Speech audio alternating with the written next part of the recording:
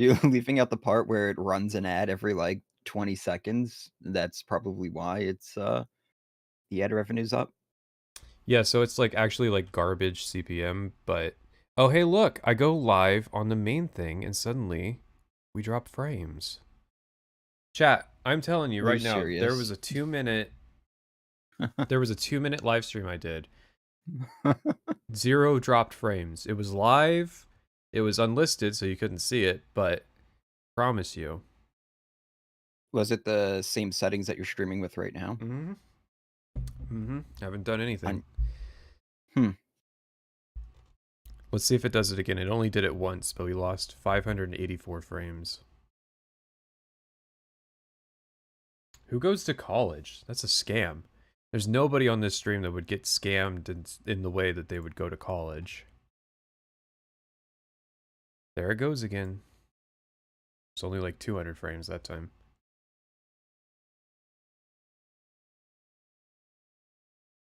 Yeah, we gotta start using DLSS to make up for the lost frames. I mean, the big thing is it not interrupt. Like it was sending people to other videos because like it would just lose the stream for so long that it would just auto recommend them to another video. But the VOD was fine. I mean, it wasn't fine. It was laggy as shit video wise, but the audio was all there.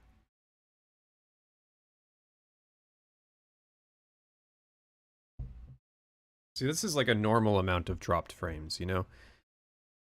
This is not the 20% of them. Give it time. It's warming up. Mm-hmm.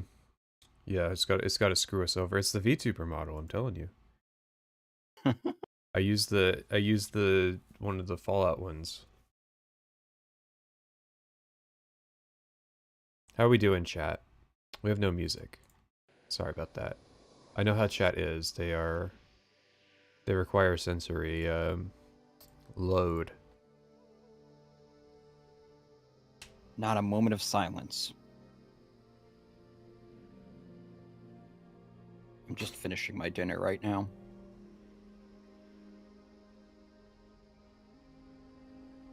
Yeah, nowhere in town had chicken, by the way.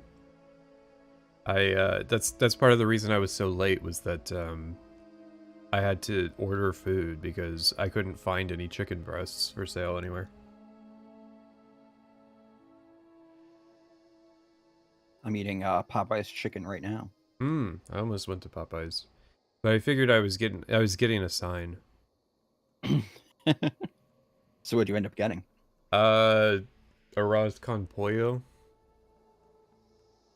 Chicken, cheese, and rice. Mmm. But they make you say the Mexican. No, they don't. That would be funny though. I want to run an ethnic restaurant where you have to say the name. You have to pronounce it correctly. Well, I watched this guy who does like home improvement stuff, and he gets a lot of stuff from IKEA, and it's just like nobody pronounces those names correctly. Of course. And it's just like, what? Why? I'm getting a correlation here. No, I think it's just a coincidence with the VTuber thing.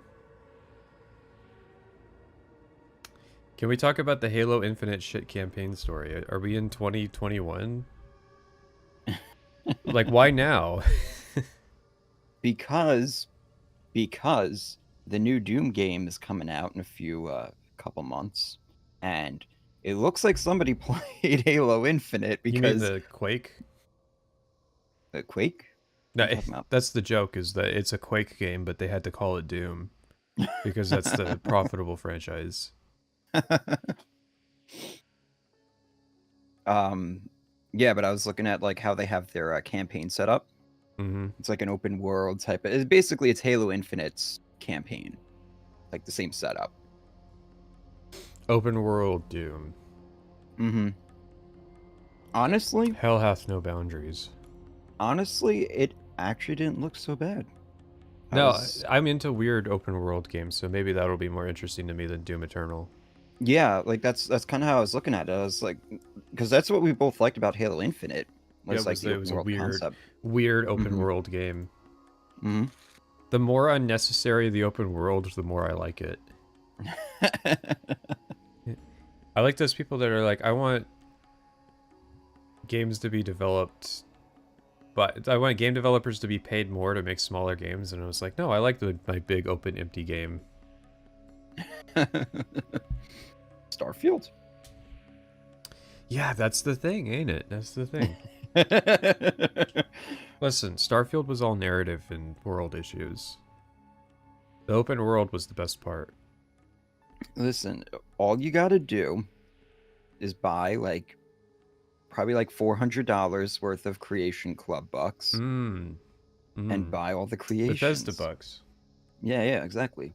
I was looking at because I was buying a bunch of them for Skyrim, so I went and looked at what was available on for Starfield. It's not good. It's really not good. Did you know that there was a quest that was going to be in the base game that was sold as a creation? What quest is that? It was one of the Trackers Alliance quests. Ah, yeah. I think I bought that one because I was gonna do some stuff about Starfield creations.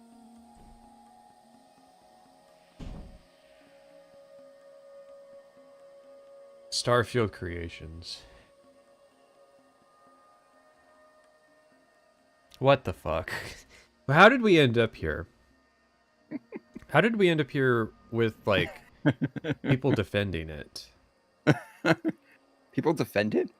Oh, yeah. I mean, people defend anything, but it's like, you know, that you have the Starfield No Sodium subreddit. Man, I feel like there's so few people who are even playing Starfield that it's just like, what? Let's see, Steam charts. I haven't looked in a while. Like 2,000 to 3,000. Where's Starfield at? Oh well, I mean, there's 6,000 people playing right now. Ooh, well, weekend hit. Yeah. Mm-hmm. Um, I don't think people liking Starfield is contrarianism, though. I think okay, you were talking about the big space game in your Starfield video. There is that genre of people who are literally waiting for the big open world space game. I have moments where like I think about what Starfield was like supposed to be, what it was selling. I'm like, man, I really want to play that game right now. Yeah. Like, is it possible? Is it possible that Starfield with the right mods and stuff? No. You heard it here first, folks. Because it comes back to the worlds of the game is fucking terrible, and there's no content. Oh, looks like we're buffering on my end. Dropping frames over there. I'm red. I'm yellow. I'm green. This ain't good. It is not. Maybe it is my fault. I don't think it is. No, I have an Ethernet connection to the router. What bitrate are you streaming at? Maybe you just gotta knock that down. Knock it down? Mm-hmm. I stream at 13,000. Yeah, fucking knock that bitch down to like 7. See, I turned it up when we were having the issue last time. Why would you turn the bitrate up if you're having... Because it's not getting enough data. And chat was yelling at me.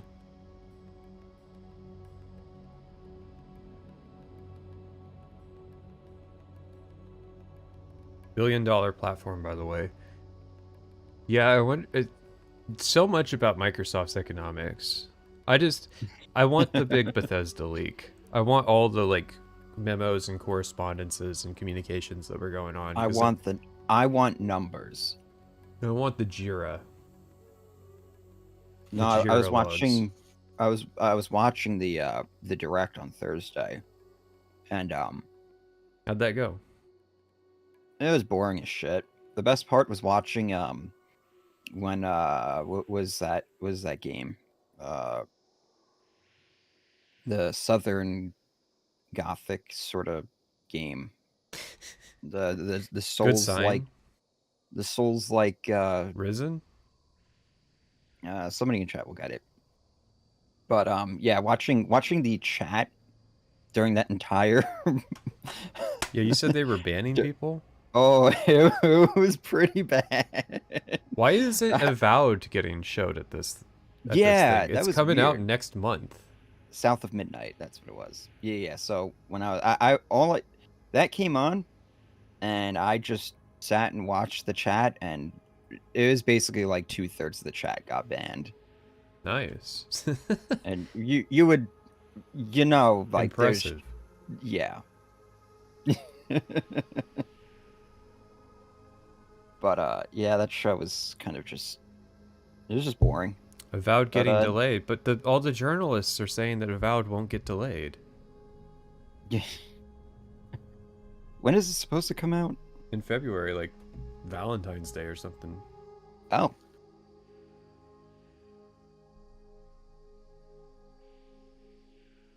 But yeah, they need to yeah, market it. They won't market it and then they'll be surprised why it doesn't do well, but it's not going to do well, I think, because well, it's also Outer like, Worlds is sandbagging it. also like day one Game Pass. That was the point that I was gonna make too. Is like Mm. they had that game South of Midnight, and there was another Expedition 33 was also, I think, day one Game Pass. And it's just like you're just setting these games up to die. Like these That studios are seems to gonna be be. Microsoft's strategy, which I think they do it on purpose. I think so too, because if they kill the studio, then they don't have to pay the studio royalties for the games. So then they just get to, they don't have to pay anything. No, I don't think I think Avowed is far below any kind of like normie gamer recognition. I have to wonder, like, do you think that they're like they do you think they're scared of the anti-woke people that they don't want to market Avowed more than they have just because the designs kind of look like Concords? Nah, You don't think so? nah. But they don't know what gamers want. I think. Well, okay. So Avowed got delayed, right? When? No, people keep saying it got delayed, but I don't think it did. Okay, okay. I'm pretty sure that like this has been the release date for like a year. Um, Unless there's some news I didn't see. um, um. I don't know. I really don't know why it wouldn't be at the direct. Because they don't know how to market their shit. They literally don't. They forgot to market Hellblade 2. It's, yeah. Unless they're. What if I'm correct and they are actually trying to kill I Obsidian? mean, that's literally the Electronic Arts playbook. Like that's not that outlandish. Game publishers do this all the time because they wanted to like chase out all the career game dev people that are at these studios. So they might literally just be trying to bleed out all of the Obsidian people and replace them with like college interns and people on 18-month contracts.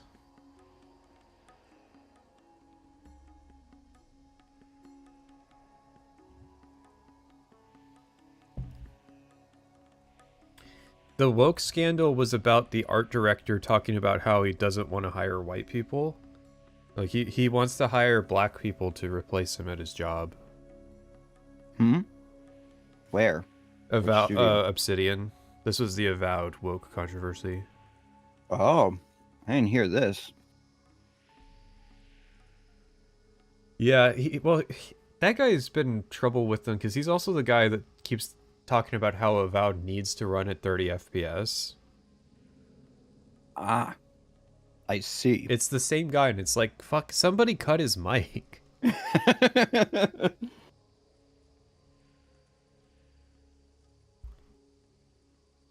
I think Microsoft just doesn't know what the fuck it's doing anymore. It's just Haven't they? Weren't they they the ones that admitted that they don't know what gamers want? um Was that them or I'm was not, that someone else? Somebody in the industry said that they can't predict what gamers want. and that's why Astrobot won Game of the Year. I watched a video about Veilguard. Oof. Yeah. Yeah. About that. What was the news I sent you? They missed their revenue expectations by like 50%. Yeah, and didn't they sell worse than another Dragon Age game? Yeah, yeah, they sold worse than Dragon Age 2. Incredible.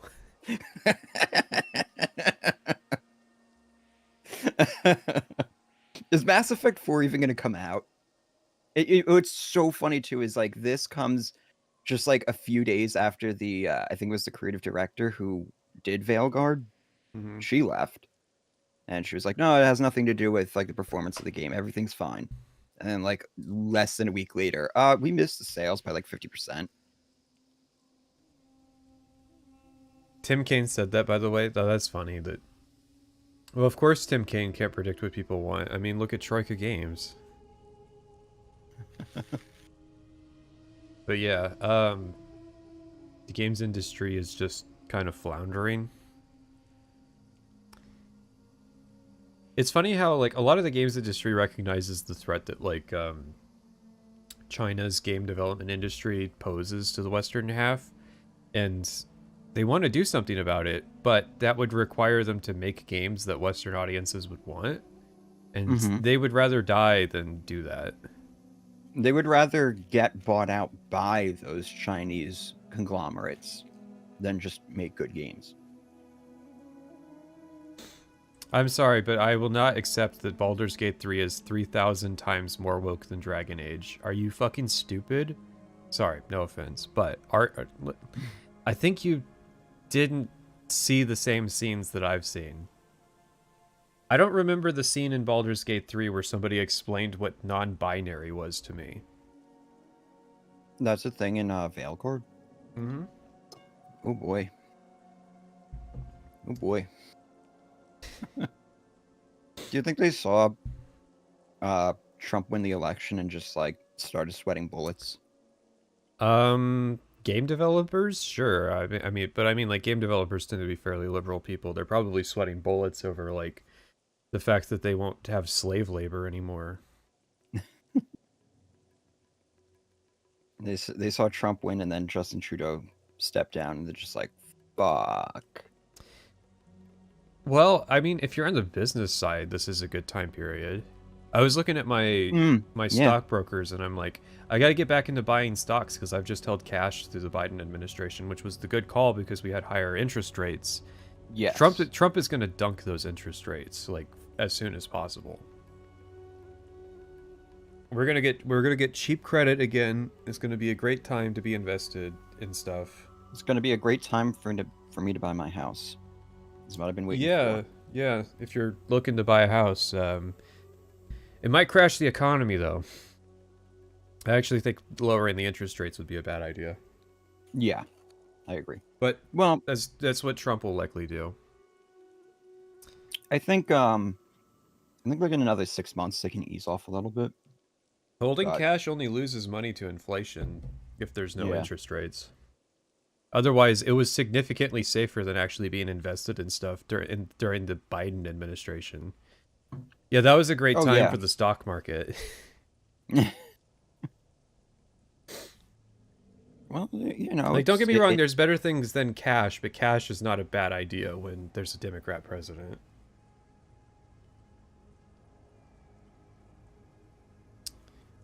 Dreaming of buying a house when you can't afford eggs. Can you afford eggs? I don't eat eggs. Yeah, I don't have that's the secret. to. Eggs were always a weird Actually, thing. I don't understand the daily egg people. Eggs are for like when I bake, or like if I'm making fried chicken or something like that. they're like a decent source of protein in the morning and stuff. They're good. You don't need protein in the morning. You need protein for dinner. See, these people they're living their lives you need wrong. protein. You need protein in every meal. What are you talking about? You need protein I need before 80 grams of protein daily. Do you know what I squat? Okay, if you're actually lifting, sure, but you need Everybody's lifting. yeah, you need protein before bed because that's when your body uses it to regenerate your muscles. You need fat in the morning for sustained energy. I I must be doing it right then.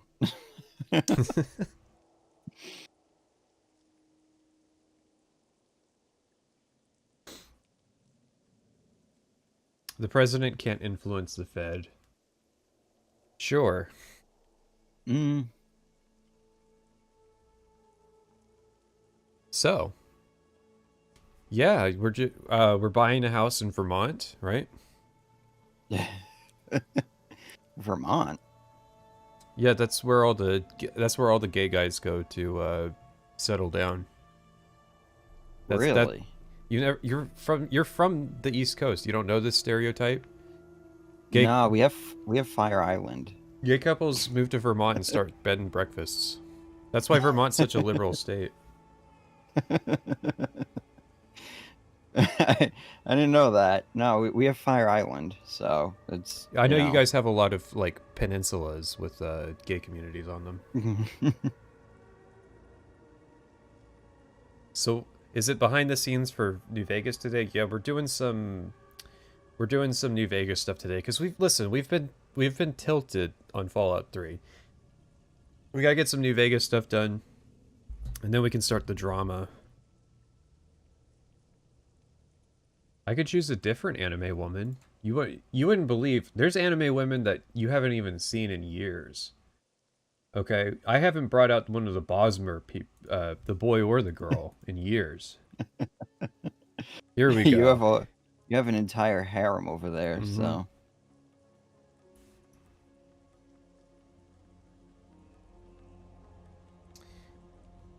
Biden was bad for stockholders if you weren't in the insider group. If you were in the insider group, then you had all kinds of economic opportunities. nobody could have saved me. I was holding intel. RIP. I was holding a lot of intel. Oof. Listen, Let's they're new GPUs. They're gonna change the market. It's all right. Delta gave me a little something at the end. My big thing's Coca-Cola.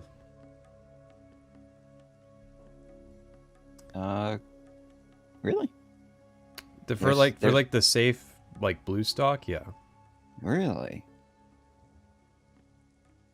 Yeah, I mean they have an extremely stable like economic supply line. They'll handle like even if RFK forced everybody to switch to cane sugar, Coca-Cola would handle it like it was nothing. Pepsi Yeah, now, they would struggle.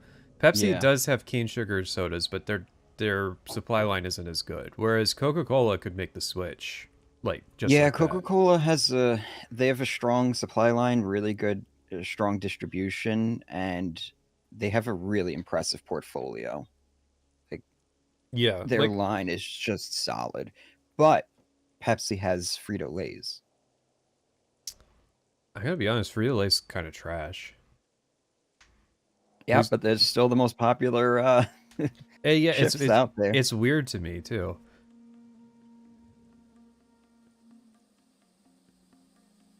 Dr. Pepper over Coke. I'm drinking a Dr. Pepper right now, and I have a Coke sitting right next to it.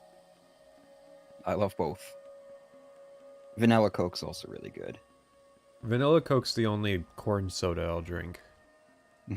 Corn soda is usually disgusting.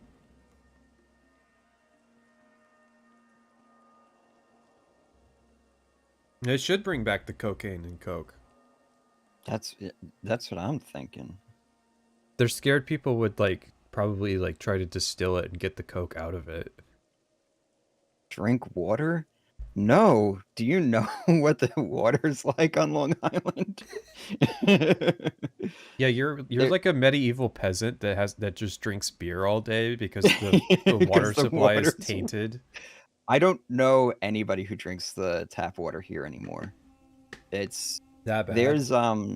There was like a spike in different like cancers and stuff around here, and they had to get the I forget, some federal agency came in and like tested the water and everything, and they're just like, no, it's fine. It's don't worry. Yeah, your water smells like chlorine and tastes like I don't even know. I can't even describe the taste. But it's so weird going to other places, especially like upstate where they have real water Yeah. and drinking real water and being like, wow, I actually want to keep drinking this. I bet. Listen, I have a controversial opinion, and my controversial opinion is that you should be able to just drink tap water. Mm-hmm. Yeah. I Yeah. know that as an American, this is a controversial stance that the tap water in pretty much any part of the lower 48 should be drinkable. Actually, no. I take that back. I think everybody's tap water you should be able to light on fire. You should be able to use your water as a fuel source. The fuel source of the future.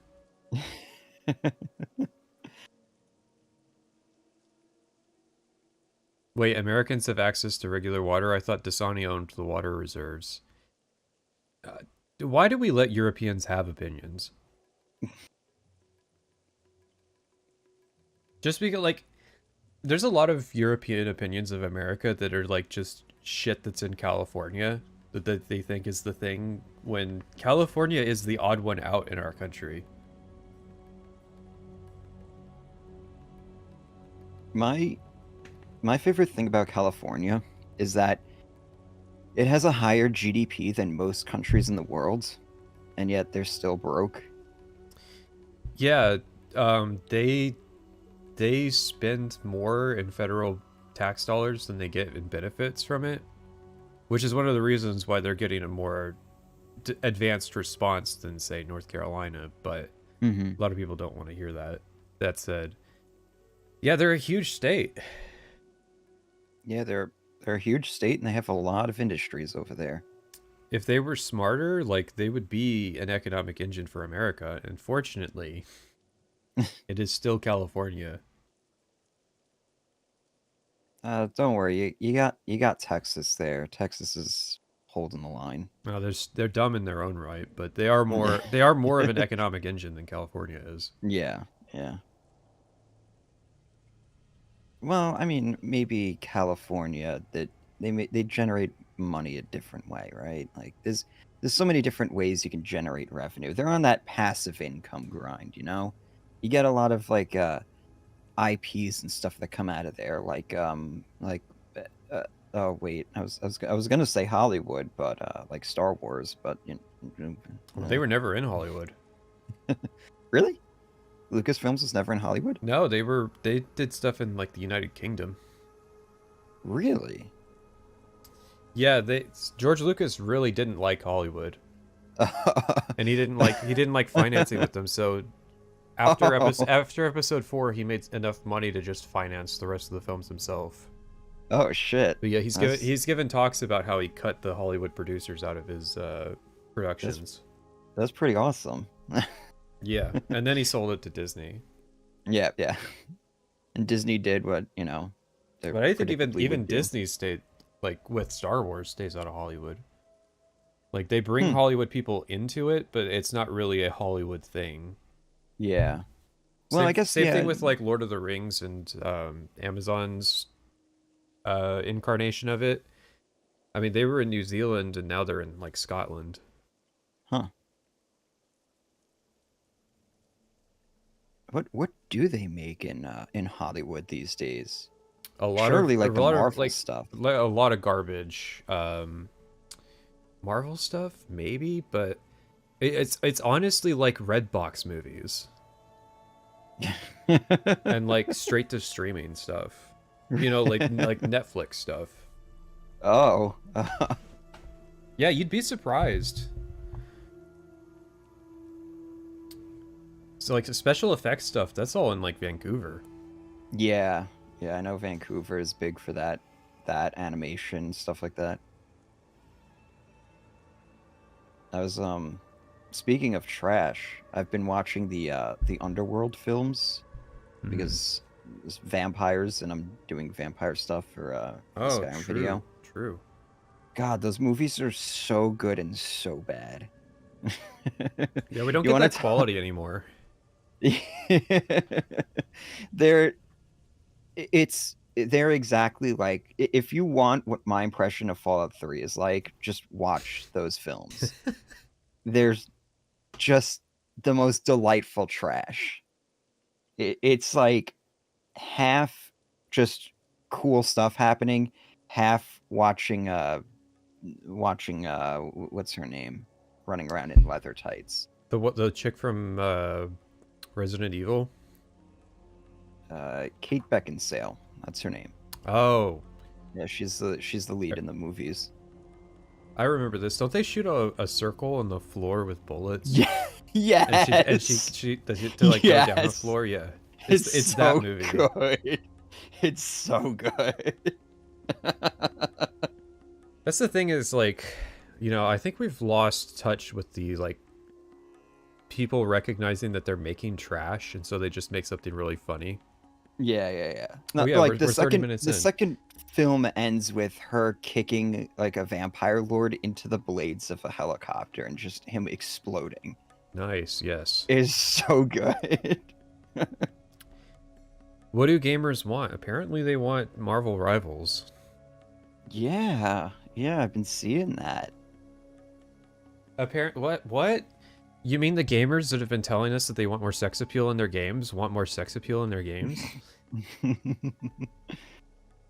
Alrighty. Oh, I should probably set up the notes. Oh no, we are set up.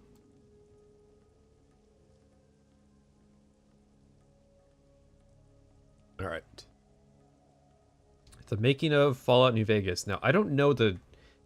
Apparently this is from the Fallout New Vegas Collector's Edition. Which they misspelled. That's always a good sign. I gotta like sit down, download all this stuff, compile it into like one video file and post it on the second channel because there's so many of these interviews that are just like on some guy's YouTube page. You didn't miss the H-Bomber guy Blood Sports, but I'm thinking that it might happen in like February. A February Sunday at 8 a.m. Hawaiian time.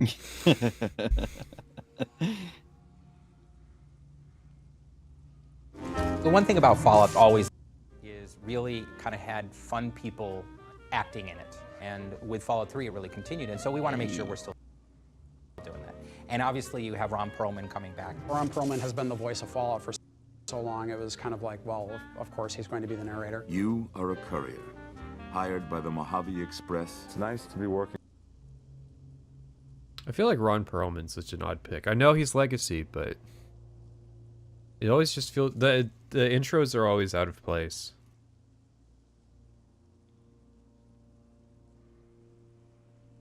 Did you have a comment on Mr. Perlman? No, I just saw Danny Trejo.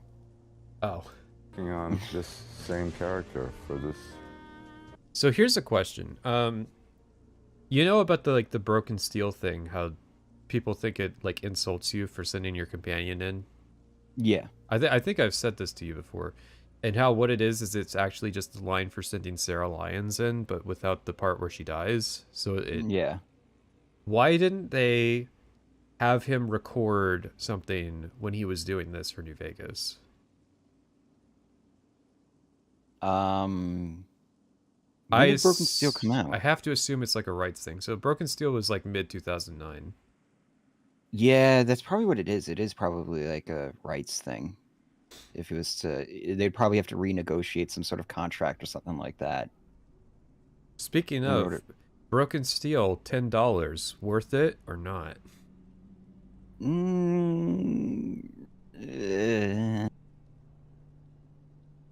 Not really. Is that its going rate? Is $10? It came out for $10, yeah. Man, I don't know if I'd pay $10 for it now, let alone Oh back no, then. now absolutely not. I think it's 5 now. No, but I mean, like, with, like, considering inflation, right? Right. like, like, remember, Shattered Space was, I think, 15, so... No, I think Shattered Space was more than that, wasn't it? Shattered What is Space is Shattered? like 30. Yeah. Because it's like the base game's 70 and the premium was 100, so it was a $30 DLC. Yeah, That it's was their 30 justification. fucking It's 30 fucking dollars. $30. God damn. They were trying to recoup their losses on Starfield. $30 for that piece of shit. I can't believe it.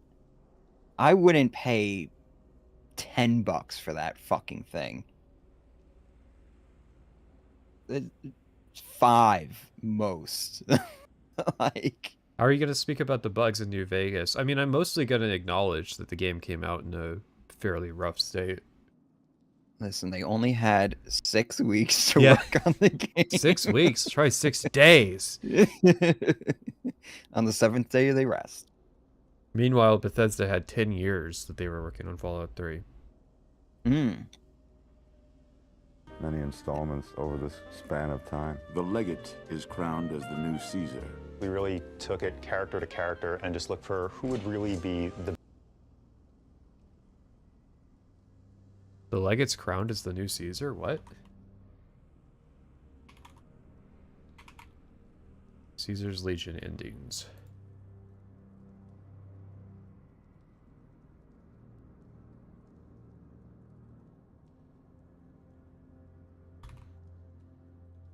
Oh, yeah, okay. Oh! So what you have to do to get that line, this is funny. I doubt anybody's ever done this.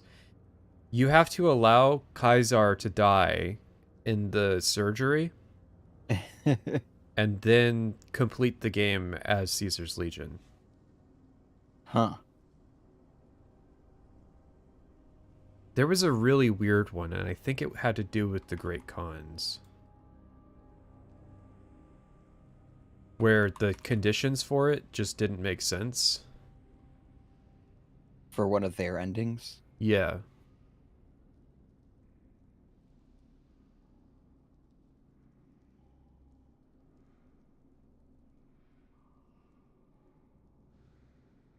I can't remember what it is now, but there's one of the Great Khan endings I think that is actually impossible to get because the quest sequencing doesn't make sense.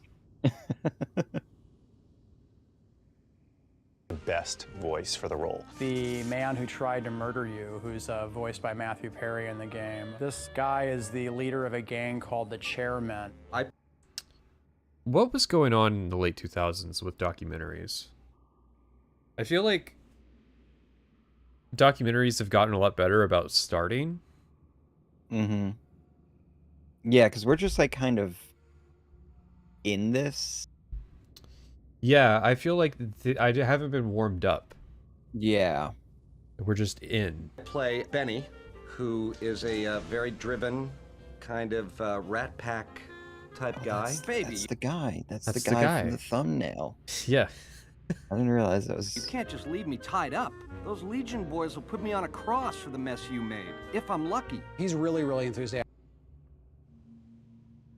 They just jump straight in with the VAs. Well, it's weird. Is this another case where they thought that they were going to, like, televise this? I don't know. Surely they knew by now that they were making these documentaries for the collector's editions.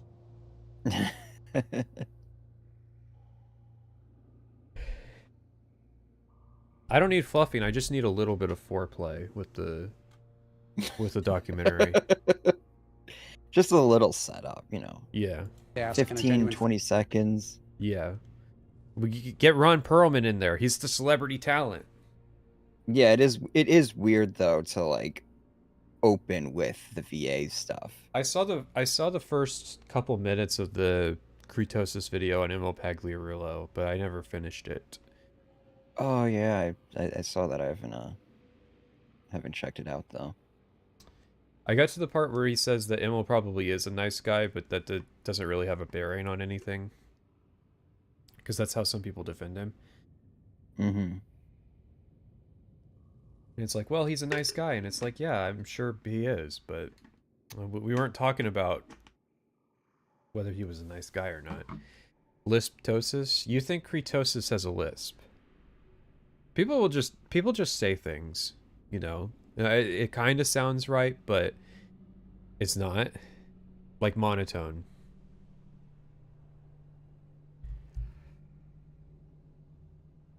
Anyone else feel like you missed an opening bit with the Fallout 3 and New Vegas documentaries? No, yeah, that's what I'm saying, is that, like... Yeah. They need a... Documentaries today will open with, like, the documentary maker, like, they're driving up to the office or something like that. Like, you know, they're arriving at the place, and they set you up. Some establishing shots.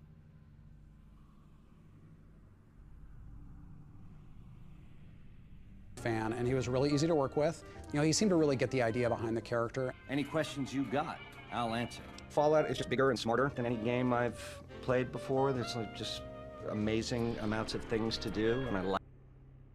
This has that Fallout 3 syndrome where the gameplay they're showing is a little rough. Maybe it's the same studio with the same production team. No. Like the idea. No, it's not. That you can, you know, sort of pick what you're going to say to somebody and go on all these quests, and it's just this gigantic world that seems sort of endless. Like I said, baby, all Benny needs is a stealth boy and a bobby pin. I also, you know, have gone on dates and stuff too. Like, I mean, you know, I'm not just a moron who just plays video games. I just want to get that in there. You do that? Okay. I feel like he's like throwing shots my way. Like, what? Matthew Perry, how do you spell his name? Suddenly feeling self-conscious for admitting he is a G word. Does Matthew Perry have the G word pass? That from me, baby? Don't tease me if you don't mean it. The DJ of Radio New Vegas is Mr. New Vegas, and it's voiced by Wayne Newton. Howdy, folks. It's Mr. New Vegas, and I have a good feeling about all of you listening. He's always really upbeat. He always very pro Vegas, and always has something good to say about what's going on. Moving on here, this will be line 2. Well, you know what that means, folks. Time for some news. Of all... So, why does Mr. New Vegas keep running after House dies? Where is he even broadcasting out of? The Lucky 38. It's Mr. House. Oh. Mr. House runs Mr. New Vegas. Oh, really? That's how I understand it, yeah. Interesting. Because there's some things with, like, what he knows is what House knows. He gives a lot of advice to the player through the radio, too. Interesting. He's just automated, but how does the automated thing get the updated news if, like, you do something? I see what you mean. Which, yeah. Can we talk about Three Dog? What? What about Three Dog? All right, so I was going to the GNR Plaza, this was after I concluded the main quest, because the sequence is very weird. You can skip going to GNR. So I go there, and I'm listening to him before because I want to get a clip of him like talking shit about me on my evil playthrough. And this man got caught in like a 3-minute loop of like, hey children, it's Three Dog, time for some news. And he would just keep looping the first line of like different versions of the first line to get into the news. So he would just keep saying over and over, and now it's time for some news.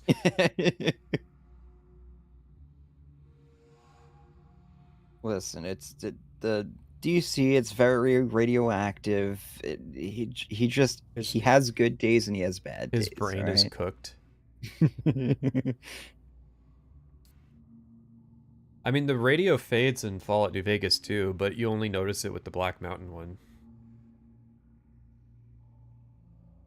At least you can kill Three Dog.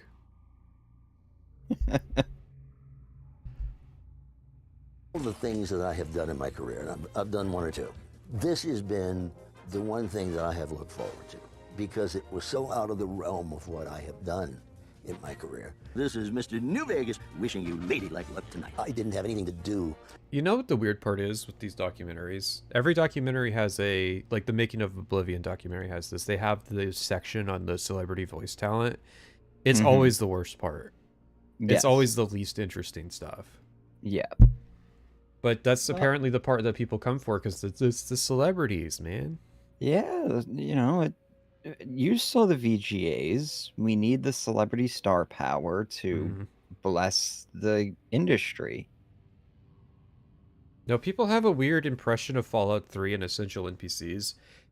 People seem to think that like every NPC is essential. I've talked about this before with like Oblivion and Skyrim, but there's a lot fewer essential NPCs than some people tend to think. It's just that it's really stands out when you go to kill an NPC and they are essential, and it makes you think that every one of them is. But no, like most Fallout 3 NPCs are not essential. To a fault. That's where some of the core arguments for why essential is necessary comes from, is like the caravans dying. Yeah. That's where that stuff comes from.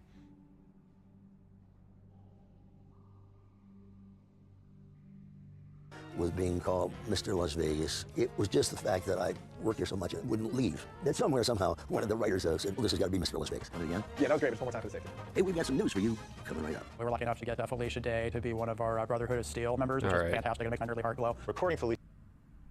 What was Felicia Day in that makes her significant?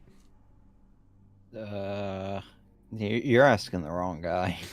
Yeah, you didn't know that Mike Tyson was in The Hangover. Yeah. You got comments about that. The Guild, Supernatural, Dr. Horrible's sing-along blog, Dragon Age Redemption. So she's in like a bunch of web series. Nice. Vaginal Mystery.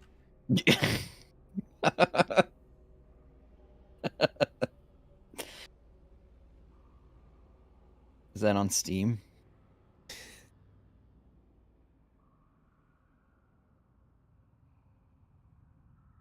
Felicia Day has been just a joy because she's so enthusiastic and she's so excited. There's got to be something we can do. Veronica is a scribe for the Brotherhood of Steel, and she's sort of sardonic. She's really bright and also likes to punch things. So she's got everything going on for her, really. They need me, and I'm not going to abandon them. That's what I actually like about the character, is that she's a rabble-rouser, but it's for the good of everyone. She really wants to improve everyone's life, and she's willing to buck the system to get it done. When I read it, I read the copy, I was like, oh, this is great. I just don't even have to be anything but a sassy me. It really sounds like it could be a good fit, doesn't it? I'm just saying, like, at least the Oblivion documentary buries the shit 30 minutes in. Yeah, like, it is weird. It is weird starting it off like this. The character that I voice, his name is Arcade. He's a doctor. You have the option as the main character to befriend Arcade. I honestly didn't expect you to say that. When I talked to you about Daisy and the others, you seem to put a lot of value and loyalty to the past. I've made it very clear to the powers that be, I'm a gamer. I'd like to do voices for your games. I have friends who aren't gamers, and they do voices. I'm like, that's so unfair. Stop using the G slurs. He's gonna get this channel demonetized. Like, I actually care about this, and you're the one who got to do the job.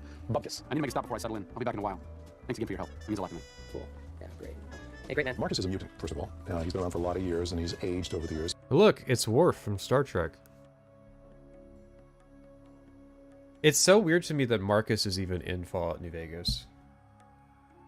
Like, it's really it's really disappointing how little dialogue he has. And why, like, Jacobstown is a thing. Is it just because they had to have super mutants in the game?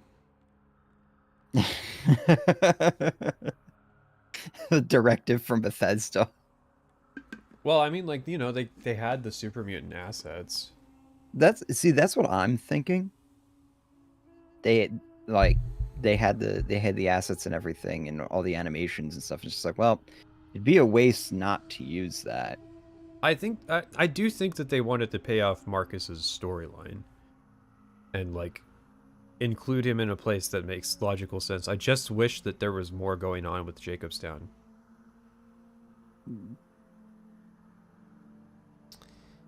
Is it just commentary on how people feel about super mutants? What, Jacobstown? Well, just including them. I guess. But see, the Enclave and the Brotherhood of Steel fit pretty well in New Vegas. Mm-hmm. But he's still mutant-like.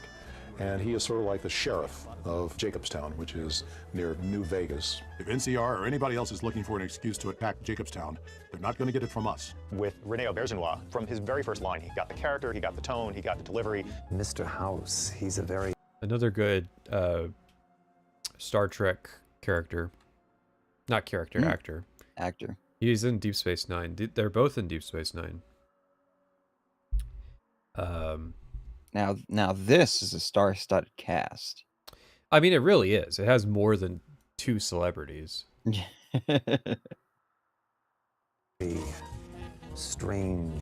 It's kind of a weird thing. I feel like when Todd wants a celebrity, he goes for like the biggest names, whereas Obsidian kind of spread their money out on people that weren't really as successful, but were still pretty talented. Yeah. They're getting more bang for their buck. Yeah, because I mean, they got a lot of lines out of him, but of course, you know, DS9 had been years ago. He's not Patrick Stewart. Yeah, he's not Liam Neeson. Yeah. So don't include him. Sean Bean. I mean, the real fame, which is funny because Liam Neeson, like, if they had paid for Liam Neeson in Fallout 4, they would have paid a fraction of the price that they did from Fallout 3. Yeah. And enigmatic character. Give me 20 years, and I'll reignite the high technology development sectors. 50 years, and I'll have people in orbit. His hope is to go off, King. Go off. Oh God, it's so nice playing New Vegas again. It's so nice just getting these dynamics of like, hey, Kaisar and House, they have a lot in common. You know, but what are their differences? What makes them different? It's nice. Yeah. It feels really thoughtful. So, Point Lookout. Point Lookout. We got to do a Bethesda game DLC tier list. Well, okay, so I've been replaying Dawn Guard the past few days, and honestly, I might actually, for a while, I thought Dragonborn was better than Dawn Guard. I feel like I got to give it to Dawn Guard though. Dawn Guard has good stuff like the Veil, and the Soul Cairn. I mean, the Soul Cairn's annoying, but the Soul Cairn conceptually is really good. Yeah, a really good setup. It's not bad. The story just sucks. Of Dawn Guard. Yeah, and I wish that the factions had more going on. Like, have you done the Dawn Guard side quests? I'm doing them right now. Yeah, some of those side quests for the Dawn Guard faction, not really good. But it's just like what Dawn Guard offers in its entirety, like all the stuff that they added to the bait, like so, you know, like the Ethereum Wars stuff. I mean it's essential for Skyrim. In a way that is not the case for like Knights of the Nine. I feel like Knights of the Nine is not as integrated. No, and that's what I respect about Dawn Guard the most. Is like it's vast and it integrates. A lot of people probably don't even know what is from Dawn Guard anymore. You know, if they're just playing Game of the Year edition. I think I've made that observation before that people don't know. Yeah, so it's at least with Dragonborn, it's more clear cut. Yeah. Oh man. Oh, speaking of which, so to recruit, what was his name? Like Gunmar, the blacksmith for the Dawn Guard.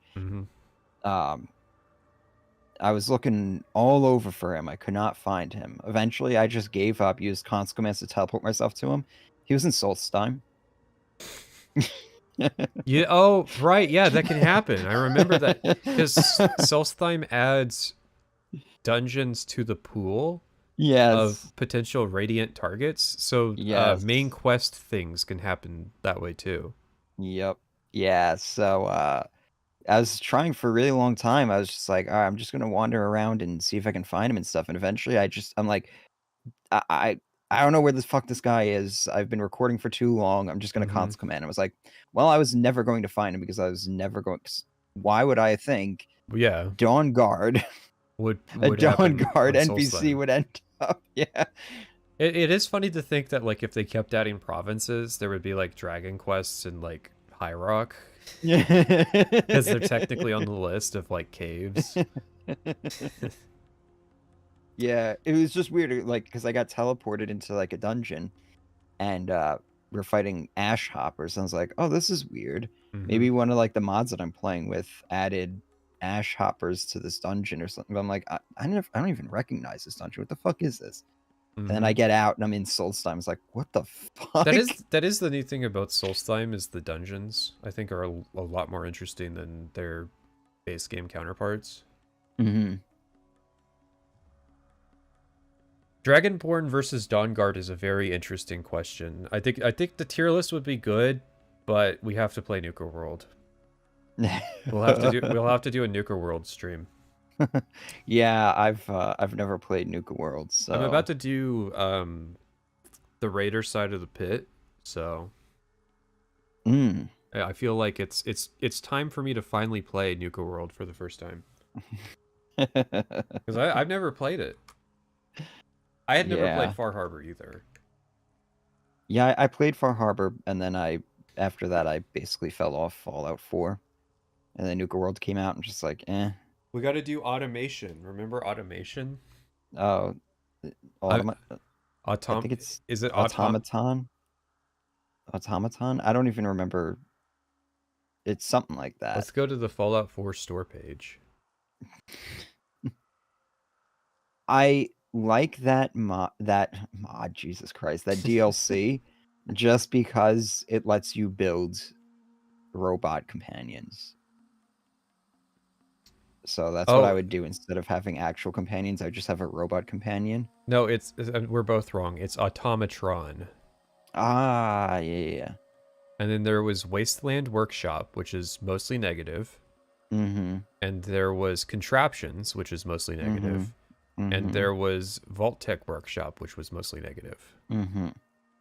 Yeah, I remember those. And then we'll have to do Shattered Space as well. And then I think we'll be, unless there's something else you're missing, I think that we'll have all of the. I mean, you've never played Tribunal or Blood Moon. No. So I mean, but that's just typical, you know. You've got all this time.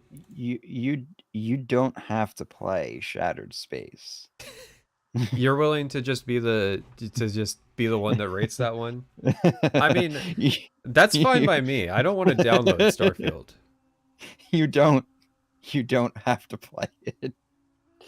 I assure you. You are really, really not missing out on anything.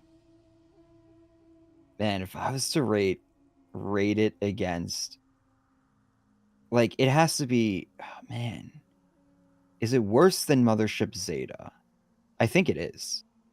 It might actually worse than Zeta. Zeta's not that bad. Well, the thing is, Zeta ends quick. Like, this fucking Shattered Space just goes on and on. I don't think Zeta's the worst DLC in Fallout 3. Really? Well, it's a toss-up between it and Operation Anchorage. There's people who like Operation Anchorage. They are not human. Well, for one, it doesn't have the piss filter. It's nice to play a part of the game that doesn't have the piss filter. Operation Anchorage is really weird as a DLC. They wanted. The reason I want to do the tier list is I want to have an answer on like which Fallout 3 DLC is actually the worst, because I feel like it's just a competition for the royal diaper of which one's the shittiest DLC.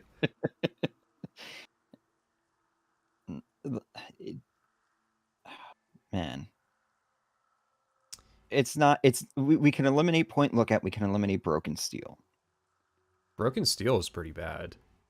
It's nowhere near like Zeta and Operation Anchorage. I don't know, like the quest line of Broken Steel. It's It's pretty bad. I don't think you're remembering how many Feral Ghoul Reavers are in that fucking subway. Oh, I lost Charon to those guys. So what I did was I wore the ghoul mask, which makes them all neutral, right? So I didn't have to fight anybody, but I couldn't find the fuse.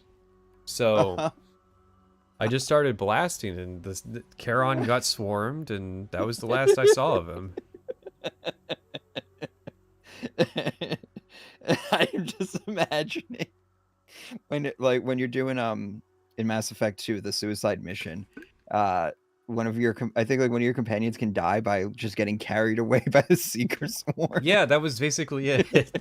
Which that is like peak humor, by the way. I love that. I love that scene. What do you guys think about Point Lookout? Point Lookout is interesting because for a random reason, all of the enemies have this modifier that makes them do 35 extra damage with their shots that ignores damage resistance and the weapon condition. Mm-hmm. So you're telling me you didn't do Point Lookout like all the way at the end? Kinda. I don't know. Like one time, yes, at the very end. Another time at like level 20. Another time at like level 5. You played it 3 times? This is gonna blow your mind. I've played Zeta 3 times. I played Zeta at level 2. Would you agree? Why? Would you agree the pit is a good setup for a story but ends poorly? I think the reverse. I think the pit is a bad setup for a story that, like, at least goes somewhere. But the biggest thing that holds the pit down is that they have a specific idea for the sequence you're supposed to go through. Mm-hmm. But yeah, Zeta's not that bad. Really?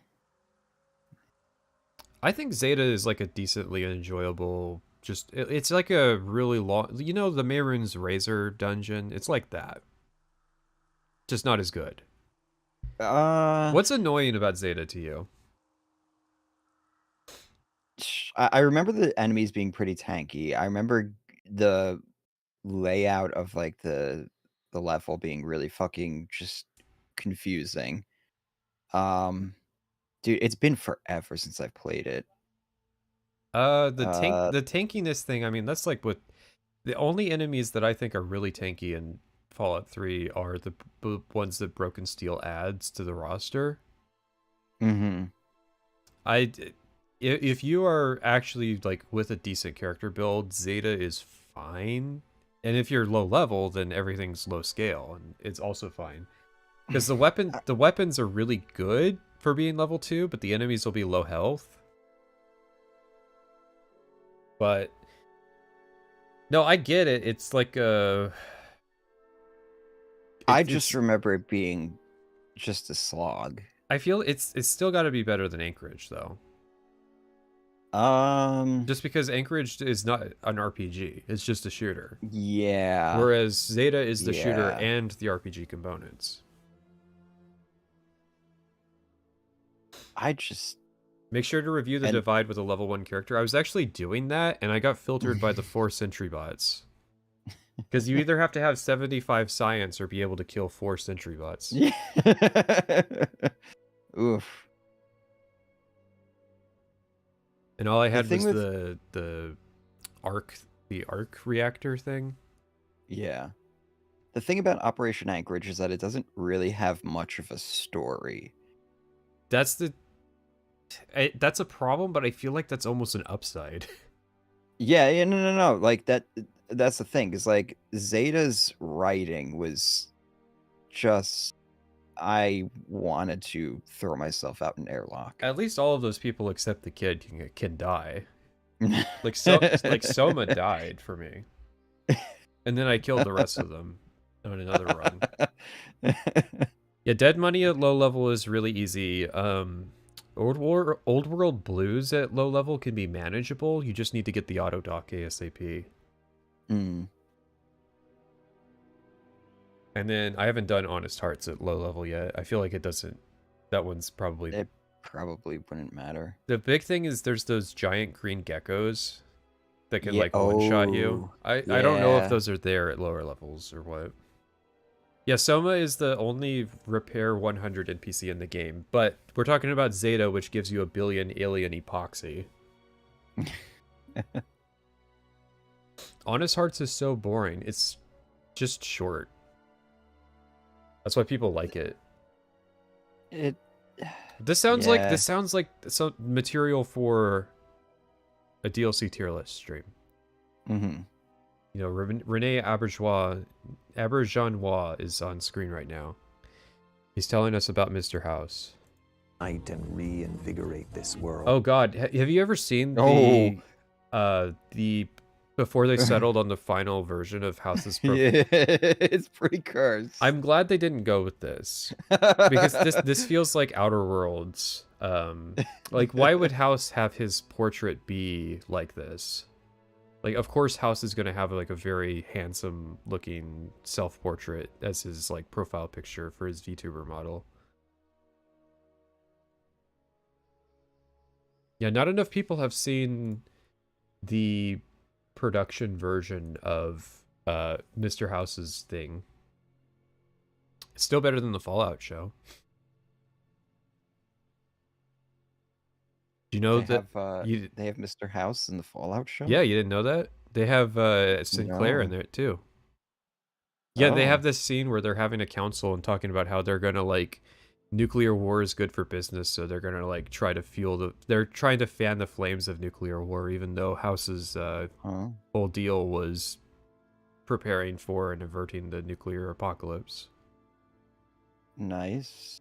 That's cool. Listen, Fallout Season 2 is gonna go more into New Vegas and Mr. House. Please don't. You're not looking forward to it? You know what? It's fine because it's fan fiction. It came out after the games. Yeah. It's not canon. I get to make that choice. Just in awe of his talent because he's such a voiceover pro. Now that you've arrived at your destination, what do you make of what you see? Some say he's a man, others a machine. I don't care. He's an... Did you remember the Caesars from The Wire? Yes. Fuck you, McNulty. Yeah, now I gotta watch The Wire for clips. God damn. Oh, dude, there's so many good clips of him. Every time he's on screen in The Wire, it's gold. Yeah. One thing I've never explained on stream, I use both pronunciations of Kaiser and Caesar in the video, and I have an explainer of it in the video, so hopefully people won't get confused, but whether I'm talking about Caesar or Kaiser depends on whether I'm taking an Eastern or Western of the Colorado perspective of who he is. Oh, okay. So like if you're talking about him from the NCR's perspective, he's Caesar. If you're talking about him from the Legion's perspective, he's Kaiser. I feel like it's gonna confuse people, but I do explain it in the video. Is there a reason why you did it that way, or is it just because Kaiser's the Latin pronunciation of the name? Oh, okay.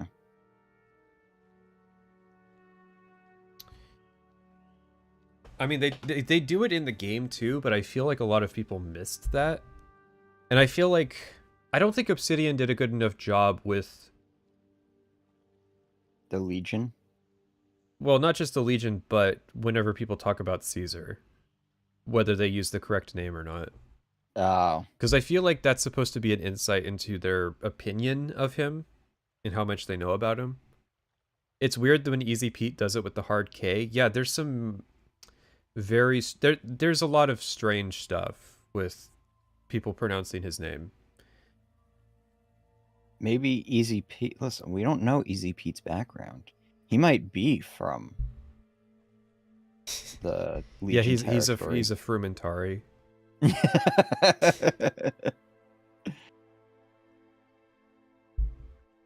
It's not the actual correct Latin pronunciation of it. No, in Latin, the C is a hard K sound. V's are W sound, so it's Vulpes and Colta, which is why they say Alwe true to Kaiser, not Ive true to Kaiser.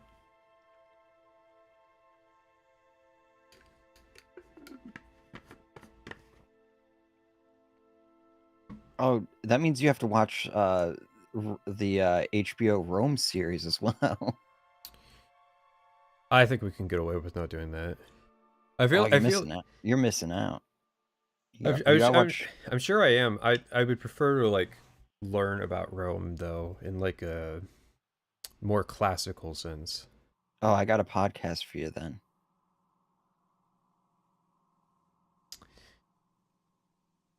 Don't worry, it's only like I think 80 hours. Oh, good. I need listening material anyways. So Easy Pete bastard takes out Lanius' sword. Lanius is a weird one. Lanius.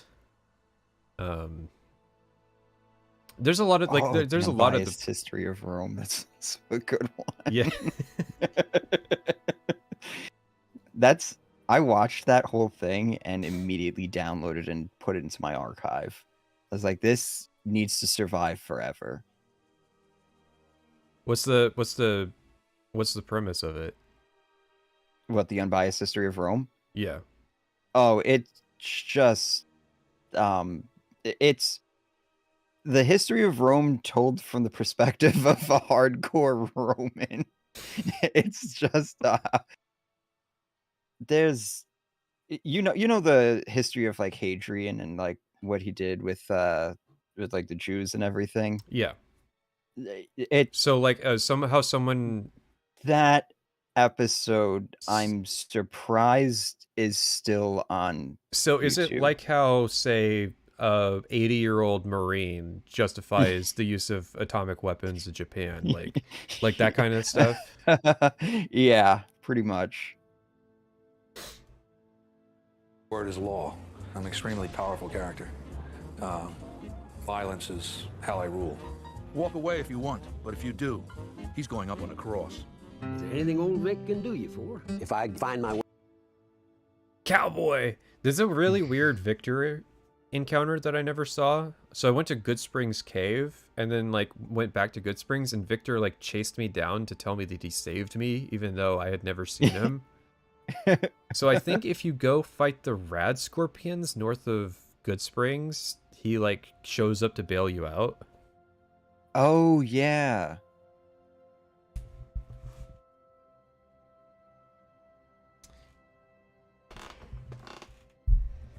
Way into a voice, a sort of a person will appear that doesn't sound like me.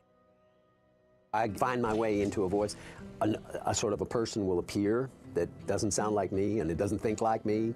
That's always when it's the best, because it surprises me, it surprises them. Well, butter my butt and call me a biscuit if it ain't my old friend from Good Springs.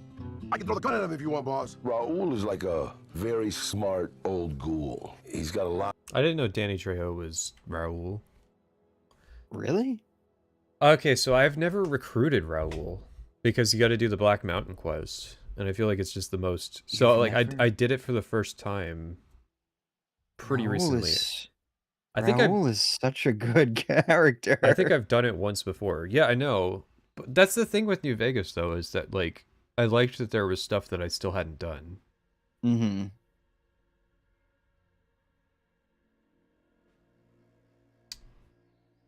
But yeah, usually I get Veronica. No, Veronica's an all right companion, but more for like running dungeons. Yeah. Now she'll go in and clean house for you. A lot of wisdom and a lot of experience, you know, so he uses it sparingly, but he's pretty sharp. It was early on. We didn't know just how serious it was out there.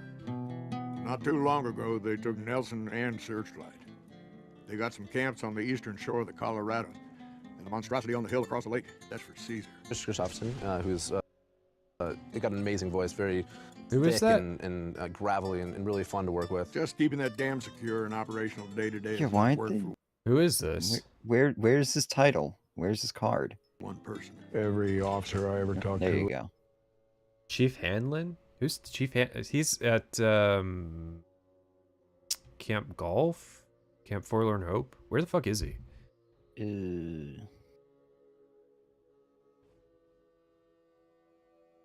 Camp Golf. Camp Golf. Every soldier, you know, it probably influenced some of my delivery on this. So this will be lines 1 through 7, and it'll be take 1 whenever you're ready. Rangers, this is the chief. I know I can ramble on sometimes, but I need you to listen close for the next minute or so. I hope players play this game, and I want them to be fully immersed in a world, and I want them to really feel each character when I'm speaking to them. I mean, this is all very interesting. Ain't that party? Put up the story somewhere in the West. All right. Okay. We have survived the celebrity voice acting section. 7 minutes of it. Jeez. Oof. The only thing I have is Matthew Perry being self-conscious for saying the G word. So, of course, Vegas. I mean, what is more iconic when you think of crazy things that you could do in the West? I think that was really the inspiration for the story in a lot of ways, was looking back at the history of Vegas. We really think of it as a side story. In a lot of ways, we're revisiting stuff from the original. I saw the movie Casino. Yeah. I just rewatched it the other night. It's all right. I feel it feels a bit aimless compared to some of the other Scorsese movies. Yeah. It is a little bit more meandering, but damn, there's so many good scenes in that movie. Yeah. I do feel like it at least is a Vegas movie, kind of in a way that I feel like other Scorsese movies aren't really about a place. Yeah.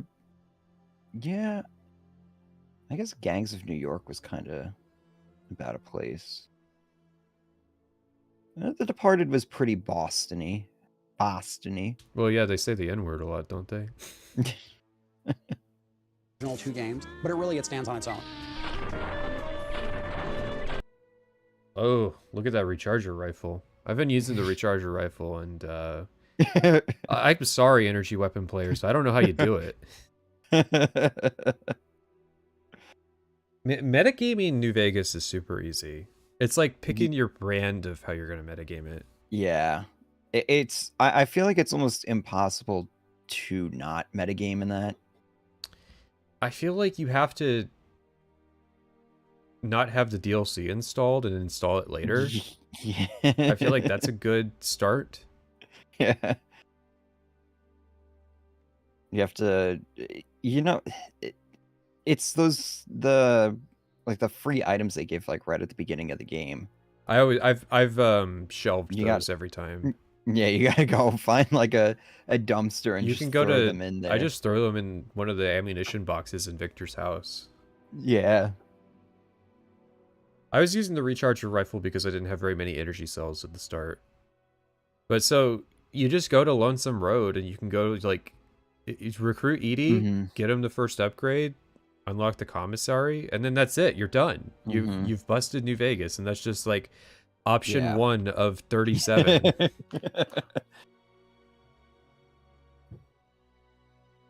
Yeah, the commissary is busted.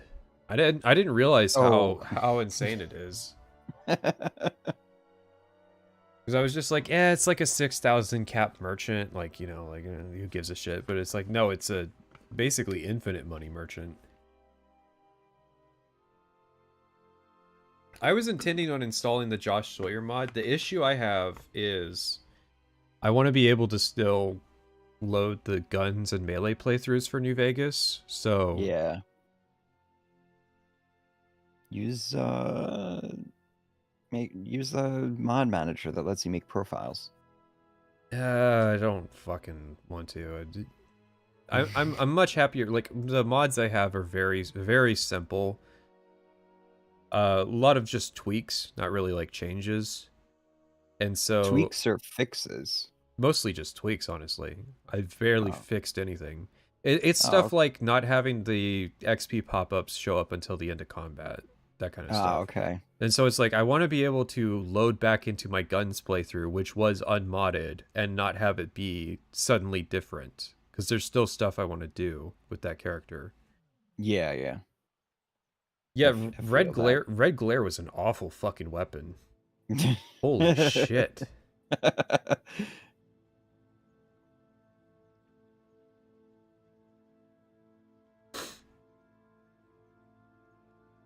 The The first thing our creative lead and our project director did was they sat down and they sort of examined what sort of themes they wanted to explore in New Vegas. Every Fallout game. Weird. That's almost like it's how you write a story. Listen, this is for the Bethesda audience. They need to be told these things.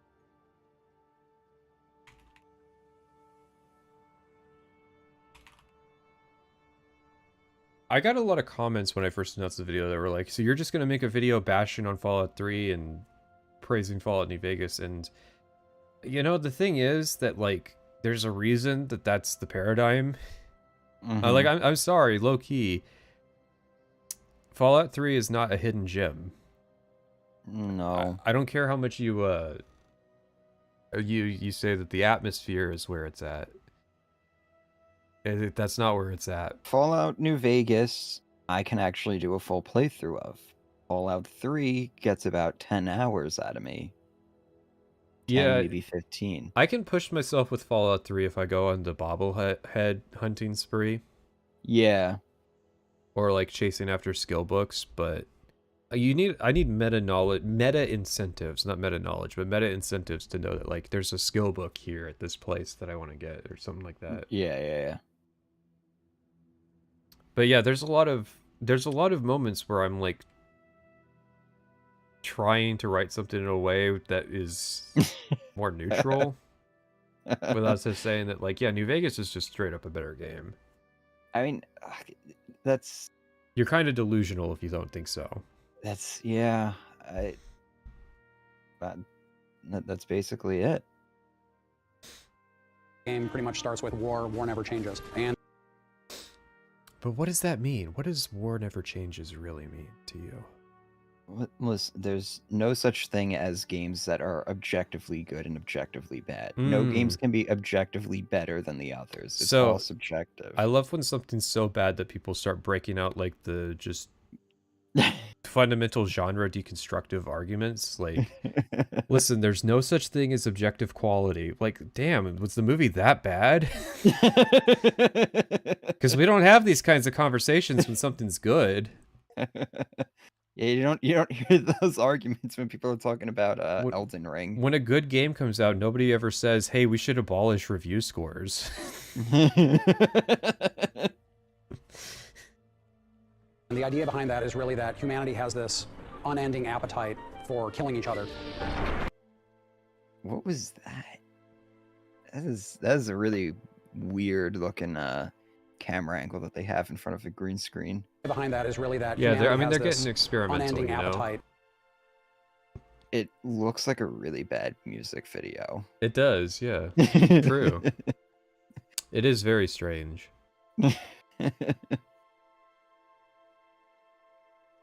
I feel like Fallout New Vegas isn't really about War Never Changes. Fallout 3 definitely isn't.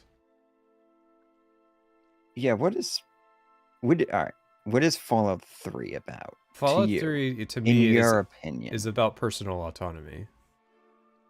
It's about, like, how much, like, what it means to be free and how much freedom you'd be willing to give up to have, like, relative security. Interesting. I see. Mm-hmm. Unfortunately, you're wrong. Yeah, it's about shooting ghouls and no. It's about capitalism and yeah, big critiques of capitalism in Fallout 3. Yeah, and about well, you see, imperialistic America. There's a journal entry in the pit. Yeah, you know the theming of your game is strong when you got to bust out the journal entries. I don't. I'm trying to think. I can't really pin like a consistent thesis or message to Fallout 3. Really? Almost everything is about, like, from the start, it's about your personal autonomy. That's why slavery is such a big thing. That's why, you know, you have the contrast and settlements of how much security they have versus how much freedom. Like, Rivet City's the most secure, but their lives fucking suck. Whereas, like... infinite I settlements. feel like you might be reading too much into it. I think that Emil thinks that that's what Fallout 3 is about. I feel like at the design level, they failed to implement that to be the case, but I very much think that that's what Emil wanted it to be about. It's set in DC, it's a post 9/11 game, it's partially a commentary on, none of that ties into the main quest. No, it does, in a way. You have James, you have him making the decision to give up his freedom for the safety of his child. Does he give up his freedom? Yeah, he lives in the vault for 20 years. I'd say that the fifth of his life in the vault is kind of... I thought you meant when he leaves, when he escapes the vault. No, that's him giving up security for the sake of freedom. What about his child's safety? Listen, he was a bit stupid.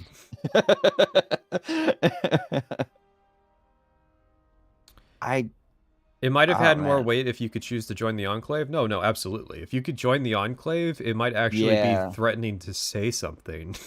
Yeah. See, that's the problem is, it's so hard for me to say, like, even guess what, like, the themes or message is, because it's like... I'm talking about more on the broad scale of, like, what all the side quests tie into as a central theme of the entire game. Not necessarily just the main quest.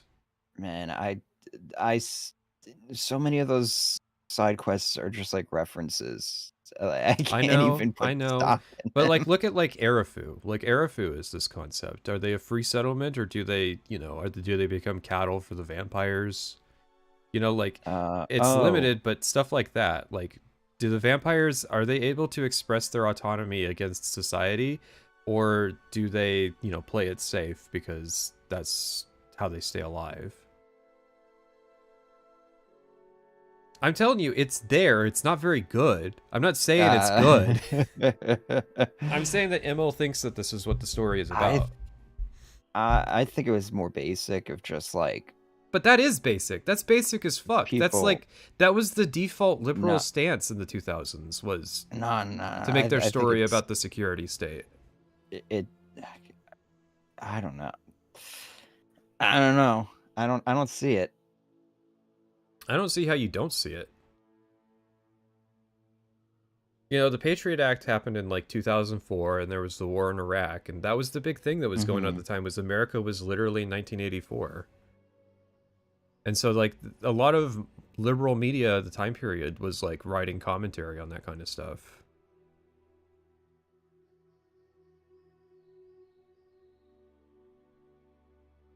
How about Revelation 21:6? Listen, they wanted to pull a Bible verse because that's what you do in writing.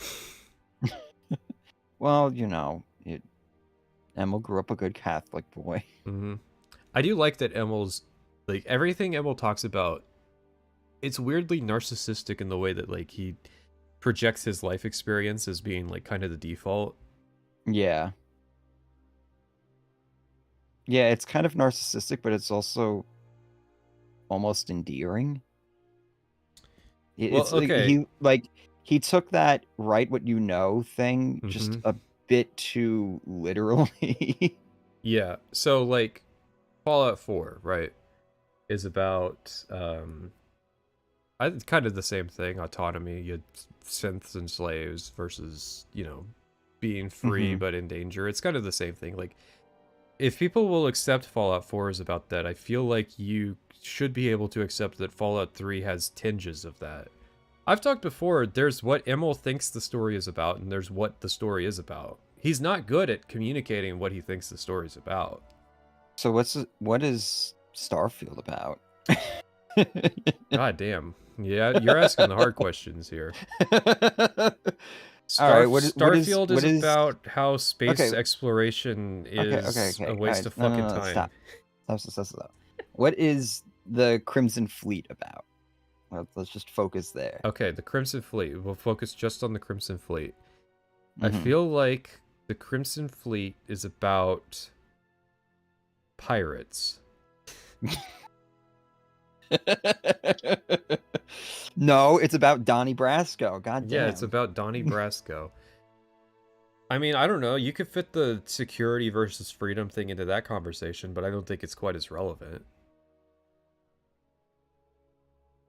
The emptiness of modern cow. What's the cowboy questline about? See? Okay, the cowboy questline is about libertarianism.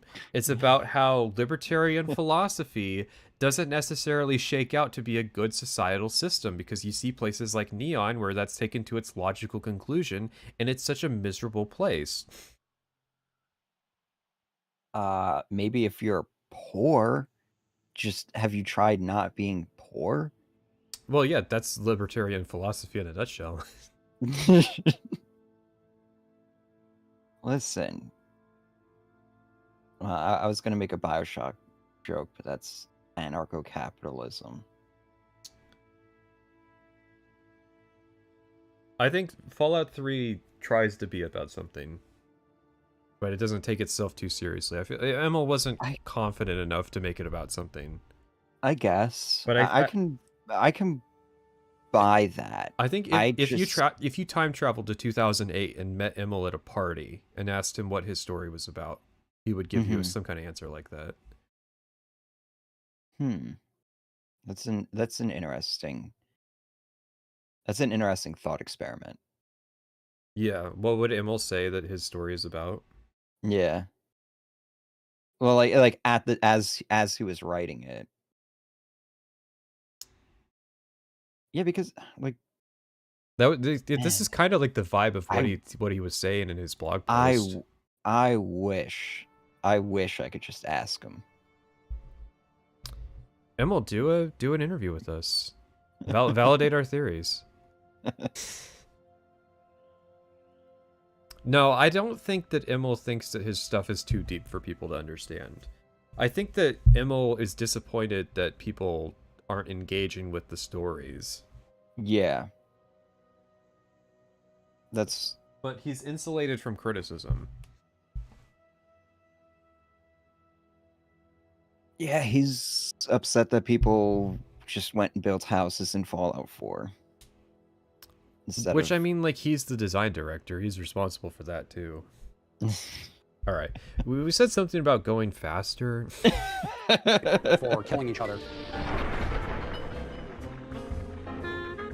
Thematically, if you're going to do a game about Vegas, you have to deal with the theme of greed. And so that's something that kind of suffuses the game. We've tried to do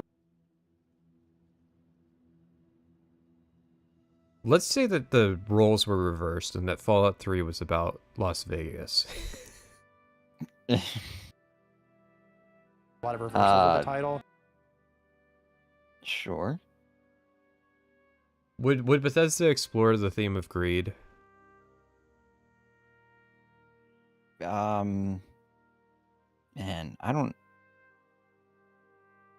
know, because they wouldn't make a game on the West Coast. They almost did, but Emil put his foot down and said we got to do DC.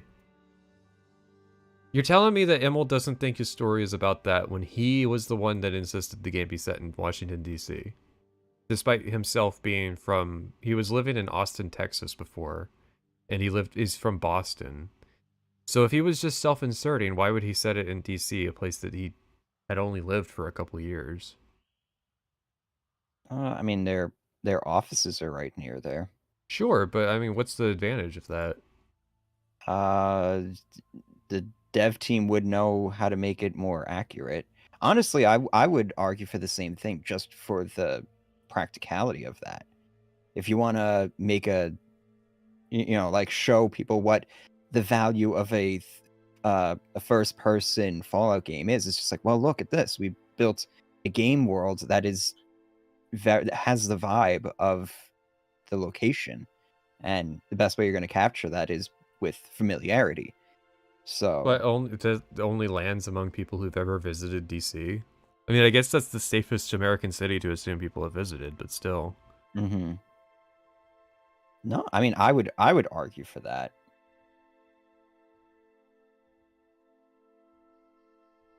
Nah, I think it's about the security state. And people say we don't ever disagree. That's something that kind of suffuses the game. We've tried to do a lot of reversals with the title, so sometimes we're going to show you why war is Excuse me, does anyone actually play roulette in Fallout New Vegas? The only reason I I didn't don't even is know because there was. the only reason I don't is because you can't bet max. Yeah. Oh, really? Yeah, if we go back. Suffuses the game. We've tried to do a lot. Oh, they don't show the UI, but yeah, you can't bet max. So to bet 200, you have to just spam the button to go up all the way to the top. That's every time you want to place a bet. I think so. Yeah. Oh God. it's pretty bad. But maybe that was just because I was trying to get around the bust out limit by betting all on green. I don't know how you play roulette when there's blackjack. Blackjack is what you do when you want to just bust the casino out as fast as possible. It's so much fun though. I like blackjack in general, so anytime it's in a game. With the title, so sometimes we're going to show you why war is absolutely necessary. Is this war though? Yeah, I mean, this is really killing the Great Khans is just kind of like public service. They're just one step above fiends. Like, come on, God, come on. Where do you think the fiends get their drugs? They're an allegory for Native Americans. What are you? You're basically committing a hate crime. You know that, right? Yes. But what about the people in Zion? Listen, so are they. I was reading about how Zion is about like glorifying the white savior complex, which the person writing it didn't know that white savior is not. So white savior is already an ironic observation of the trope. It's not the unironic version. The unironic version is called white man's burden. The ironic version is called white savior. But so they already fucked up from the start using the wrong terminology. But they said that Honest Hearts is about like white savior complexes, which is kind of true, but it's more complex than that. I mean, for one, neither Graham nor Daniel are good for the tribes, and both of their resolutions lead to worse outcomes for them. Yeah. Yeah, I always that's the takeaway I always got from that. It's just like, wow, both of these people just need to be left alone, really. Yeah, that's the tragedy of it, is that they would be able to live in paradise if it weren't for the meddling of the outside world. But neither Daniel nor Graham are in the right. People just like Graham because, you know, he's got Keith Charabaka's best role. I was going to say he has that V for Vendetta sort of vibe to him. Yeah.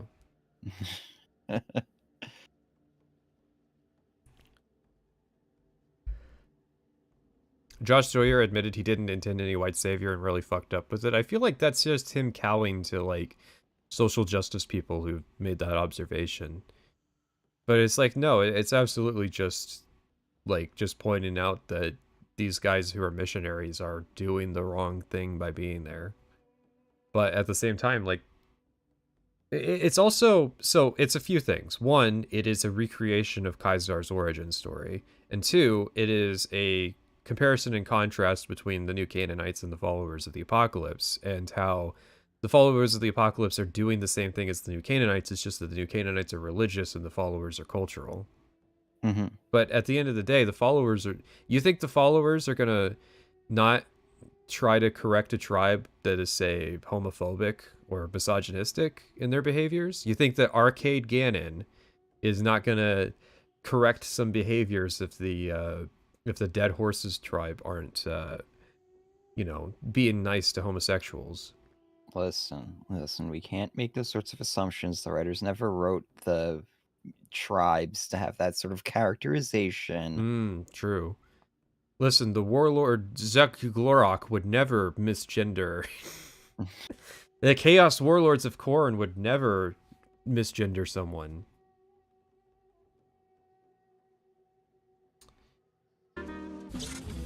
But, okay, so the observation I drew it to, you probably have never seen this video, but there's a video of the capital of Afghanistan, like the week after the U.S. withdrew from it. And there was this building where they were, like, where the U.S. was like running an impromptu school, and in the alleyway next to the building are all of these booklets of feminist literature that were just like discarded in the alleyway after the Americans left. And so it's like, is there really a difference between what NATO was doing with bringing liberalization to the Middle East compared to what missionaries would do when they would bring Christianity all around the world?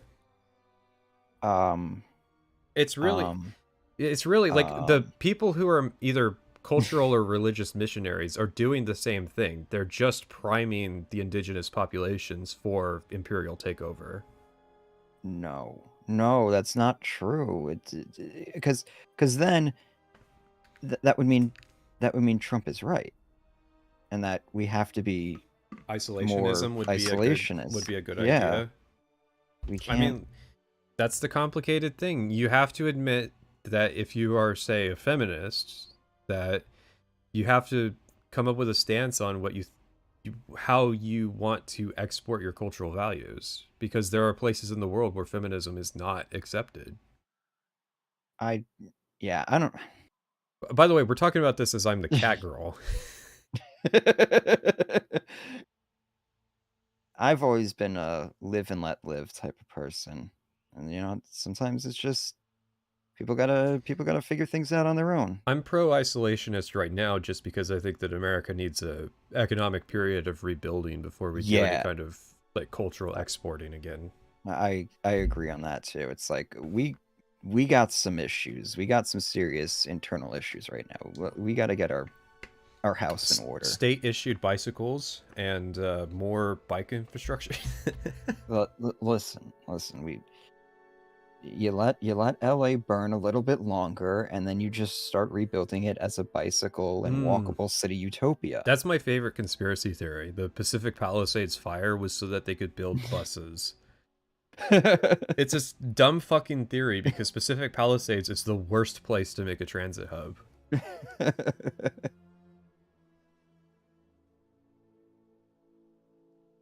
Fallout New Vegas is a post-apocalyptic role-playing game. It's set a couple of hundred years after a cataclysmic nuclear war between the US and China, and it takes place at a time when the city of New Vegas is actually being rebuilt. What ties...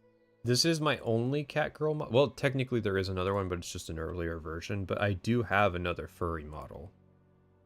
Yes. The story in is the themes of Fallout. It's always centered around water. Where are people getting water? In case there's a big area right around Vegas that has a lot to do with water. Hoover Dam plays. Yeah. I like that. I like that. Just we have water. Moving on. Yeah, Fallout New Vegas's approach with water is interesting and boring at the same time. I definitely feel like it's not the focus of the game, but it does come up occasionally, but it almost feels like a side point. Like, yeah, as part of the deal, we're getting water from the Hoover Dam. Like, House just does that very casually. Like, it's not not even the biggest concern that he has. Yeah, I feel like electricity gets more attention. It's very much about electrical power. Mm-hmm. I've said before on stream, the theme of Fallout New Vegas is power. Literal and metaphorical.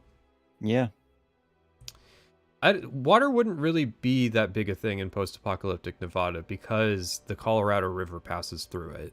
Yeah. The reason this region has water issues today is due to the fact that there's a lot of agriculture and way too many fucking people live there. Yeah. You remove the millions of humans that live in Las Vegas, and all of a sudden, Southern Nevada is much more livable. Yeah.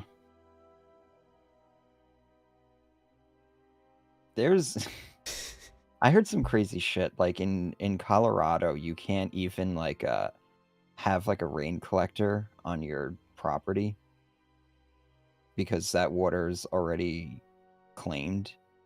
Yeah, there is weird stuff like that. And it's definitely an issue, but the reason that stuff happens is because of stuff that's downstream. So like water rights was a big issue in Washington and Oregon. When my dad was a kid, they were having basically wars over water rights. Yep. But yeah, so it's because the water from Colorado goes downstream to the more arid areas of Arizona and New Mexico. Yeah. That's why it's like I tell people sometimes, I'm like, yeah, Colorado's really nice, but I would never want to live there because I want to be able to drink water. You don't want to live in Colorado for other reasons. Oh, it's a beautiful It state. is a beautiful state, but you could live in like Wyoming and benefit from the beauty of Colorado by driving there without having to live in it. But yeah, a lot of the issues in the West just come down to why the fuck are there people living in these places? And it's because of urban sprawl. See, it all comes back to car dependency. Because we don't put people in dense housing on the West Coast, they feel obligated to live in places like Phoenix, which is like, you know, so and so many hours drive away from California, where it's like, I'm pretty sure Phoenix is like the farthest east you can live and still be within a day's drive of California. But they can't listen. They can't build high rises there because of the earthquakes. I feel like that's a solved problem. Yeah, Japan does it. No, the opposition to dense housing is literally just like the typical transit anxiety. Is a massive role in the game. Hoover Dam is like the pot of gold that everybody is fighting over, because in this post-apocalyptic age, to have something that can produce electricity and also water is worth, you know, everything. Fallout 3 starts with you. Excuse me. The dam does not produce water. It is interesting that the Legion never like tried to poison the Colorado River. Because, because the Grand Canyon deposits into Lake Mead, which goes into the Hoover Dam. Yeah. But they got to drink that water too, you know? In the future, they got to drink it.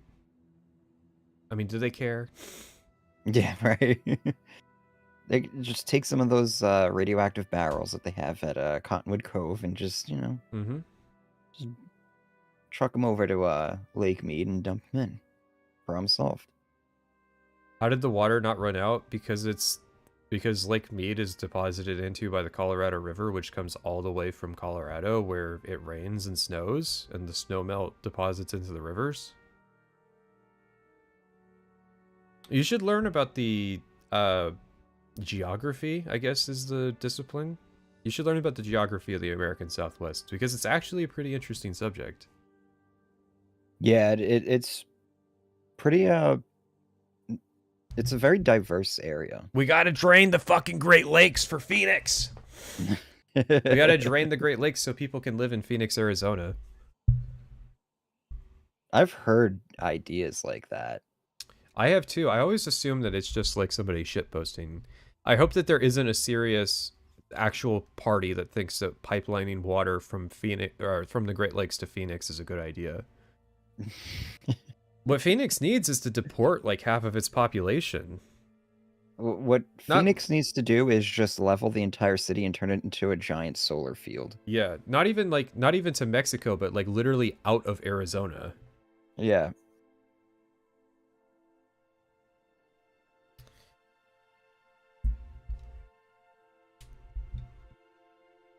No, it is bizarre to me that there are people who are like, we gotta, and it's those same people that are like, how come the federal government owns so much land in the West? And it's like, because it's the middle of the desert.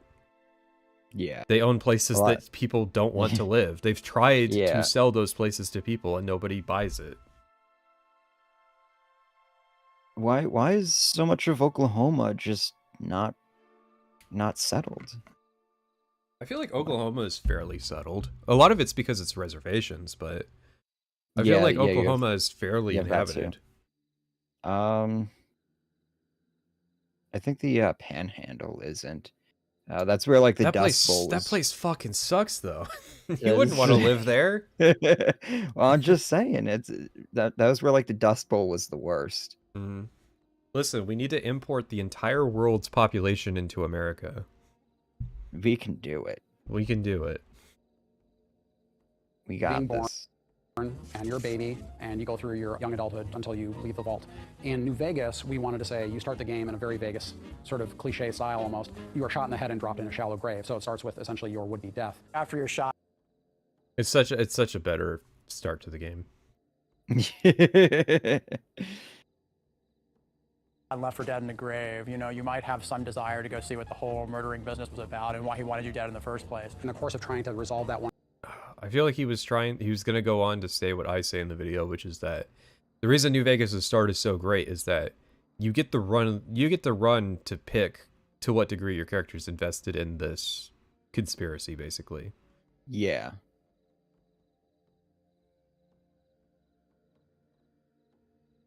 one conflict, you get pulled into larger events. So in this case, you're trying to find the people that killed you and what they were trying to get from you. In this case, it was a package you were carrying. So of course, as you go around, you find out that what you were carrying is centrally tied into this major conflict in the area between New California Republic and Caesar's Legion and Mr. House, who's the guy that sort of runs. Stop showing this fucking. The strip in New Vegas. Player freedom is very important in the Fallout series, and when we allow the player to basically have a choice in what they do and how they do it, by leaving the plot open in a way that basically they're just learning what's going on in the world, it gives them a lot more freedom in how they want to learn that information. The leader was a New Vegas type. Typical city boy.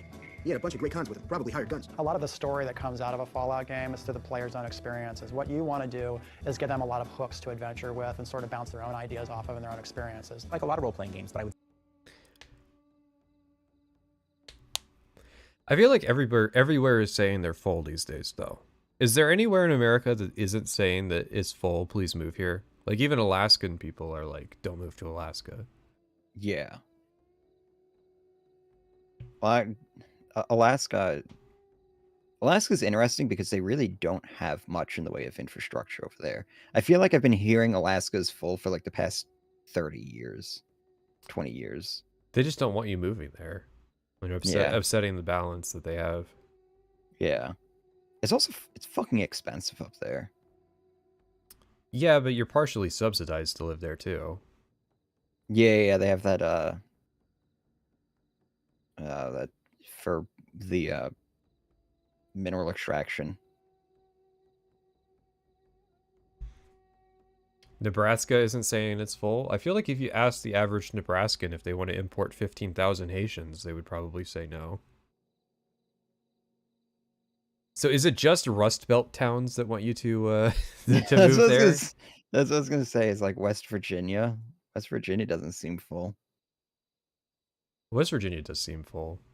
You're gonna move to like one of those old people houses in like Thurmond, West Virginia?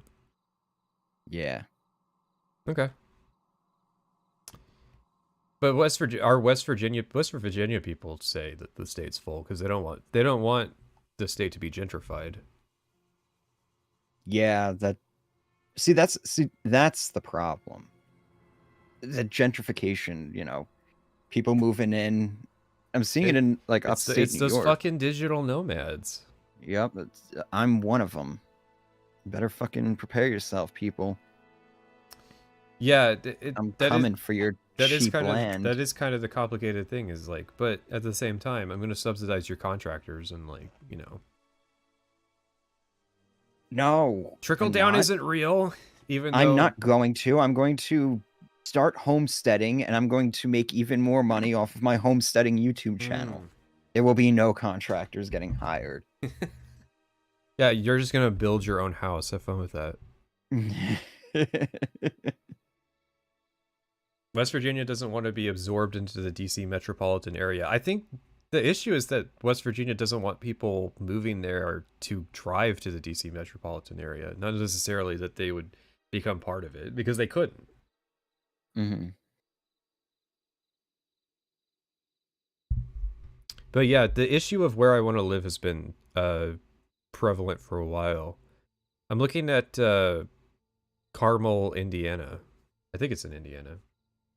Indiana, really? It's the town with all the roundabouts. Oh. Yeah, apparently this is supposedly like a huge urbanist paradise now. Yeah. Yeah, it's in North Indianapolis. Yeah. Oh, I saw a video about that. They have like over 150 roundabouts or something like that. Because like the mayor went out and saw, I think he went to it was the UK, I think he went to. And he came back, he's like, we got to start building roundabouts.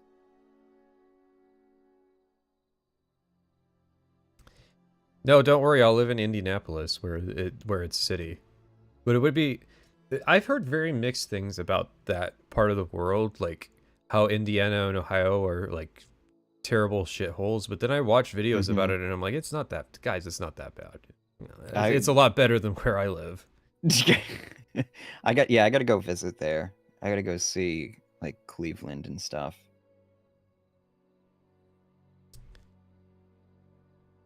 I'd say even more with Fallout. It's about choice. You know, do I want to be the nice guy? Do I want to be the bastard? I mean, they can go through the game just. You see, in a Bethesda themed video, that's some shit that Emma would say. Is, do I be a nice guy or do I be a bastard? But the context and vibe they're selling that's like actually a choice.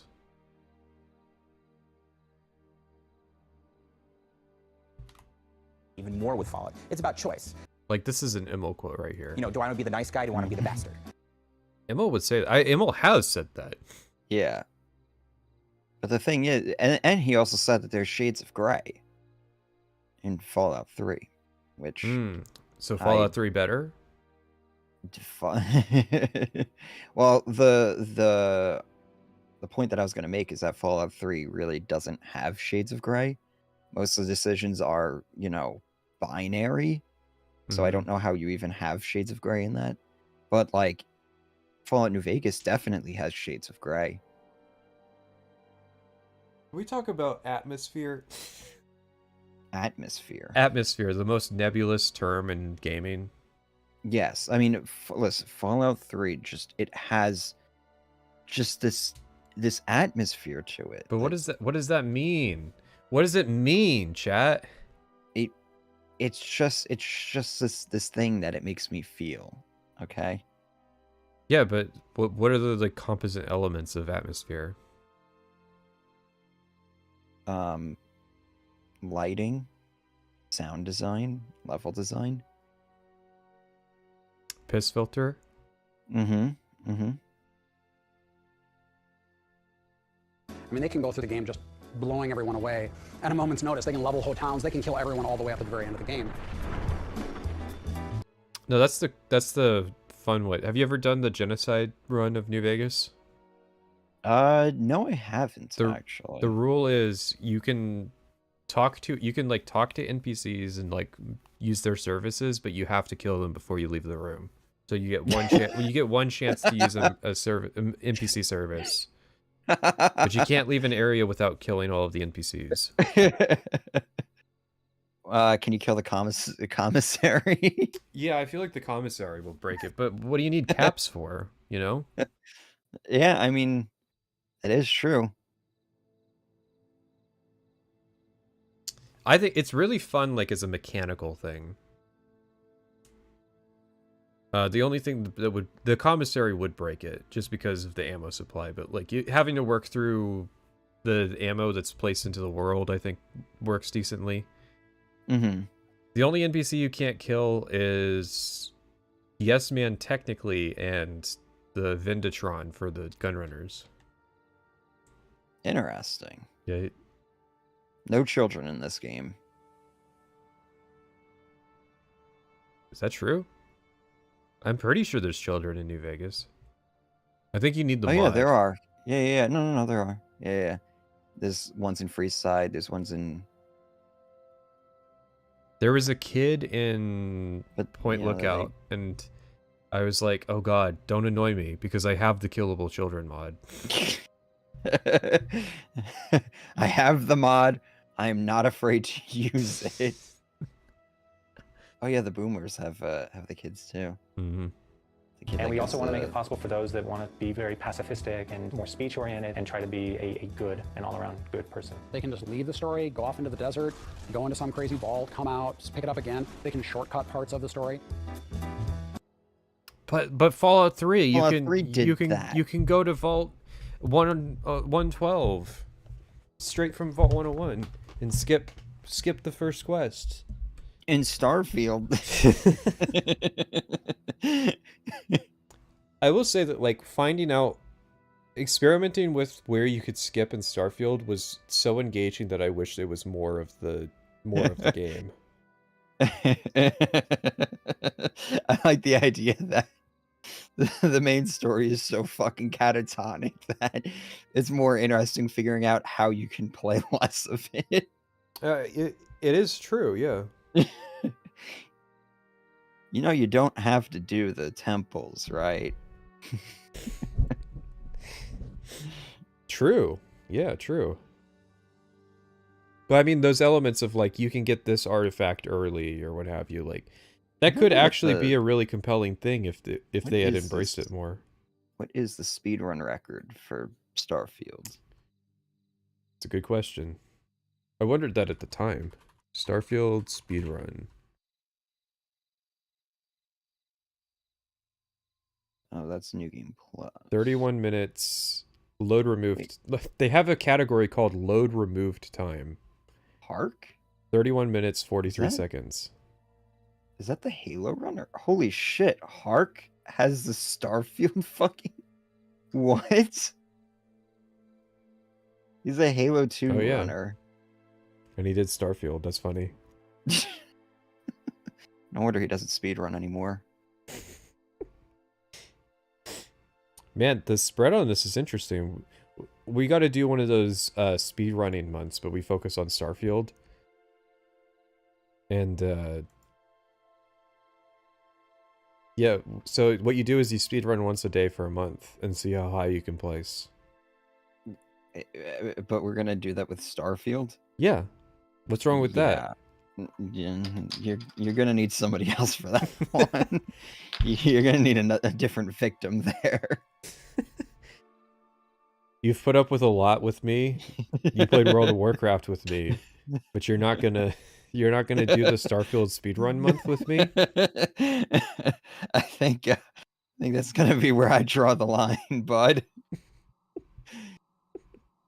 I can't do it no more, boss. I'm tired.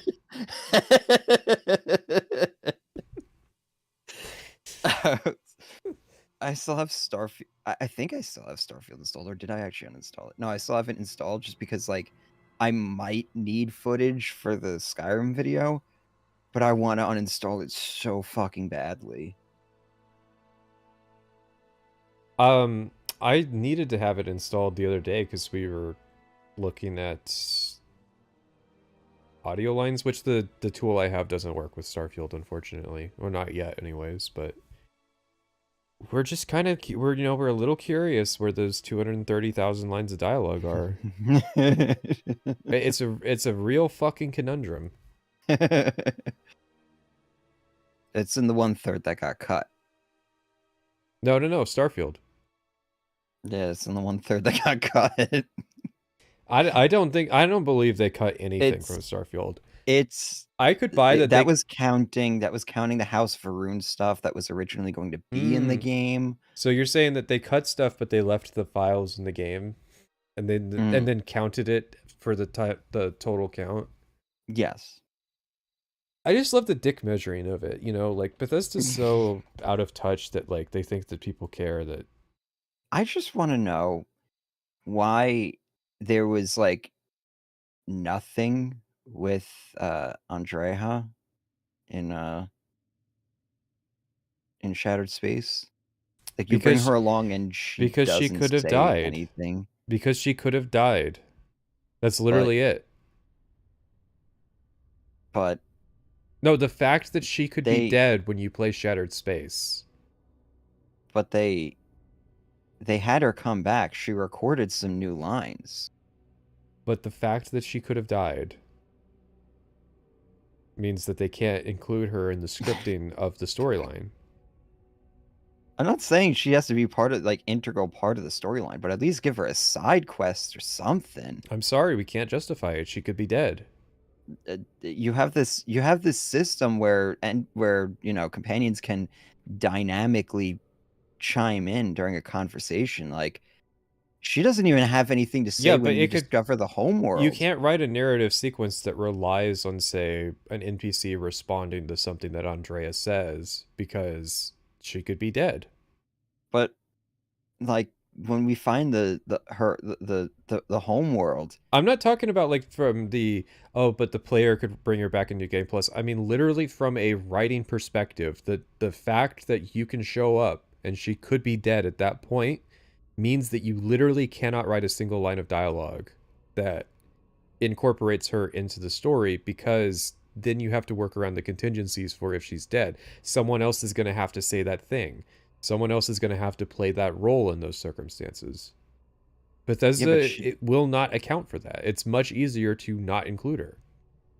But why doesn't she at least have, like, you know, quips here and there? Because she could be dead. No, listen, I don't know. It's fucking stupid. The moment, like, seriously, the moment where you stumble upon the homeworld, it's just you and your companion. That's it. Yeah. So, like, there's a perfect opportunity for her to just have something, you know, considering her recruitment mission. They even could have done it, mission or whatever. and they easily could have done a thing where if you haven't, like, if you've gone past the point where she could be dead in the main quest and you lose access to the House of Ruin stuff, you have to do it, like, at a certain point, because New Game Plus exists. Who gives a shit? Yeah. Oh, some people on Reddit are going to be, and that's what they're scared of, is that some people on Reddit are going to say, but my house, my digital hoard of stuff, I could lose my stuff. Listen, Starfield is about letting go. Starfield is about being as cowardly as possible when designing something. Starfield is about letting go. Let go of all your expectations, because Tez 6 will not be good. Listen, they got the feedback. Starfield has Creation Club because it's taking the bullet for Tez 6. The money that they'll make from Starfield's Creation Club will justify not having it in Tez 6.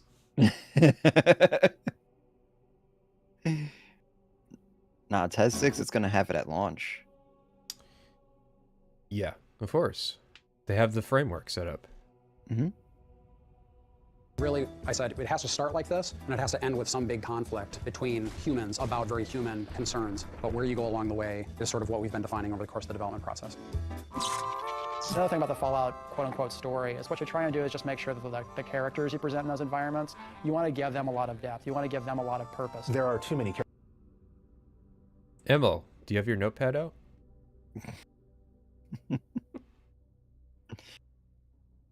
Characters for me to count how many we're introducing. This game is not, it's set in the future, but it's set in an alternate future. So we can take a lot of inspirational sort of figures from Vegas history and use them as sort of ideas for new characters. No, don't zoom in on it. Oh. Main antagonists. So one of the major characters, Benny, is sort of like, if you look at his sort of visual look, he's kind of inspired a little bit by Bugsy Siegel. Ring-a-ding, baby, ta-ta. We have a kind of enigmatic overlord of New Vegas named Mr. House, who is patterned after the historical Howard Hughes. Now, because of your carelessness, Benny has fled the strip. Caesar is the head of this rather frightening... Whoa, what did you say? ...faction called Caesar's Legion that's looking to conquer this region. I want Mr. House knocked out of the game. A quick 1-2 punch. These bizarre characters and their sort of twisted things that they do, it's a really big part of the setting, and it's important that even though we have the... I feel like House and Kaiser and the NCR, they're really not that bizarre. Yeah, not really. They're using the Fallout 3 marketing language, but New Vegas is pretty grounded. Like, in universe, the chairmen are LARPing. Yeah. These terrible situations that people are in, they're punctuated by these moments of bizarre humor. Please don't do no harm to me, mister. At least the way it's not in my face. All I got left is my rugged good looks. Because the people you meet at different points in the game can actually join you as companions and actually fight alongside you. That sort of gave us a really strong opportunity to have them reinforce the story. People are really going to enjoy our companions. Raul is very distinctive. He's a ghoul that has been traveling up from Mexico for like hundreds of years, basically, and just living in the desert. And so he has all these crazy stories to tell and really interesting personality. I'm not much use besides being a portable encyclopedia, really. I guess you could use me as a packed ramen. People really enjoy... He likes Caesar's Legion. That's Raul's character. He's pretty chill with the Legion. Which I always thought was interesting. Like, that's one of the big problems with New Vegas. There's not enough pro Legion characters. Yeah. Listen, 6 hours of development time. Enjoy being part of certain factions in games, participating in the faction politics, and using their influence within an organization to sort of change the game world. You have these large factions that are really going up against with very different desires. Like one is just, I just want to take over the world. One is, I want Vegas to survive and me. They're all, I just want to take over the world. I want to take over the world, yeah. That's literally all of them. No, not Yes Man. Yes Man is, I want to take over the world and insert my weird personal ideology into the situation. I think anarcho-futurism is the future. What is anarcho-futurism? I'm glad you asked. Here's my 6-hour video essay on how anarcho-futurism will help the Mojave. Always on top. They can side with the New California Republic in the war effort. They can side with Caesar's Legion. They can choose to support Vegas, or my personal favorite is that you sort of blaze your own destiny, and depending on the alliances you form with these factions, that sort of determines the future and fate of the world. The environment. I killed everyone and then sided with Yes Man. Based. It's just sad where Fallout went after New Vegas. I've been looking at the timeline of stuff, and like starting in 2006, being a Fallout fan had to be like moderately exciting. Like, yeah, you probably thought that Bethesda was screwing it up, but you were just constantly getting new stuff. Like at least once a month there would be a new interview or a new blog post or a new trailer, and then you would get a game, and then there would be, you know, just throughout 2009, like Fallout 3 comes out in 2008. All throughout 2009, you're getting DLC for Fallout 3.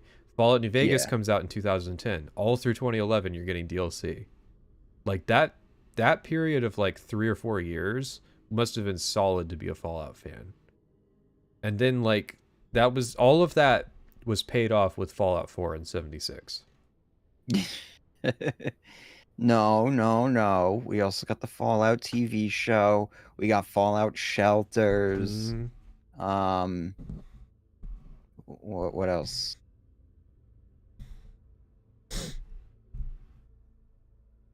Sell me on a real-world reason to join Caesar besides enslavement torture. Caesar's Legion doesn't torture people. Are we counting crucifixion as torture? Because that's just execution. It just takes a while.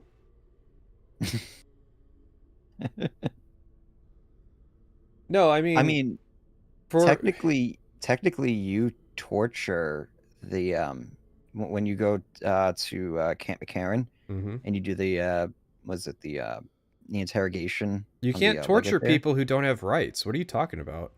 Oh, okay. No, I'm responding to chat. Oh. No, I mean, if you get crucified, you stop being a person whose feelings are to be considered, and you just start being a symbol for other people to not break the law. That's why the Romans crucified people.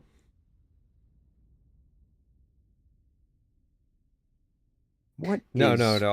It is cope, but the Legion isn't crucifying people because they want to torture people. They're not raiders. I do see this Legion equals raider take fairly often, and no, it's not really true. Like, raiders torture people because they're shithead raiders and they're written by children, right? But the Legion's crucifying people to send a message. Yes. They're not going to pussyfoot around it. Like, if an area has a drug problem, they're going to come in, they're going to crucify half the drug users, and then, oh, you want to keep doing chems? You want to keep selling chems? You know what the punishment is. And that's the whole point of it. It's utilitarianism down to the core of how they enforce their justice laws. Like, there's no 3 strikes policy. You fuck up, you're dead. I admire the purity of It's still torture, justice. but you're missing the point. Okay? When Bethesda writes raiders, sometimes the raiders will torture people because it's quirky, and they do it because they're sadists. The Legion doesn't crucify people for the purpose of torture. They crucify people to scare the shit out of you and make you fall in line with their belief set. The goal is not the torture. The goal is not to punish degenerates. The goal is to end degeneracy by making it much scarier to get caught doing it than the upsides of doing it. That's not sadism. That's just a very extreme form of law and order. But they're still torturing people. Yes, it is tortuous, but the goal is not to torture people. I feel like some people have missed this point with... I think Nipton fucks it up for people. They think that Wolpez is talking about they're like crucifying degenerates because just for the sake of it.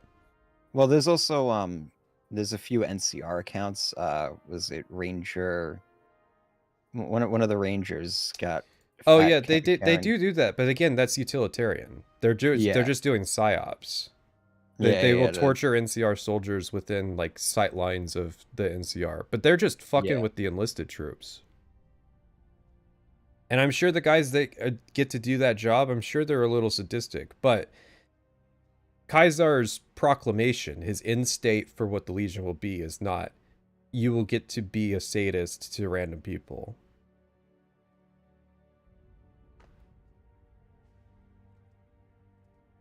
The point I'm making is that in Fallout, there are groups of people who are sadists, who exist for the purpose of they want to live their day-to-day life to torture people, and Caesar's Legion is not one of those groups. That's my point. That's my only point. Not that crucifixion's not torture. Not that they don't do any torture. That they are not raider sadists like you've seen in other incarnations. Well, I mean, you don't even have to look at other incarnations. You can look in Fallout New Vegas, and you have the Fiends. I think that's kind of their purpose. Yeah, the Fiends are the Fiends are like the shithead sadist raider gang. Yeah, and same with like the Jackals and Vipers. Yeah, but like, I feel like that's kind of their point in the game, is so you can look at them compared to the Legion and be like, wow, you're telling me the Legion would like just exterminate these people? What's interesting about the Fiends is that the Legion uses them. Like that's part of their warfare, is that they use things that they're ideologically opposed to, because they can just come in and they'll, as soon as they take over Vegas, they just wipe out the Fiends. Yeah. The same thing with the Great Khans. Yeah, they just... But yeah, as for reasons why you should support the Legion, I mean, safety as a civilized person. You don't have to deal with raiders. You don't even really have to deal with like mutants or like mutated animals. The Kim's problems under control. I mean, it's the same reason that you would surrender to like the fucking Mongols. Yeah. It's like, yeah, you get religious freedom and they don't have bandit issues in the Midland. You don't have to live under the Chinese anymore.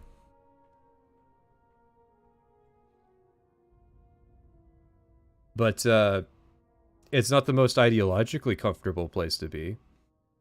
But that is the practical reason. And we were talking about this earlier with the safety versus freedom thing. How much freedom would you give up to be absolutely safe? See, this is why I side with Mr. House. I don't have to give up any freedoms, and I get to live like a completely degenerate, debauched life. And I have the security of a robot army. Yeah, you get absolute freedom and no safety. What? No, I have plenty of safes. I'm more safe than anybody fucking else. That's why you pay guards to get through Freeside. Yeah. Do they ever disclose the situation of the actual places that the Legion has? Yeah, there's like 3 NPCs in the game that are bearing the weight of the entire Legion lore. Like, don't get me wrong. Like, here's the point. You're asking me this in the live stream. You need to wait for the video, because the video has all this, you know, written down, and it's going to be presented in order. You're asking me this stuff, you're going to get it out of order. And so you're not going to get the 25-minute cope argument of why the Legion is the best faction. No, I don't think the Legion's a good faction. I think the Legion is an understandable faction. I think that they are realistic. I think that they could exist. And I think that the origin of where they came from is very logical. Yeah. But are they the best for the Mojave? No. I mean, maybe. In very, very particular and extreme circumstances.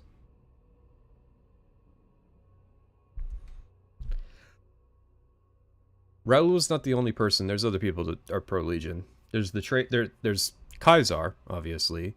There's Ulysses. There's the trader guy that works with the Legion. There's a number of other caravan people who say that, yeah, it's safe in Arizona, and those are like upsides in their consideration. I am pro-slavery. That's why I vote Democrat.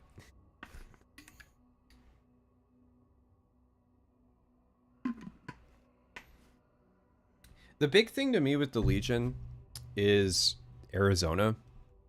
Just the type of government you would need to make post-apocalypse Arizona livable is very particular. None of that matters, though. The tunnelers will ruin everything. The tunnelers are very lame. Have you ever heard? Have you heard this argument? What, the tunnelers from Lonesome Road? Yeah, the tunnelers from Lonesome Road. Ulysses says that they're going to start showing up in the Mojave and wipe everything out.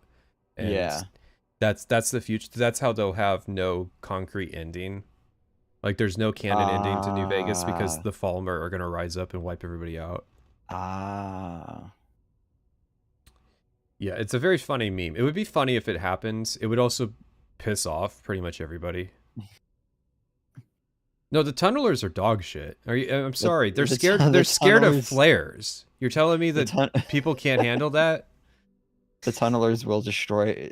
They're the canon reason the NCR died. Yeah. In the Fallout show. No, they got nuked. Shady Sands got nuked, but a few years before the events of New Vegas. All right. Is genuinely reacting to what you do as the player.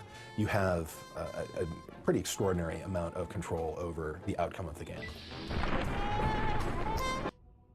But the outcome of the game is like ending slides. Yeah. What are your thoughts on ending slides? I'm indifferent to it. I understand why ending slides are a thing, but I feel like when you're saying that the outcome is just they have a different ending slide, it's like... Yeah.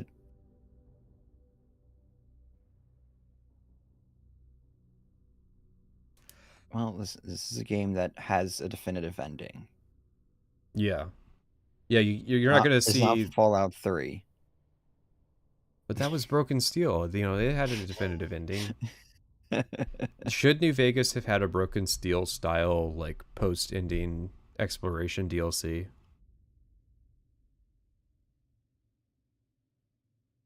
I don't think so. I don't think so either. Because I don't really know what you would do with that. I like when there's stuff where the outcome of a quest has broader impact than just what ending slide you get. Like with the Great Khans, like, does it fucking matter what ending slide they get? I guess my feelings of what endings the pixels on the screen got would be different, but is there a gameplay effect? That's to me what matters more in my eyes. Like, the Legion playthrough was a lot more interesting because it made the NCR hostile, and that completely switches up the map. Yeah, you have to start using, like, faction disguises and stuff like that. But do you think that, like, oh yeah, I'm so excited to see the ending slides for the Legion version of events, like, I don't really give a shit. To me, it was the journey that was important. But Veronica, her ending. I need to know what happened to Veronica. Veronica does not have a good ending.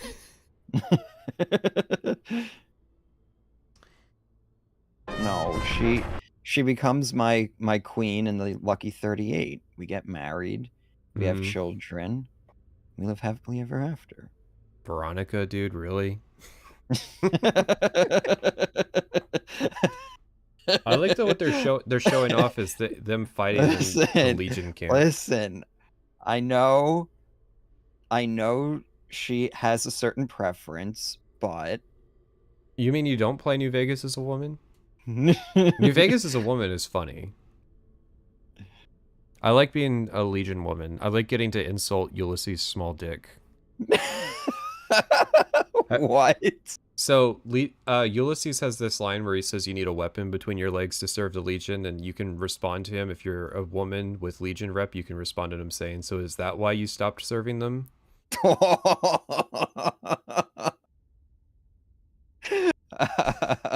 It's a very good line. And it shows that like there was a lot of opportunity. I wish there was more with, because Ulysses makes the point that by you being in the Legion as a woman, you've infected the Legion with like Western NCR values. Oh. I would have liked if being a woman in the Legion had more to do with like confronting that kind of the sexist society that they have. Mm-hmm. Or at least, you know, the two dudes that are sexist. Listen, when they remake Fallout New Vegas, that's going to be the whole story about the Legion. So true. God, Fallout New Vegas remake. Don't even bother. I don't want to see what the community would do. 3 in New Vegas need to be left to time. They're novel, they're interesting, obviously, because I'm doing a video about them, but remaking them. I put this hex on you. I will put this evil out into the world. Odin, make it so.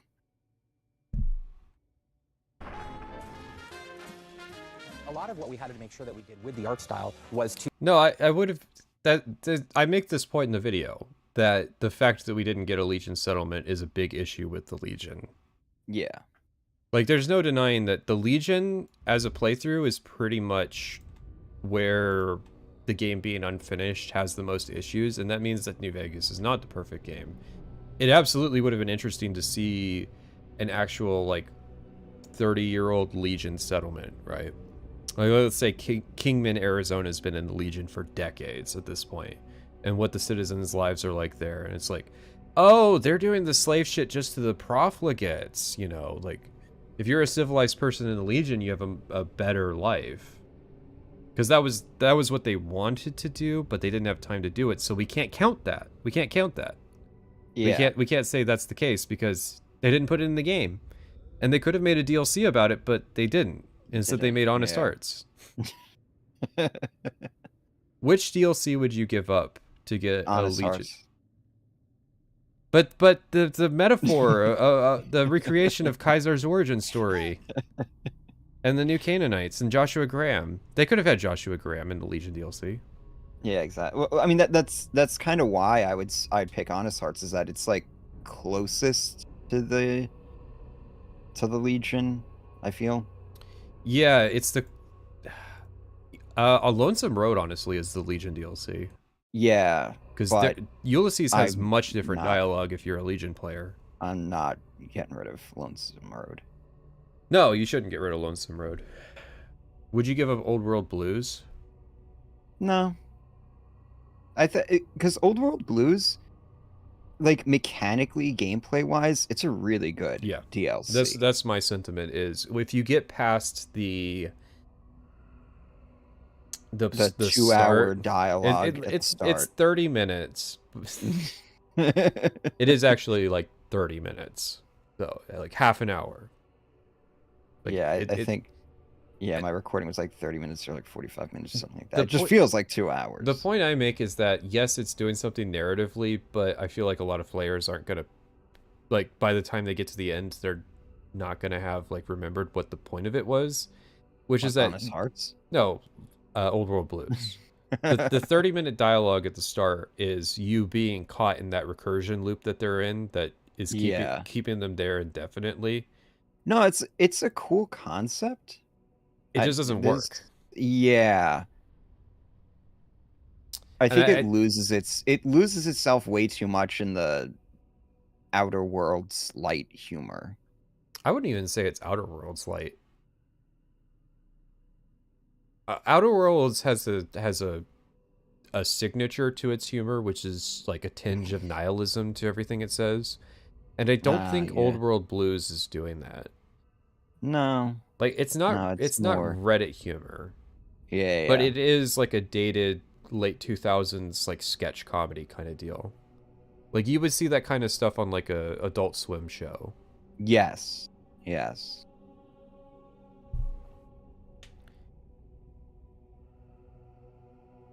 Let's get out Space Ghost. Where is he?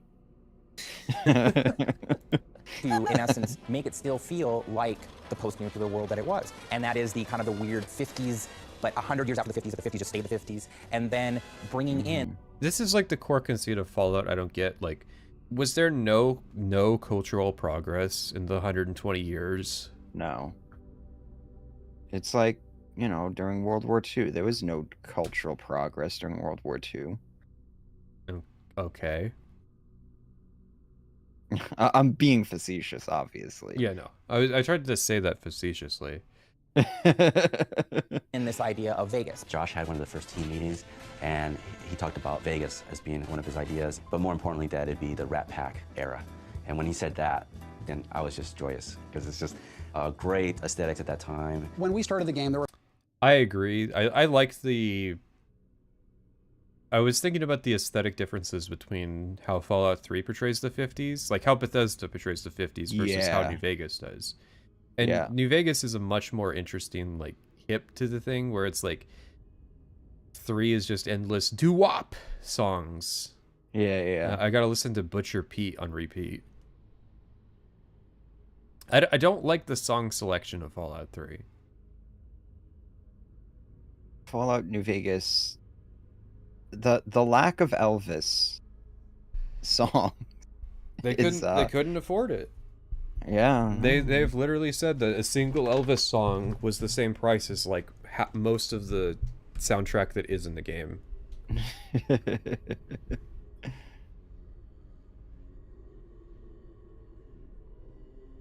are a few things aesthetically that we knew we wanted to do. We wanted to make sure that the architectural style of homes and as well as the casinos either reflected 50s style from the Vegas era, or it reflected an even earlier time, more like the settlers of the West. I see a cowboy with a M4. What do you think of the cowboy stuff in New Vegas?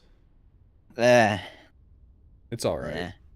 Yeah, I'm not really. It's kind of like gentrifying a setting like Appalachia. Yeah. I liked Casino's take on that whole Western. Yeah, that was a very interesting part of the movie. They're all just like corrupt politicians and country bumpkins. And I mean, that's always how I've interpreted Nevada. Yeah. I liked that interpretation a lot more. I forgot about that element of that movie. I didn't know that the forcing the Italian guy to watch you put pineapples on a pizza meme comes from Casino. Wait, what? You've never seen the meme of they're like forcing an Italian guy to watch them put pineapples on a pizza? No.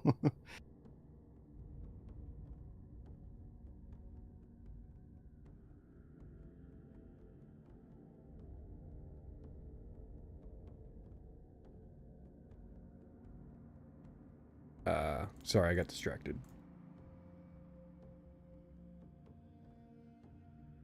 Here we go. Let me just grab this image. Of course, it's a fucking Reddit image. Why is Reddit's embed system? It feels like it takes up more data. It feels like a decision they would make to cost cut on like data storage, but in the process they made a more inefficient system.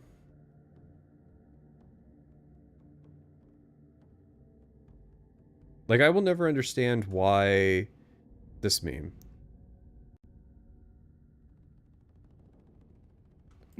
Yeah, I didn't know that was from Casino. So, like, why are there websites that don't let you download videos from them, but they're willing to, like, stream you the entire video? So that you have to go back and watch ads if you ever want to watch the video again? So, okay, so you... for replay purposes. But like, what about Twitter? Some like you're never gonna see the same post on Twitter again.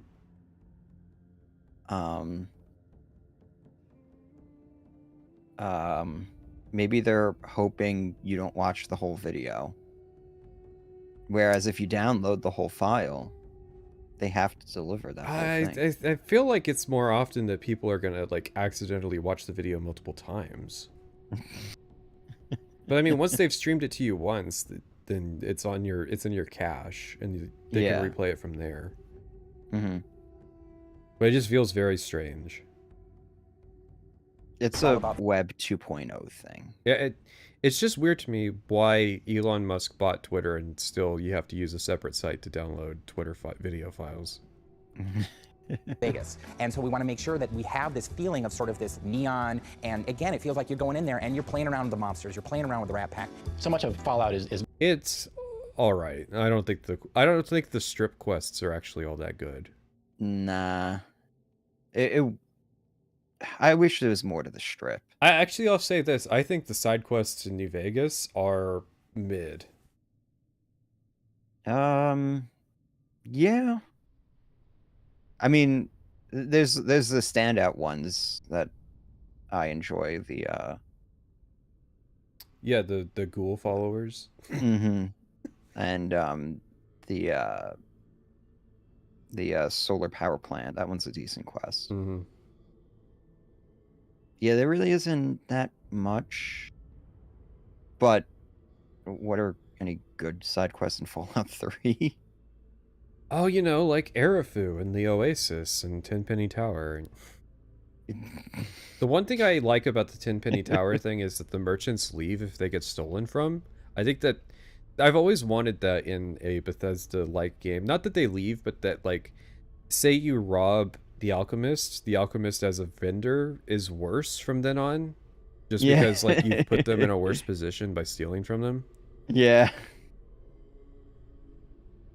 I always felt like the problem with Bethesda was that they weren't leaning into the systematic design. They were still very, like, manual with, like, how they did everything. Whereas, like, I think Radiant AI had huge potential in terms of, like, making an interesting genre.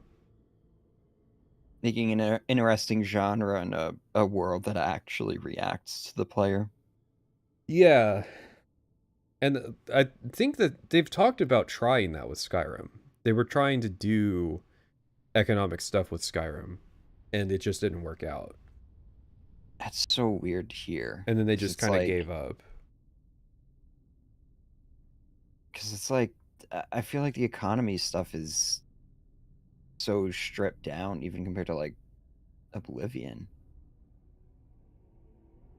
Well, I think that they realized that the Fallout 3 era had a problem with players accruing just tons and tons and tons of money, which is funny because Skyrim, I think, has it even worse than Fallout 3. But I feel like that's why the shops are so bad in Skyrim. Yeah. Caravan is a very simple game. The way that you understand how to play Caravan is that you need to think of it as a trading card game and not as a, like, poker game. It's not a 52 card, deck game.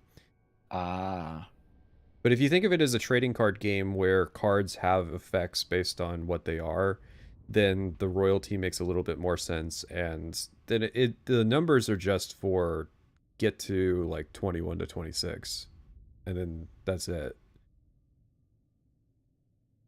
The main issue with Caravan 1 is that it wouldn't actually function as a card game.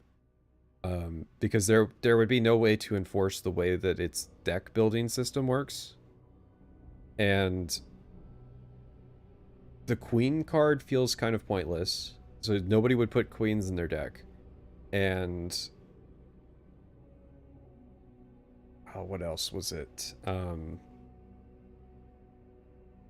I just don't think it's a very good card game, but it's not as confusing as people make it out to be. So a 10-hour Caravan stream. Yeah, I've thought before about trying to like sit down with some people and trying to play real life Caravan, because the AI in New Vegas is not very good. But it would be interesting to sit down and like tabletop sim and like try to work Caravan as a real game. The big thing is that there's some arbitrary rules with like card placements if you have a certain number of cards on the table in like other Caravans.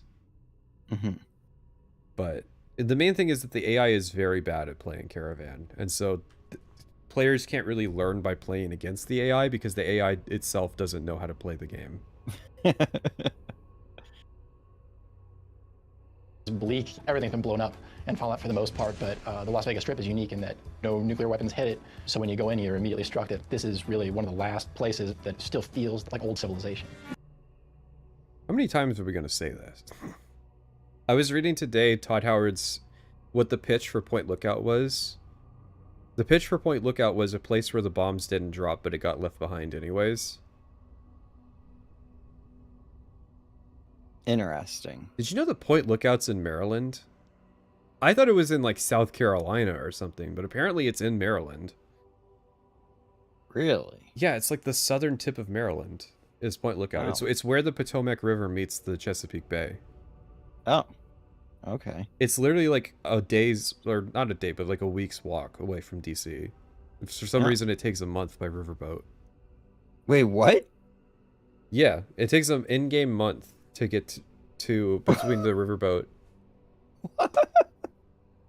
Yeah, it's ridiculous.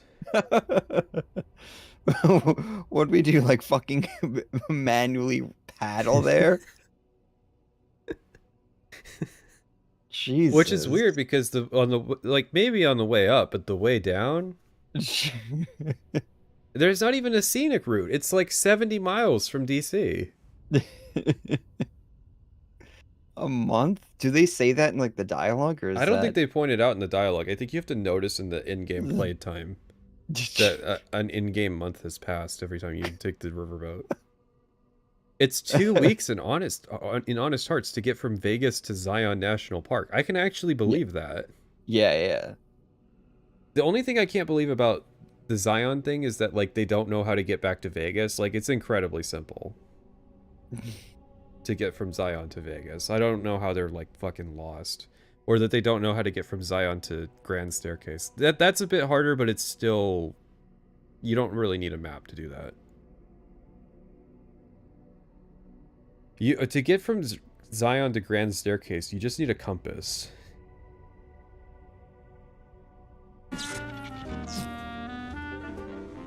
Our team, I think, got up to, including animators and myself, we're about 22. We have a lot of great people here, character artists. Obsidian total, or just their art team? And myself, we're about 22. I think you just said the art team. That still feels I don't think he specified. Our team, I think, got up to, including animators and myself, we're about 22. Yeah, he said our team, but originally I thought I heard art team. Now I gotta know, because this is something that I should know already. 22 people had 6 minutes. The next thing was 6 days, but yeah, 6 minutes. No, we already did the 6 days. 6 days, and they rest on the 7th. Well, we were at 6 weeks. I feel like this is more than 22.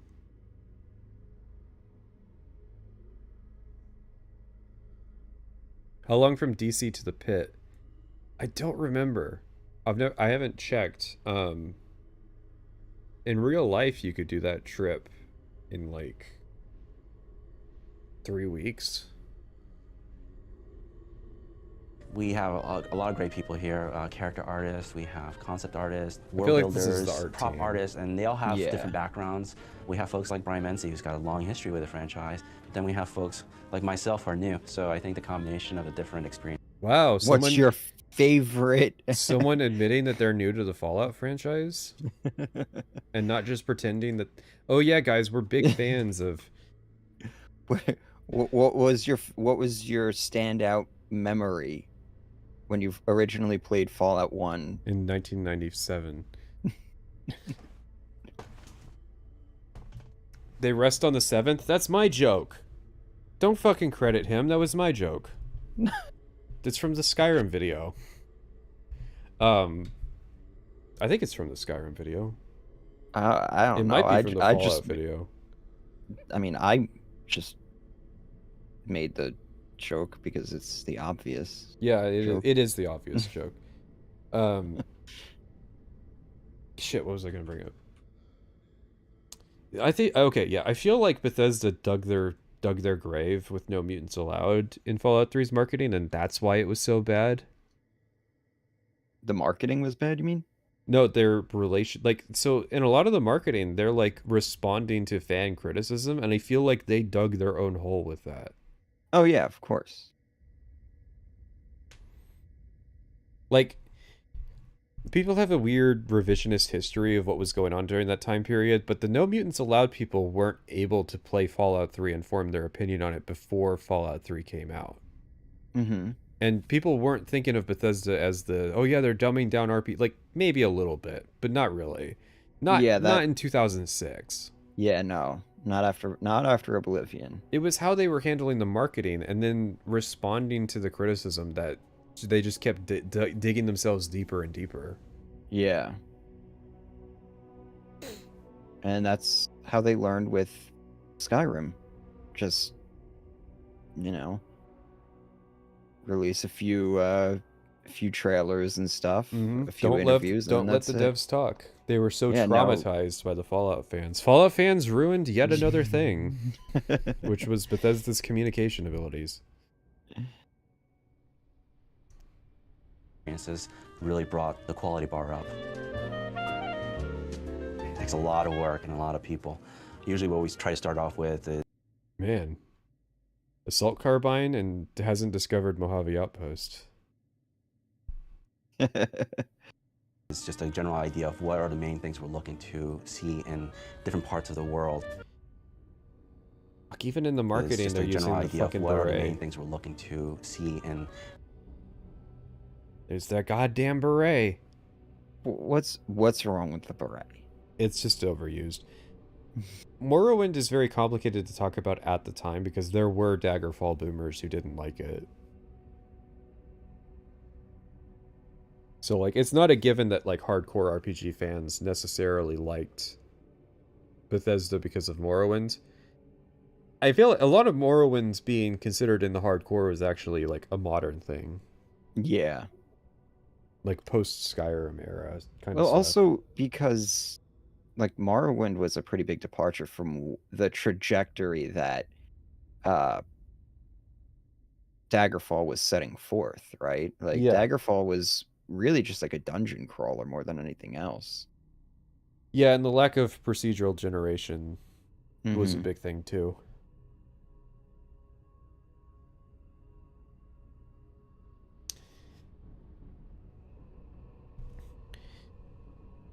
They killed Boone for that beret. You don't have to kill Boone. He, motherfucker basically gives it away. Well, no, he gives you a duplicate. He has a spare. He has at least 2 spares because he's got the one that doesn't do anything, and then he's got the one with the 5% crit chance. And it's like, oh look, it's another build where I'm going to be using the beret because it's 5% crit chance. It's too good. I was trying to go out of my way to not use it, and I still used it just because it's that good.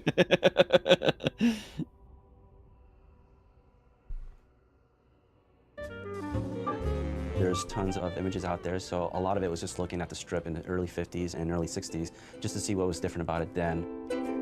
Joe Sanabria had a pretty good lock on the style of Vegas itself and the casinos. I wanted to sort of immerse myself more in, especially the desert sort of style. I took a motorcycle trip through the desert, basically going all around the outskirts of Vegas. Traveling by motorcycle, you get a lot more opportunity to sort of see the area around you. This is a different feeling from driving a car, I think.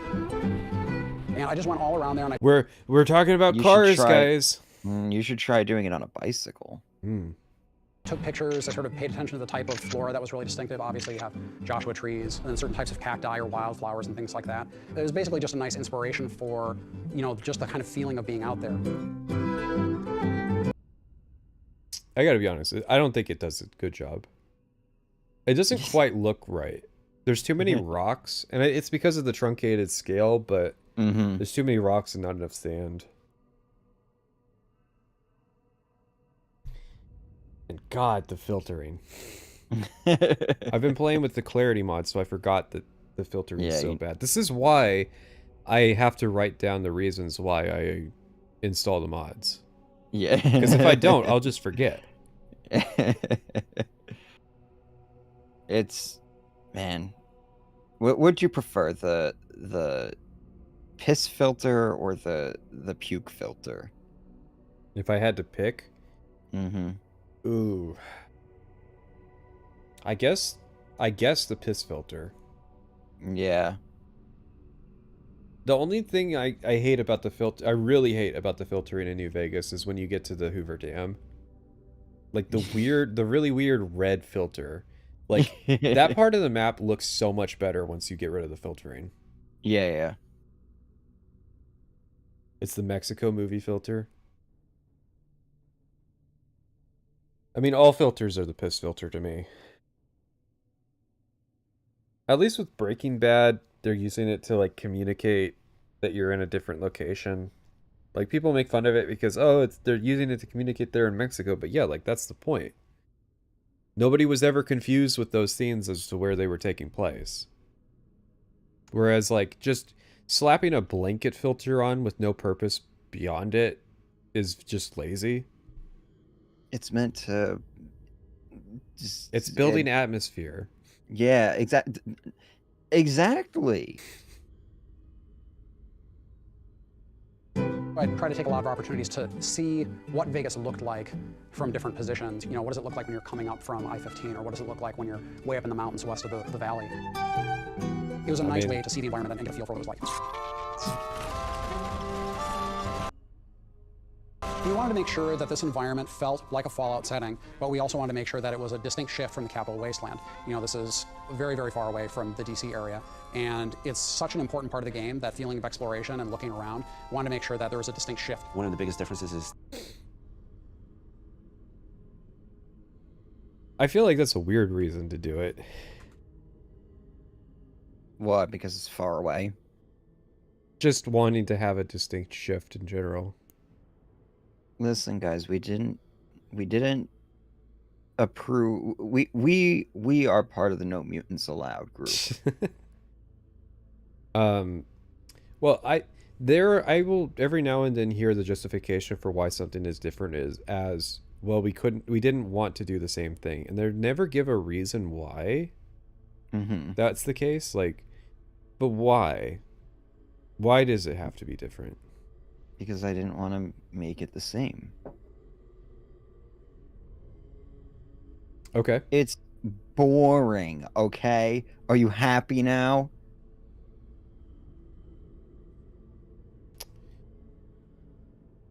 It's just weird to me. Like, if you have a good thing, if Fallout 3 was Game of the Year, why wouldn't you want to make more of it?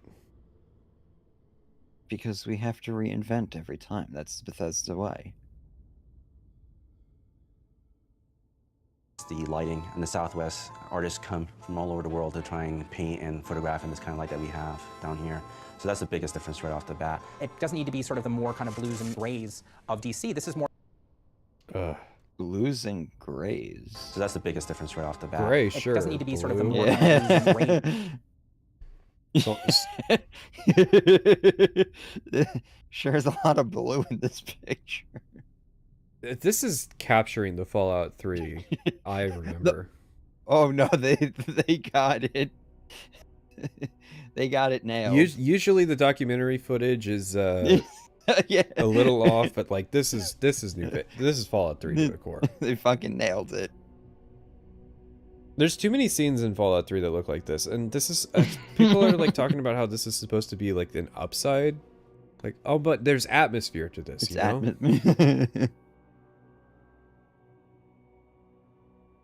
It fills you with just dread and despair and just like it makes you want to kill yourself. You can feel it. The vibes. You know what I love is vibes-based storytelling. Yes. Of DC, this is more the warm colors of the Southwest. You kind of blend all those things together within a blue sky instead of a gray sky, and you get a very different sense of the world. The scope of this game is massive. You have basically a city in the middle of this area, and then the territory stretches all around the city, and does stretch northwest city. Out all the way to Boulder City and to the dam. When doing Vegas, we didn't. Listen, I'll give him city. You got to give him with the outlying neighborhoods. Like not just the Strip, but Freeside, West Vegas, and East Side. West Vegas? When the fuck do you even go to West Vegas? You know, if you're exploring. If you're trying to get the laser RCW. Yeah. I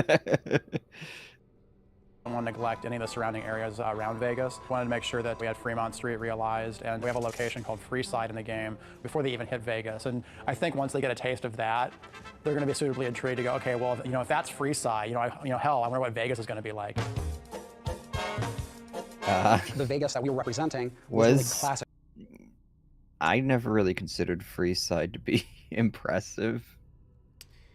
Freeside's disappointing. They fell short with Freeside. They've shown what they wanted to do in the comic. You know, Freeside was supposed to be much busier. Oh, okay. It was supposed to be like a very like anxious place to have to visit because it was so busy and there was so much going on. Whereas like it's just getting chased by dudes with pipes down the road who don't have any health. Yeah. Vegas. This is something that dovetails nicely with the general aesthetic of the Fallout series as a whole. Everything to do with the Strip is a big artistic playground. One of the strengths we saw about being able to use Vegas as a location is because all those I mean, I like that it captures the theme parking of Vegas.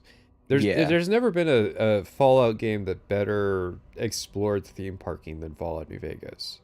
And there have been literal theme parks in Bethesda's Fallout. But no, I like that aspect of Vegas where you have the like high class casino where you go to escape the reality of the wasteland. You have like the cool casino, and then you have the hedonist casino. Yeah. It's neat. I wouldn't say that Freeside's not a tourist trap. Because nobody's being a tourist to Freeside. I don't even I think it's weird that like Freeside is considered to be the common way to enter New Vegas as well. Because the monorail is a thing. Most of the people visiting New Vegas are supposed to be NCR citizens. Yeah.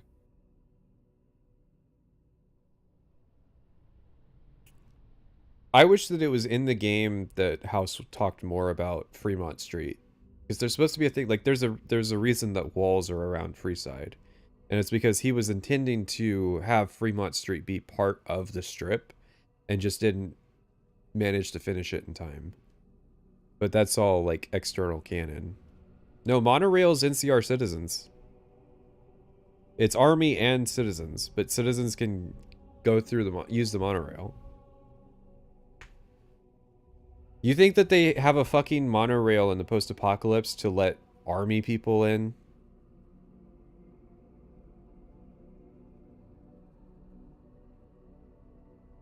Casinos have their own individual themes. It's like a big amusement park the size of a city. Oh, hey, he said the thing. God, I had to let him finish. And not only do designers have a lot of fun doing quests for those areas, but artists have a fantastic time going, you know what? Can we talk about the white glove quest? We can just play around with this location. What about it? What is wrong with the White Glove Society quest? I mean, the White Glove Society quest is... Aside from the fact that it breaks more often than it actually completes. Listen, that's all of the quests on the Strip. The White Glove Society quest is a good example of just because you have a New Vegas style quest doesn't mean that it's a good quest. Because there's lots of ways to do it and lots of ways to resolve it, but it still has those like core issues that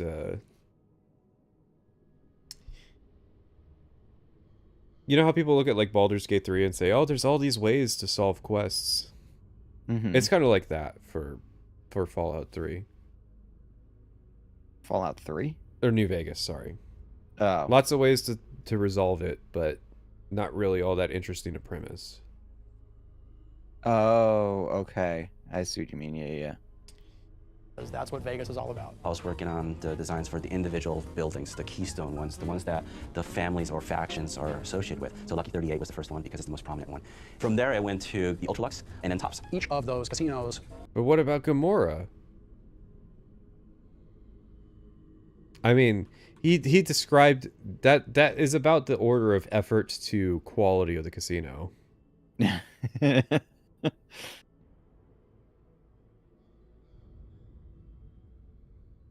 My favorite casino is Vicky and Vance.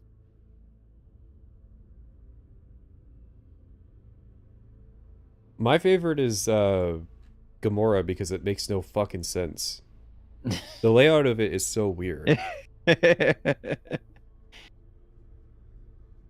Like you got the sex dungeons in the basement. Yeah, but I'm talking about like the geometry of it. Like the Tops at least feels like they actually thought about how the casino was supposed to be laid out in 3D space. Yeah. Whereas Gamora just feels like an Oblivion dungeon. But people are living in it. Had its own style that we defined for it. Its own color palette, its own particular slice of Googie style or Art Deco in some cases. I think we really knew that we kind of hit the look and the feeling of Vegas when we started putting the signs in. So I don't know why that was one of the key things, because you can have a big hotel, but it kind of doesn't feel like Vegas unless you have those giant signs. When you go into these places, they still look like things that have been rebuilt. This is still a world where people have to deal with certain material realities, and they're in the middle of the desert, pretty far away from anything else. So there's a lot of stuff that looks like it has been repaired, been remade, but it's not brand new. But then also you can see off to the sides in certain patches of the strip, you'll see just whole casinos that are just hulking ruins that are sort of blocked off. You know, that's to show again, like, you know, this. I was watching a few videos the other night after I watched Casino of casinos getting demolished in Vegas. Mm-hmm. And they make a big show about it. Like they demolished what was it? The Tampico? Yeah. And it was a 6-minute pyrotechnic show with a drone light show before they blew up the building. Yeah, I mean, that's just part of the spectacle of Vegas, is that stuff gets knocked down. Tropicana. Yeah. This place has been screwed up for about 200 years. We also wanted to make sure there's a certain energy about the strip too. So when you get past the Great Wall that surrounds Vegas and you actually get inside the city, you feel that same sort of energy that you feel from Las Vegas in real life. It's almost not just the art, it's sort of really focusing on sort of that feeling and making sure that it feels like a 24-hour city like it does in real life. Yeah, it's all right. When I take pictures or give reference and then say, I kind of want to like it like this, I kind of want to like this, it's very nice to see the artist come. I hate that they're showing the pictures of the place and then showing the piss filter version. And then say, I kind of want to like, here's what it looks like. Like this. Ugh. Are you frying chicken in there? I'm kind of going to want to like this. It's very nice. Okay, yeah, that looks nice. That looks like good desert scenery. It's rough. I'm sorry. The color filtering doesn't work. We just admit color filtering is a tool you use in certain scenarios, like a certain quest where you want to have a vibe. You can't just blanket this shit all over the map. Can I take the piss filter sunglasses off? Why isn't it a menu option? But yeah, because you would be spoiling the artistic. But people are like, but the game's been out for like 30 years, so why does it matter? Like they've heard the criticism, and it's like, no, Starfield has the fucking filter on it. No, yeah. Starfield's really bad. And that's kind of the issue, is they still do this shit. Artistic expression. Okay. Yeah, the artistic expression of ruining everybody else who worked really hard on this with your one change. If you don't like it, you can just mod it out. The artist come back with something that's even better than what I'd imagined in the first place. I think people are really going to dig how different it is from the Capital Wasteland and how we sort of captured the feeling of the Mojave. Excuse me? What's going on here?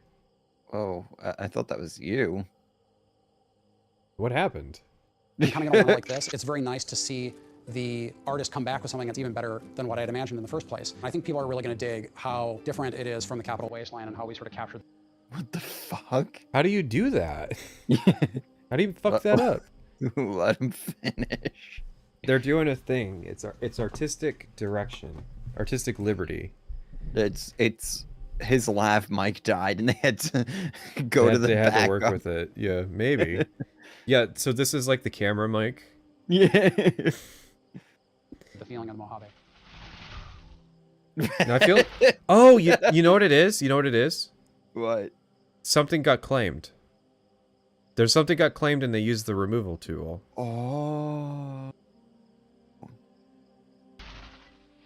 Yeah, because that's how it sounds when you use the audio removal tool. It like warps it a lot. Yeah, I wouldn't know. Oh, by the way, chat, YouTube doesn't automatically do this. The channel has to opt in to do it. Yeah. So if you ever hear this problem, that's not YouTube's fault. That's the content creator choosing to do that. Just make sure you blame the right parties. Yeah, there's a reason I just left those things in. Yeah, it is like choosing how your child will be tortured to death. Like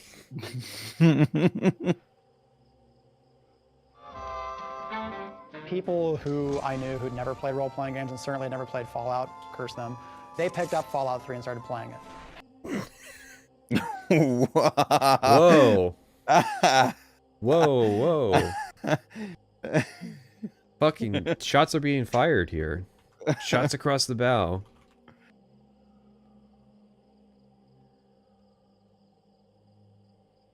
There's things that I want to say, but this needs to be able to be broadcast on television, they tell me. We call them tourists. Had a fantastic time. Currently never played Fallout. People who I knew who'd never played role-playing games and certainly never played Fallout, curse them, they picked up Fallout 3 and started playing it. Had a fantastic. There's your quote for the whole video. Yeah. Right there. That's the reason for the stream. Which, you know, kind of surprised me because I always considered Fallout 1 and Fallout 2 to be very much a role-player niche market. Fallout 3 kind of bridged that gap where it's like, you know what, it's easy for you to get into this game, and once we've got you trapped there, there's a lot of complexity and a lot of things for you to do, and we've got you hooked. You're being very generous. Okay, he's walking it back. He's being very nice to Bethesda because he opened up with that. Yeah. He fired his salvo and now he's like shooting Nerf darts. We wanted to make sure when looking at the mechanics for the game that we weren't trying to reinvent the wheel. A lot of people like Fallout 3. A lot of people like Fallout 3. So the experience should feel familiar to them. We didn't want to have to do a bunch of engine work because this engine is a mess. They heard Pete Hines rack the shotgun in the background. What'd you say in there? There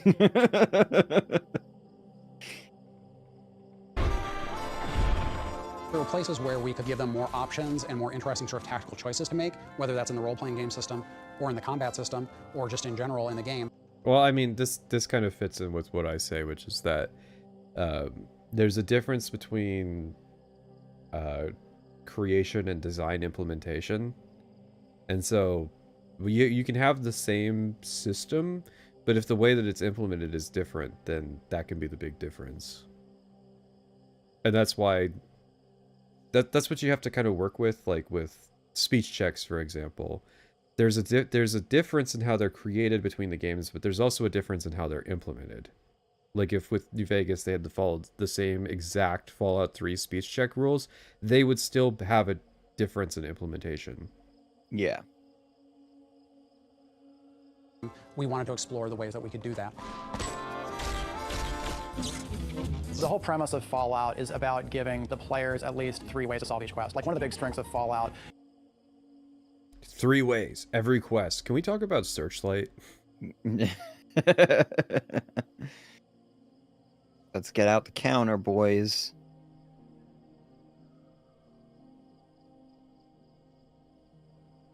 That's kind of it's a weird thing to get across in the script that New Vegas is generally a good game that I like, and then there will be parts of it where I'm just like kind of scratching my head, and I'm like, I gotta remember to talk about this, but like, I don't know. It's like like Searchlight's one of those examples, Yeah. where it's not as good as the rest of New Vegas.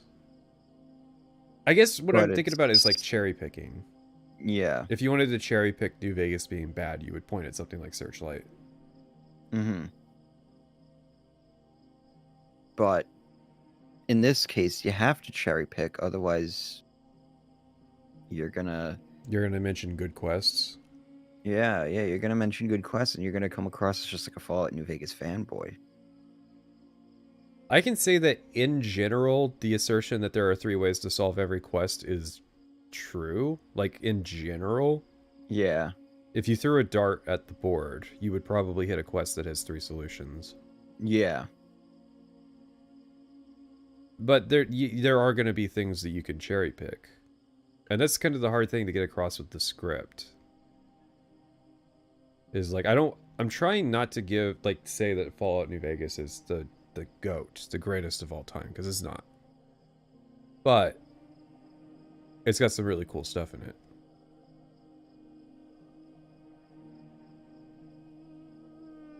Is a very detailed character creation process, and that process, right down to each individual skill, individual perks you've chosen, the game world specifically reacts to those things. That's kind of one of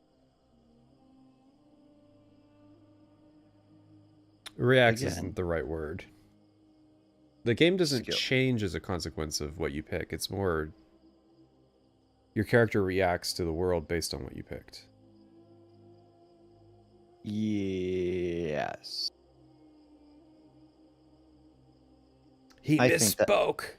That's a pedantic argument. This stream is nothing but pedantic arguments. What are you talking about? We're sending it Obsidian's way, and all of a sudden it's a problem. the design philosophies for the franchise. I think that people are going to notice in the conversations that we try to let the player in on what the mechanics. God, what the hell is going on with the? They're shoving the editor is shoving filtering on top of the filtering that is in the game, and so it just looks cursed. Are a lot more when skills are being called on or when reputation is being called on. Instead of hiding things from the player when they don't qualify to do something, we always show the player to let them know that there's something there. Good or bad change? Because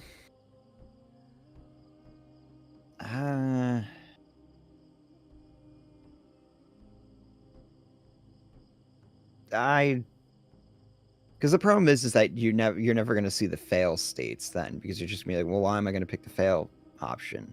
Mm-hmm. But there are differences when you pick the fail option. Yeah, picking failed options is interesting. I do it from time to time just because I think it fits the situation better. But and some of the dialogue is interesting. Not being able to see the skill checks that are in Fallout 3 is part of why people think there are 0 skill checks in Fallout 3. There are skill checks in Fallout 3? Oh yeah, you didn't know that? The way it works is if you pass it, you pass it every time, and if you don't have a high enough skill, you can't see it at all.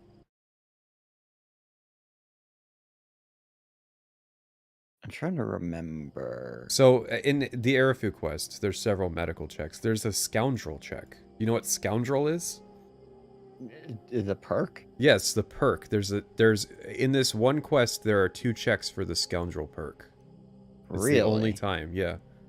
Man, that must be the designer who implemented, who made Scoundrel. It reminded me of Starfield. Yeah. But yeah, there are skill checks in Fallout 3 beyond speech, usually like medicine and repair and science. Those are the main ones.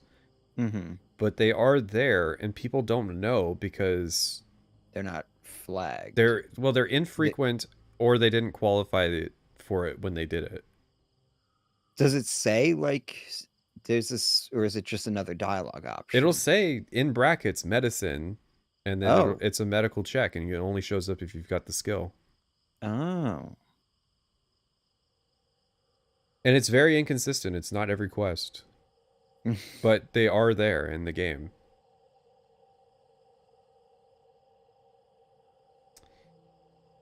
But yeah, I'm conflicted on if being able to see it when you don't qualify for it is a good or a bad thing. You can't see if you don't qualify for perk-related checks. Like, you can't see terrifying presence checks. As a reviewer, I would like to see all the checks that I don't pass, just because I want to see what all the options are when I look at quests. But I feel like that should be an option. Mm-hmm. So my take in the video is that the perfect speech check system is a hybrid of what Fallout 3 and New Vegas do. I think I've told you. Have we talked about this on stream before? We both have dementia, so we're just gonna keep describing the same thing over and over. So my perfect system is you have the New Vegas checks of like the numerical meet it or don't system when it comes to everything except speech, which speech should then be a percentile based check. Mm-hmm. Like it is in Fallout 3. Yeah. Whereas I don't think and my rationale is that it makes sense to me that someone with medical 45 either knows something or doesn't. So if you don't have the skill, you don't know the information. Whereas with speech, it's about being convincing. And so it makes more sense to have to roll on speech. Yeah. But then I'm just going to save scum. I mean, to me, that's just player choice, you know? Yeah. I don't really have an issue with if people decide to save scum. Because people can also decide to always roll with it. I just had this idea. What if you had, like, say you failed a speech check, right? What if there was a backup speech check? And then, like, what if you had... That just comes down to implementation. Yeah. Have you played Baldur's Gate 3? Baldur's Gate 3 has stuff like that. No, I haven't. Where when you roll, you get like extra modifiers that you can incorporate. Like you might have like a trait that gives you a once a day additional modifier to give you a higher roll. Or you can get inspirations at certain point in the quest line, and you can spend the inspirations to re-roll if you don't like the outcome of what happened. Yeah, but what I'm imagining is like a Starfield system, but just a lot more stripped down. Well, that's the whole implementation versus creation thing. Yeah. Bethesda is very bad at implementation. Why invest in skill if you can just reload? But I'm just saying speech as a percentage and everything else as a hard skill like permit system as it is in New Vegas. Yeah. Because I don't know, one of the issues I have with New Vegas is the skill magazines.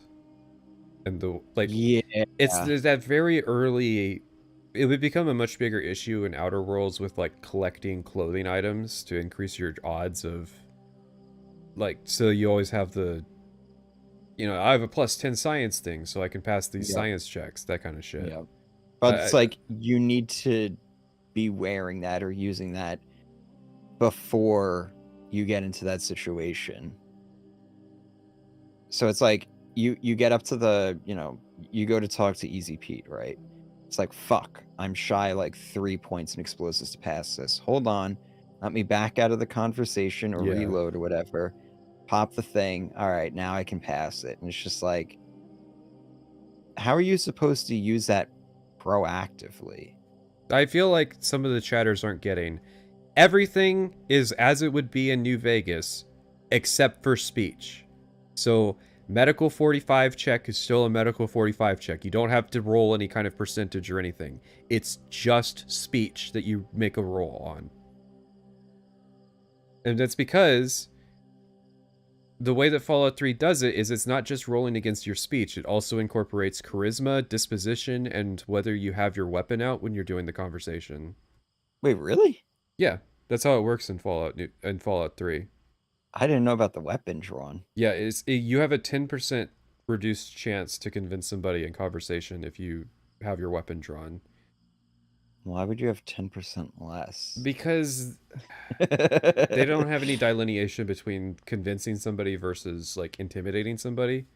Because I feel like you would be more successful at intimidating somebody if you already had a gun out. But if you're like trying to convince somebody to pay you more money and you have your gun out, well, no, that's intimidation. Trying to convince somebody to let their neighbor, I don't know, just the thing is that I can't conceive of any situation where if the other party is armed, if you I'm think they're not not going to be if you think they're not a threat to you, like if you're wearing power armor or something. I guess, yeah.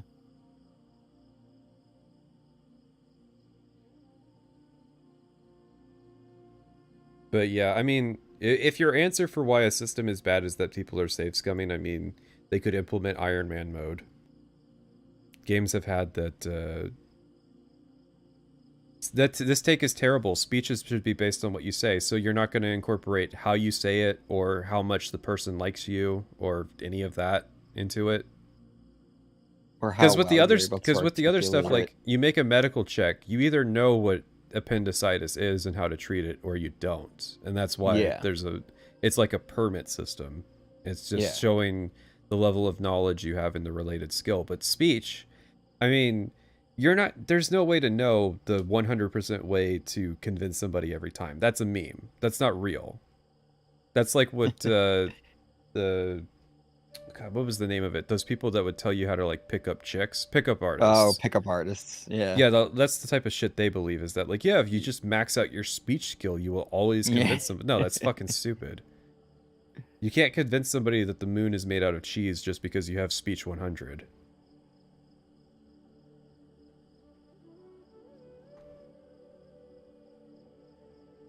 By highlighting those things, the player knows, like, oh, okay, so if I read the skill magazine, or if I come back in another level, or if I take this chem, maybe I can make this check. Yeah, but why? That's fine, but I don't like it. Why would I want to do that as a player? You're talking about a game where I'm supposed to be immersed, right? Yeah, and you're like, I don't. Somebody doesn't say something like, you know, like somebody's challenging me in a like, say I'm having an argument or a debate or whatever. And then the person brings something up. I don't go, hold on 1 second. Hang on, let me read this magazine. Yeah, I need to go look this up. I gotta return some videotapes. Yeah. I'll be back in 3 days. Yeah. I like the Fallout 3 system just because it incorporates more mechanical levers into the system beyond just speech. Because speech in New Vegas sucks, okay? It's the worst fucking skill in the game. It legitimately makes the experience worse that you have this skill that it's just a skill point tax. That's all speech is in New Vegas. It's a skill point tax. You either go into it or you don't. I think it's not very interesting. It doesn't make the gameplay better. Yeah, but you get funny lines. You can make the main baddie on life himself. The one thing I like about speech in New Vegas is that it's legitimately worse to speech check Lanius. It's like the worst thing you can do in that situation. That's a gameplay concession. We're not just talking from a logic perspective. We're talking from an immersion perspective. We're talking from I am immersed in this conversation, and all of a sudden, we got to stop everything because I don't pass this check. Like, worst case scenario, you reload. Slightly worst case scenario, you exit out of the conversation, put a different set of clothes on, and go back into it. It's not just that it's silly, it's that you've broken the flow of conversation. Yeah, and my issue with it is that how are you supposed to, like, if there was a way for me to at least know to preemptively do something like that, then I can at least be like, well, okay, I wasn't prepared. But it's like a gotcha every time. It's like, oh, you're collecting all those magazines, right? Well, yeah, sorry. And you have that issue of compulsion with picking the speech checks. One thing I liked about Outer Worlds was that it split speech into 3 skills. That's about all I can say about what I liked about Outer Worlds. And there was combat consideration to the 3 speech skills, but like that was a good direction to take it. Yeah, I've always considered like a really the RPG that I want to see has like it separates different things into like competencies. So you'd have your social competencies, you'd have like your combat competencies, and then like crafting competencies, and they all are their own different progression systems. Yeah, that so it's to like you solve the get Skyrim problem. yeah, exactly. And it's just like you just get points for all those different things, and you can invest them into different like that would be ideal. But that would mean you have to create, you know, a bunch of different social skills. Yeah, all of this to solve the problem of a permit-based skill like speech system. Mm-hmm.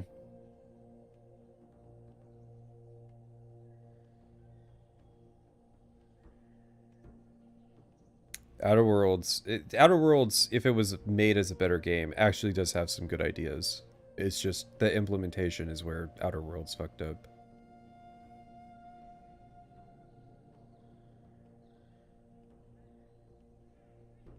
There's a lot of angles to this caper. Complexities aplenty. When it comes to our faction mechanics, we're a lot more transparent about when that is triggering something. So when you go to a location and someone says, hey man, you can't come in here, it'll say like NCR reputation. You know, it's like, we don't know who you are, or you killed our officers in the past, like we're not gonna let you into this place. If only that was how it worked. And it wasn't just their shoot on sight. Yeah. If you're not friendly with them. Their shoot on sight if you're well, really it's all it's what is it, reviled where they'll shoot on sight? And then well there's vilified. It's not a linear spectrum, it's a matrix. So you have a spectrum of how chaotic you are and then how like revered you are. And that's how you end up with like Wild Child as a reputation. Yeah, but I'm just saying, like, the only one that really matters is the one where they shoot you on sight, and then all the others. It's more complicated than there's just one where they shoot you on sight. There's like 7 where they shoot you on sight. There's there's 16 reputations you can have with a faction. Oh, okay. Wild Child is the bottom right where you have done the most to impress them as a faction, but also done the most to like you've killed a bunch of them, and so they won't shoot you on sight, but they're like not really confident in you. Well, my whole point is that ultimately what the faction rep breaks down into is they shoot you on sight or they don't. Yes. And that makes it more interesting, but I wouldn't say that it's a good system in its own right. It's more interesting than 3, where you just have factions that are shoot on sight. Yeah. Yeah. Like, the only time it changes in 3 is if you blow up the Citadel. I just don't really see the point in having 16 different, you know, faction ranks. Because you can piss off the NCR and then bring it back a little bit. Okay. Like, you should look at what the matrix of the faction reputation is in Fallout New Vegas. I mean, I know you can bring it back. It's just like... But it's that delineation. It's a way to have a numerical system. Mm-hmm. Yeah, so it's a matrix of your fame versus infamy points. And so rather than just having a spectrum where they're hostile or not hostile, even though that is the outcome. Yeah. You have a way where if you can go from, like, say you get to shunned and then you start farming positive rep with the NCR, you can end up at smiling troublemaker. Yeah. But you can't, if you've done bad things to the NCR, you can never get back to just liked.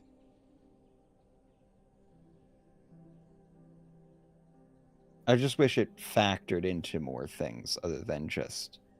Like, it probably is, like, you know, vendor prices. I'm trying to think. I don't think it is. I'm pretty sure it's just whether they shoot you or not. Yeah, so that's the issue that I have. Dark Hero. I've never even heard of Dark Hero. Yeah, some of these are kind of tricky to get. Yeah, unpredictable. I don't think I've ever seen that one either. I am Merciful Thug with the NCR because I was trying to get back to positive NCR rep after the point of no return.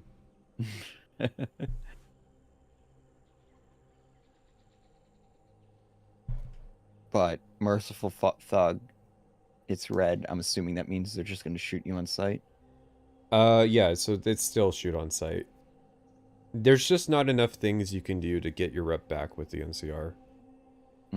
Like, even if you're trying... Like, I was trying to do NCR side quests and give them their dog tags back and all that shit. And What did you do to piss them off? The Legion quest line. Okay. But I mean, the thing with the reputation system is that it's trying to provide an incentive for you to not just shoot people on sight. That's all reputation really is trying to do, is just punish you for, like, murder hoboing. Yeah. Where do you think the dog tags came from? Ironically, pickpocketing NCR troops at Camp McCarran. You don't have to kill them to get the dog tags. You get like 50 from Camp McCarran. See, you did it wrong. You're supposed to do all the NCR quests and then betray them. Yeah, it's just it sucks that there's a kind of objective, correct way to navigate that kind of stuff. Yeah. You know, it's video game logic. Yeah. I mean, reputation also affects what Death Squad comes after you, because everybody knows that Death Squads is just, that's the ultimate in mechanical incentives, is what faction shows up to give me free vendor trash. You get a free reset when you talk to the ambassador and when they give you the mark, I think, in the Legion. Yeah. Yeah. Because, like, you actually do go into the embassy at low rep, but the reason the NCR troopers don't attack you is that those NCR troopers are actually flagged as strip reputation rather than NCR reputation. Oh. That's why NCR, like, military police don't attack you when you're on the strip. Oh, interesting.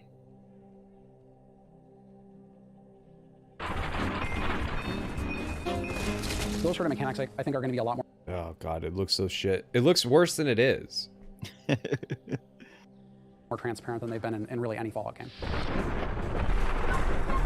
When it comes to going through combat and just having a lot of fun with combat in Fallout New Vegas, we wanted to take what was in Fallout 3 and really expand upon it. And so we've kind of done a lot of tweaks and changes and things like that to really kind of expand the fun of sort of this blend between almost like a turn-based game, which you can do through VATS, or, you know, just being straight FPS. Yeah, but let's be real. Yes. Let's be real. Mm-hmm. How do you feel about intelligence affecting more logical speech options that can open up while charisma opens up more social dialogue?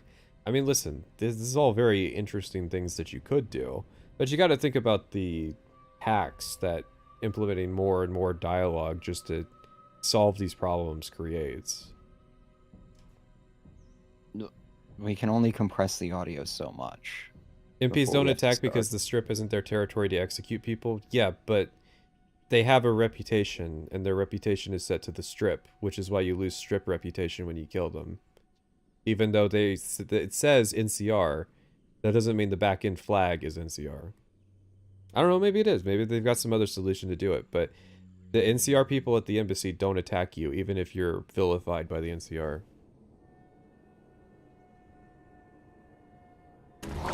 If the person wants to play the game just purely as a shooter, I do think that they will find it in some ways easier. They will find the response... Easier than what? Fallout 3. Responsiveness a lot easier to deal with. We've basically overhauled the way combat Listen, works. they can't say that Fallout 3 had issues, but it is better. Because Pete Hines is standing there. Yeah, he's got the shotgun. He's ready to go. How damage is calculated and how targeting works. It may appear subtle at first, but I think people will appreciate it. Every time they criticize Fallout 3, that's one more point on Metacritic that they have to get in order to get the bonus. It's Lonesome Road's fault that factions magically know you nuke too. I mean, if your shit got nuked, wouldn't you blame the one person that's been doing shit in the last week? Like, I'm sorry, if a nuclear bomb goes off in the Mojave, I'm blaming the courier. That motherfucker's the one that's been doing everything. Everything was going fine until they showed up. How much more responsive and natural it will feel to those that actually prefer action games. The cinematic kill cam that you get when using the VATS in Fallout 3, for example, which a number of people like, watching the critical hit. With New Vegas, you can actually still get those cinematic kill cams outside of VATS if you're doing really special moves with your weapons. VATS is an... I mean, it does suck, though. Did you...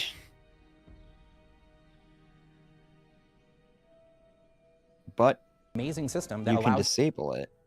You to kind of play this immersive first person, getting shot, missiles and bullets and laser beams coming at you from every angle in real time, and you can immediately go to the system VATS and you feel like you're in control and you can play. Come on, guys, play the RPG. We saw the Fallout 3 one. It's We just a don't great need kind of this melding again. of how people play games now versus sort of hinting back to Hashtag Team Cope. Listen, guys, we really couldn't remove VATS from the game. No, I mean, New Vegas VATS is better than Fallout 3 VATS.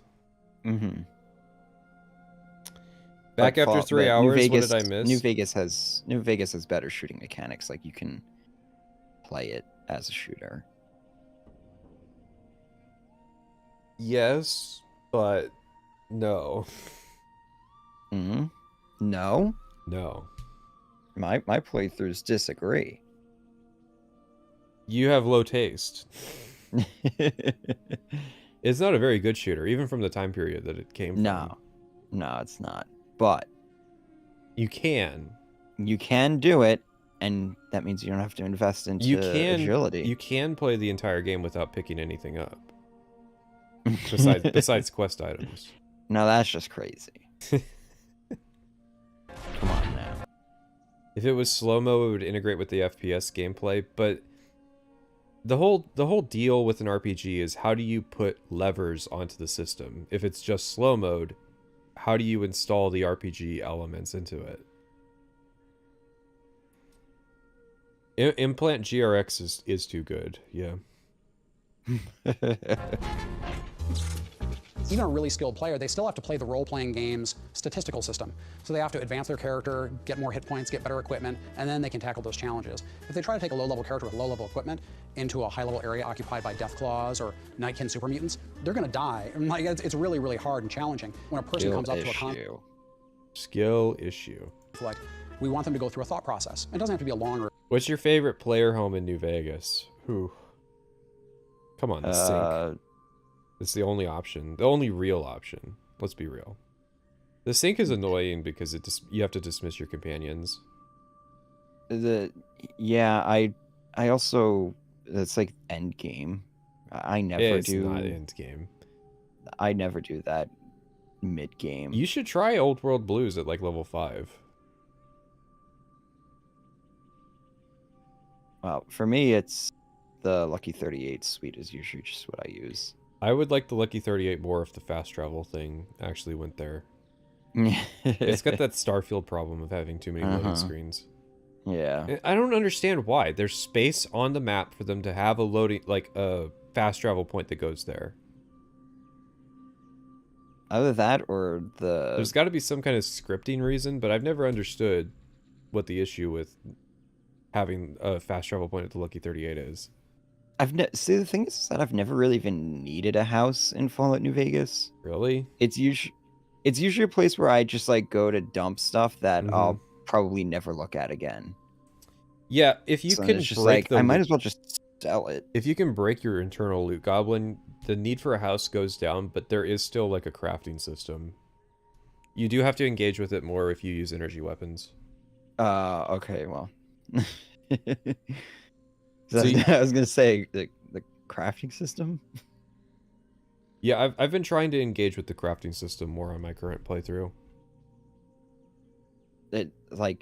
I have more caps than I know what to do with, even when I'm buying like all my ammunition and stuff. I've been trying to break that instinct of like looting, because it's like I was doing it. I was looting all of the people in Broken Steel, and I was like, I already have a container full of alien guns, so I already have more caps than I can do anything with.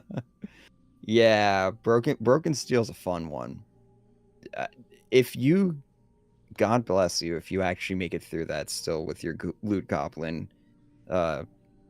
mentality intact. See, here's how you do it.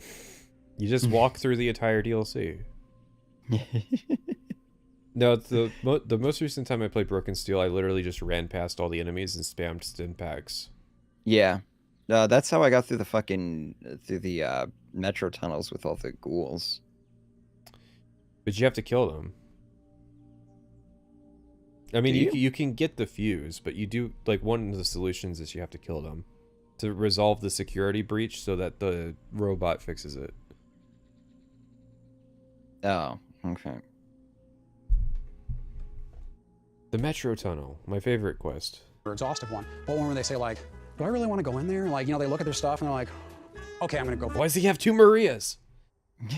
But when they say, like, do I really want to go in there? Like, you know, they look at their stuff.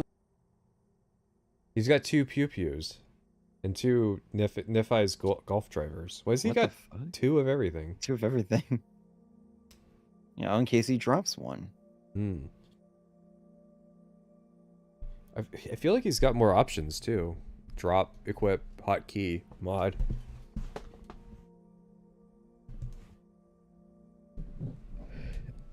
On Xbox, do they have more buttons over here? Because they only have 2 on PC.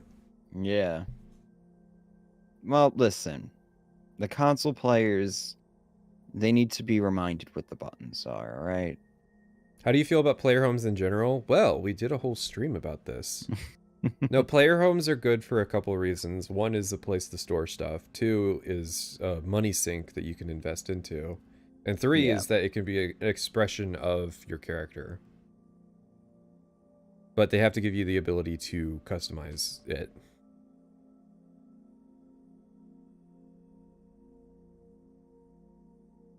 But yeah, I mean, Fallout 3 is like the worst game to loot goblin for because there's really nothing to spend the money on. Yeah. There's nothing to spend the money on except for repairs. And the repair vendors suck, so. Yeah, exactly. And also, it's just like, there's not a whole lot to steal, or pick up, rather. Or collect. New Vegas does better, but it gives you reasons to loot. Yeah. Which is nice. Oh yeah, they're adding player housing in WoW. Anyways.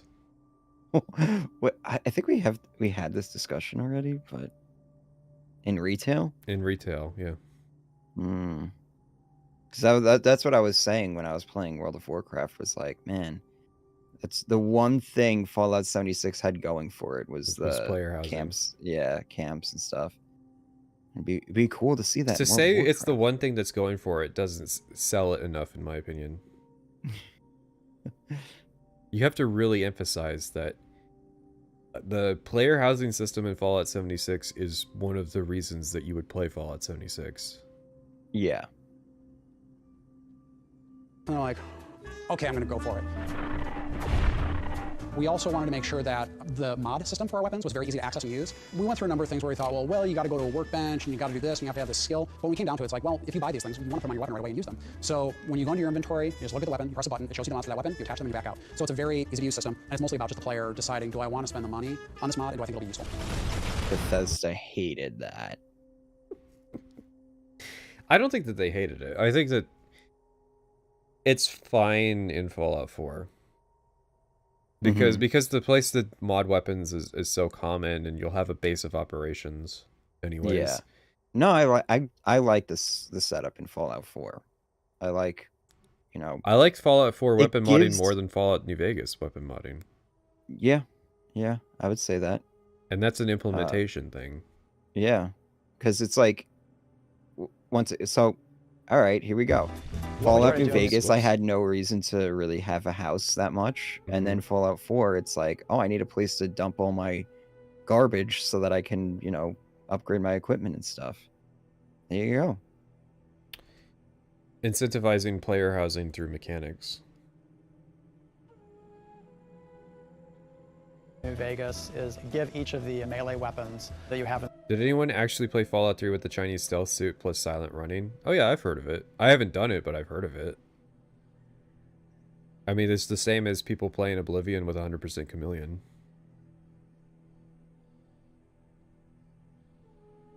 In the game, their own particular special move depending on what your melee skill is. The golf. Bethesda wants you to spend all those skill points on armor smith, weaponsmith, etc.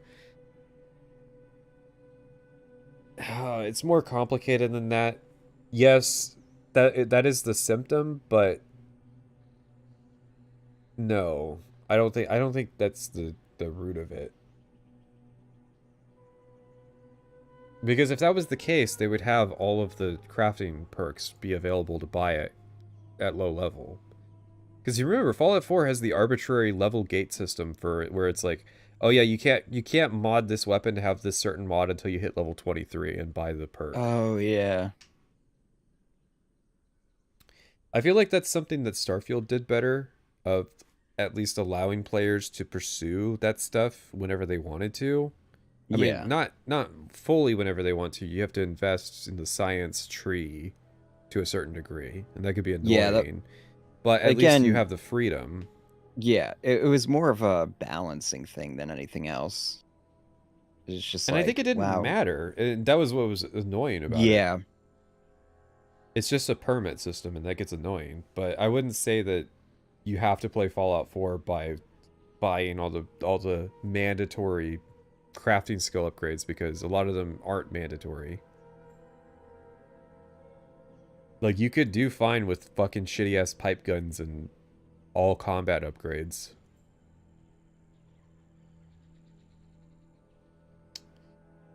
Club, for example, has its own special ability called 4, where you can just sort of tee off and then do a massive knockback attack on an opponent if you have a high enough melee skill. They're incredibly easy moves to pull off with the controls. They're just a little option that pops up, and then once you fire them off, they cost a little bit more action points than a normal attack, but the results are definitely worth it.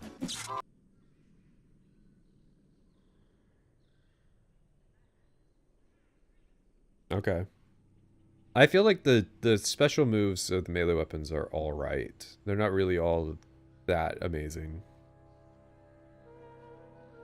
The benefit of playing melee is that you don't have to worry about ammo. Like ammo is anything to worry about.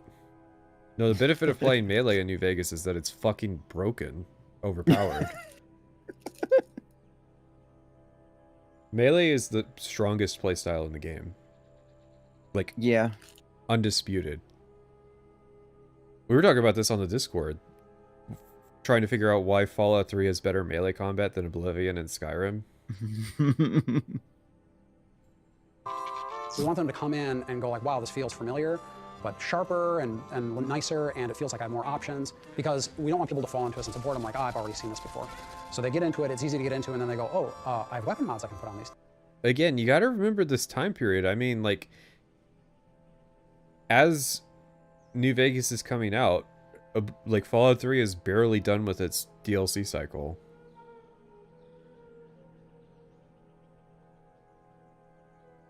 Seventh console generation was crazy.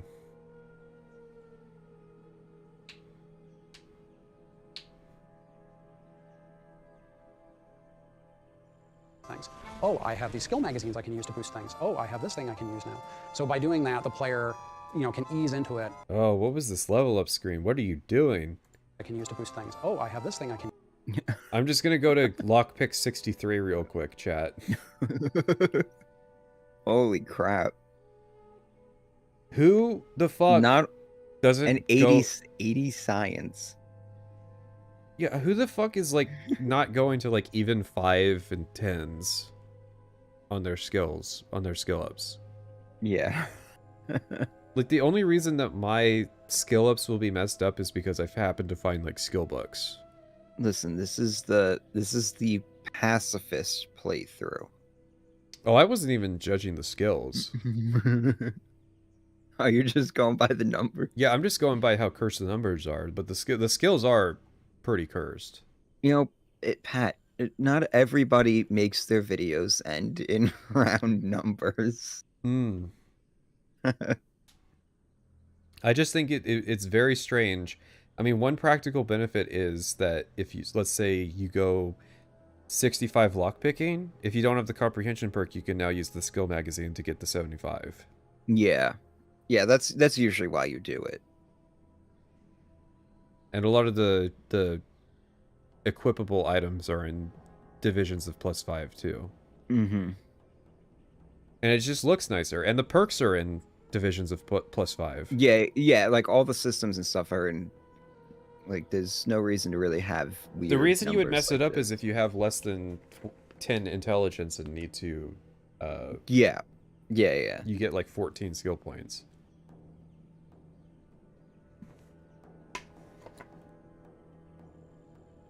Do what Josh Strife Hayes did and increase each skill by 1 every level. I didn't know about that. That's that's pretty that's pretty cursed. Yeah. You would, if you don't want to fail skill checks and you're doing that, you would basically be relegated to farming side content to get to like level 15 at least, just to start doing quests if to pass speech checks. You would then have to go back to like Good Springs and start doing the quests there.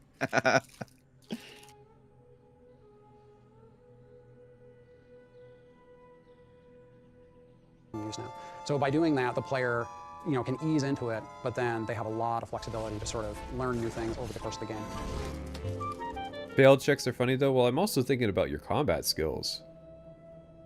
Like rolling into Vegas with a gun skill of like 20 because you're leveling at 1 point per level. In Fallout, and then in Fallout New Vegas in particular, we really wanted to have sort of a lot of groups that people could interact with. Factions are really important to us. We don't want to make it something where it was black and white, where you have a small group of good people against a small group of bad people. It's this. Whoa, whoa, whoa. Let's not throw too much shade now. The Legion are not bad people?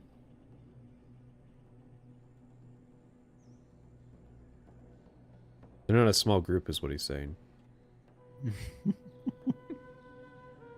No, I mean like Fallout 3 is like 2 different versions of the Illuminati fighting each other.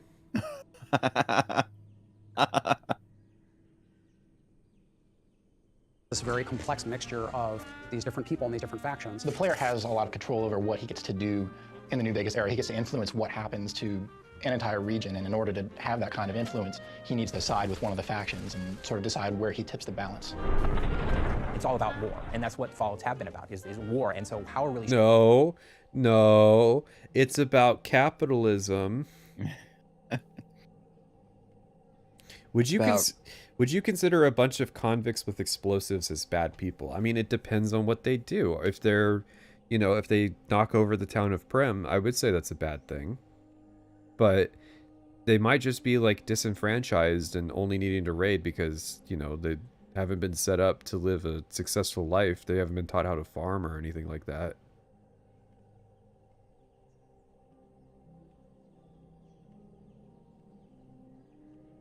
What they really should have done was unionized. Well, they did. Then they killed all the guards. I don't even know if they killed all the guards. They just broke out. Yeah. At least this video is showing footage of dialogue along with the combat. I feel like their marketing is doing a better job of showing what Fallout New Vegas is about, even if the combat gameplay is atrocious. I mean, this is some of the worst New Vegas gameplay I've ever seen.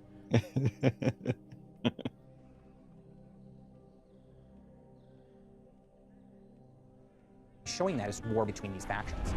We want the... I feel like the Fiends are the only faction you can say blanket statement, they're all bad people. Bad, yeah. Listen, they're not...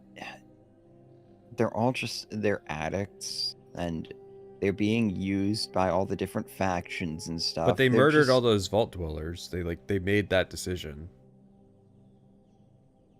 They buy like sex slaves from West Side.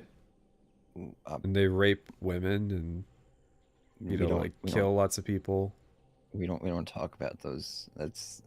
That all happened in a journal They're disenfranchised because of the capitalist system. Well, that's the thing is, are the white legs bad because the white legs are bad, or are the white legs bad because Salt Upon Wounds is a bad person? Because Salt Upon Wounds is a bad person, but that doesn't make them bad. Whereas in Fallout 3, the Enclave are bad because Colonel Autumn is a bad person.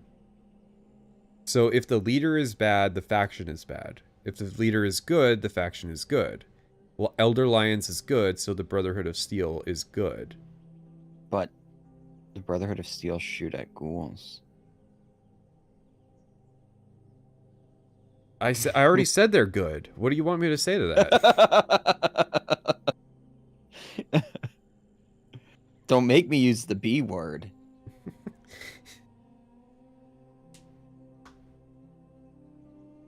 Wasn't Autumn more moderate than Eden? That's the weird part of the story is, yes. Autumn just wants to turn the purifier on and use the water distribution to build up their power base. And it's like, oh, that's too radical for James. James thought that we were just going to give the water away for free. Distribution? What does that word mean? No, everybody just comes to the bank with some, you know, empty jugs and fills them up. Exactly. But James, we don't have mechanics in this game for filling containers. That is such a weird thing. I'm playing... Somebody has to spawn the chest. I was playing Zomboid, and I don't have, like, a watering can, so I have to use, like, tin cans and old beer cans and, like, red Solo cups to water my crops. And I went fishing, and I was catching tin cans, and I was thinking in Build 41 I'd be pissed off that I caught a tin can, but I'm actually glad, because I can store water and use it to water crops in this version. Like, just being able to fill water containers is so refreshing. You can do it in New Vegas with the sink upgrade. That's so nice. I don't know why the courier eats the bottles when they drink it, but... But it's nice that you can use empty Nuka-Cola bottles or something. Player to sort of have that hesitation when they're like, where do I really stand with these organizations? Like, is it really the right thing to back X, Y, or Z? And even if I go off on my own, what does that mean for everyone who's living in the world of New Vegas? I at least like New Vegas because if you are very ungenerous, you can say it's a very nihilistic premise of, oh, all the factions are flawed and what have you, but not really. Like, there's people in the NCR that are trying to make it a good thing. Yeah. It's not all, you know, Brahmin barons and it's corrupt interests. Glass half full, half glass empty type of deal. Yeah. You could look at the NCR and being like, they're good, but they have their flaws. You could look at the Legion and be like, they're good, but they have their flaws. We have three primary factions, one of which is the New California Republic. Which is this big... Chat, we're getting political. Oh, no. Sprawling government that's gotten too big for its own good. So what's the most political part of that name? New California Republic. Big. It can't control its own territories. It can't police its own laws. It certainly can't protect its own citizens. Damn. Man. Based? Anti-NCR. It was really important to include the New California Republic because that was a faction that was developed in some of the earlier titles. NCR is established after the events of Fallout 1 and has a major presence in Fallout 2. And in Fallout 3, they're like a early 20th century United States frontier government. They're pushing eastward, trying to... In Fallout 3? Soak up as many resources as they can, annex as much territory as possible. It's basically a nascent nation state. It is doing its best to resurrect this idea of representative government. It's also, at the same time, a corrupt bureaucracy. I kneel. On the other hand, I always thought that the overexpansion element being attributed to the NCR and not the Legion was kind of odd, but the NCR are the ones overexpanding. Yeah, because they cannot. The Legion is very careful, and they're not expansionists. The Legion doesn't have like a big empire. They're basically a nomadic army. Well, it just comes down to governance. The Legion is able to manage and govern the land that they have. The NCR cannot. And they've been doing it for 30 years, so it's reasonable that they would take care of most of Arizona, New Mexico, and some of Colorado in that time. Yeah. Whereas, like, the NCR is stretching itself then, because for some reason they are both fighting the Legion and fighting some other... They're fighting the Legion, the Brotherhood of Steel, and in Baja California all at the same time. Like, they have badass rangers that could have resolved the whole Mojave thing 4 years ago, but didn't because they've been tied up in other places.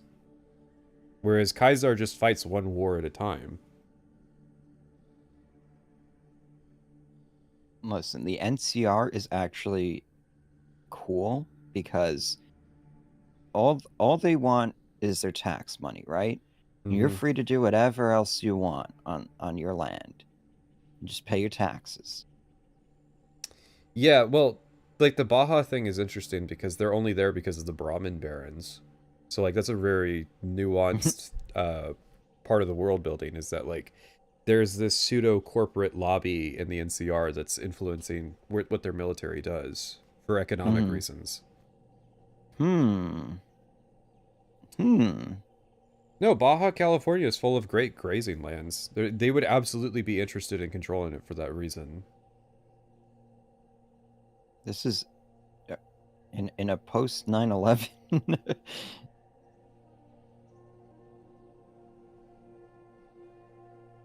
It's like they did it and they did it better, so I can actually I can actually see what what they're trying to say. Yeah, they actually mean something. I mean, that freedom versus security thing is in New Vegas, and it's like, yeah, women have rights, but Long 15 is unsecured and there's raiders everywhere. Yeah. Approaching from the east, looking to lock horns of the new California Republic, is this huge army of slavers called Caesar's Legion. Which is this terrifying warband of slaves that has come from out of the Grand Canyon area that is just conquering everything in its path. I just like this idea that we've been able to kind of take this World War-esque feeling and make it Roman. These guys have this armor that is built out of football pads and catcher's gear and stuff like that, but it kind of looks like Roman Lorca Segmentata, which is the traditional armor of the Roman legions. And the guy who runs it, Caesar, he's just in it for, I want to rule the world. And Caesar is... He says that. I'd hate to be media illiterate with you. I don't know if Kaiser's motivation is, like, world domination. I don't think so. It was mostly about, like, reforming post-apocalyptic society. Yeah.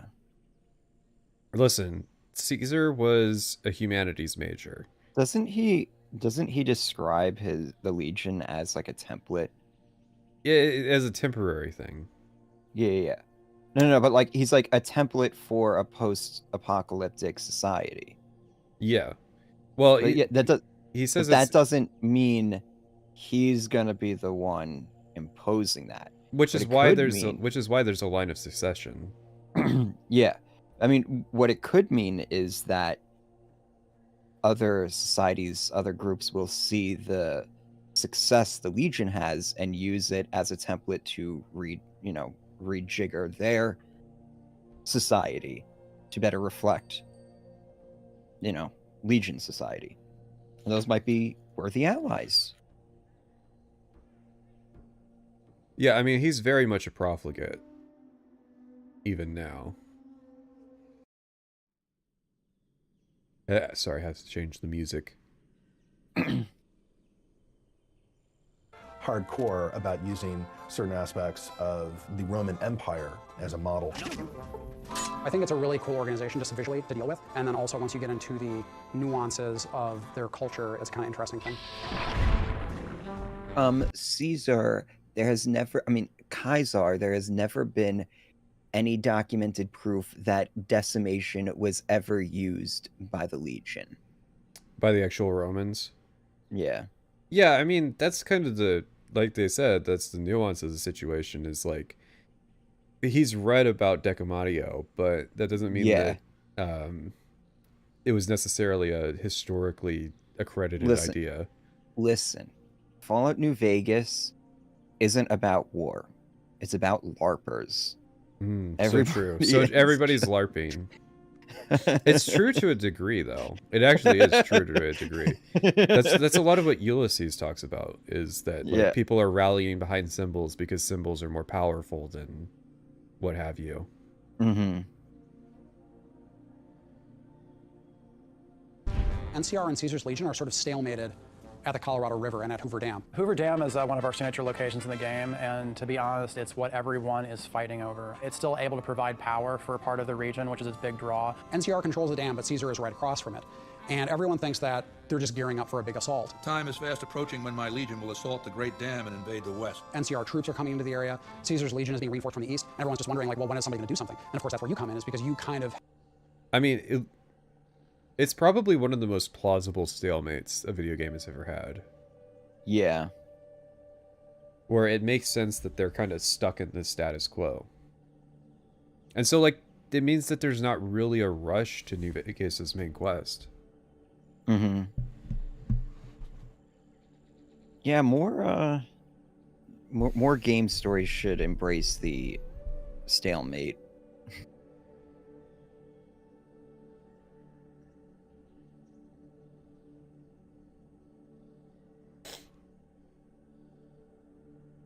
help determine. The only thing I would say is that the NCR are LARPers in the sense that they are idealistic that their governmental virtues are something that could be possible in their societal setup. Yeah.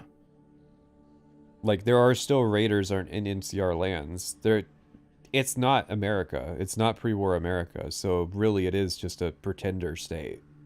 In pre-war America, you can travel from city to city and have a reasonable assurance that you won't be attacked. You can't do that in the NCR. And when this showdown happened. They really like killing the NCR. That's all I'm saying. I think they're a house cell. Of course, Mr. House is playing into it as well, because Mr. House doesn't want NCR Are you sure about that? to win, ultimately, because he doesn't want them to take control of the strip. But that's not... I'm so happy they replaced this art. Yeah. going to happen, because you're going to work for me. The general idea is that we have the three major factions, Mr. House, NCR, and Caesar's Legion, but then there are all these sub-factions like the Great Khans, the Powder Gangs, the Kings, the Boomers, the Followers of the Apocalypse, and the player can go to those groups and try to shift alliances. There are literally... Which is a good part.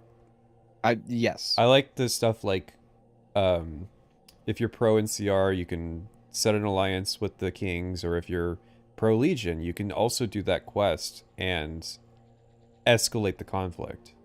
Yeah. It's all very cool stuff. Is there, if you're playing NCR, is there a way to broker peace with the Khans? Yeah, that's one of the endings. Oh, okay. It's really jank.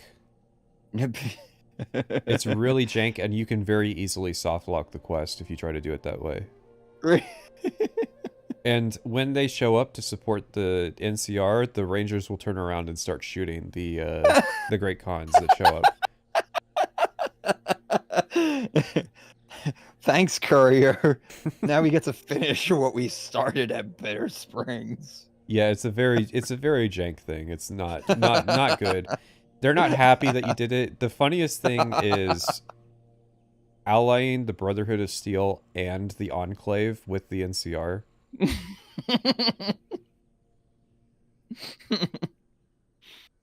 Really? Yeah, but yeah, you need the you need to patch that shit, because that's one of the prime examples of the game just being janky as fuck. You probably haven't seen it because you don't play unpatched New Vegas like I do. Yeah, I don't think so. Allying the Brotherhood with the NCR gets you a reputation loss with the NCR, but NCR rep is so easy to get on the NCR playthrough that, like, it doesn't matter. Yeah. And it's funny. I think what happens is the Brotherhood shows up to, like, Camp Golf and bails them out from the Legion attack there.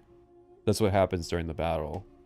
Oh, interesting. You mean in the ending slide? No, in the background. There's like a radio transmission that tells you what's going on at the other Oh. hot points. Oh. Yeah, because like Wolfez is fighting his own war. He attacks like Camp Golf during the battle for Hoover Dam. What if you kill him? Then what his Frumentari replacement does the same thing. Ah, okay. I don't know if it's literally Wolpez, but that's the idea, is that the Frumentari are operating west of the Colorado. Okay. I had no idea about this radio broadcast. Yeah, there's a battle going on in the background. You can hear, I think you can hear about if like the Omertas attack the Strip, for example. This is where you hear about that stuff, because the Omertas don't have an inslide.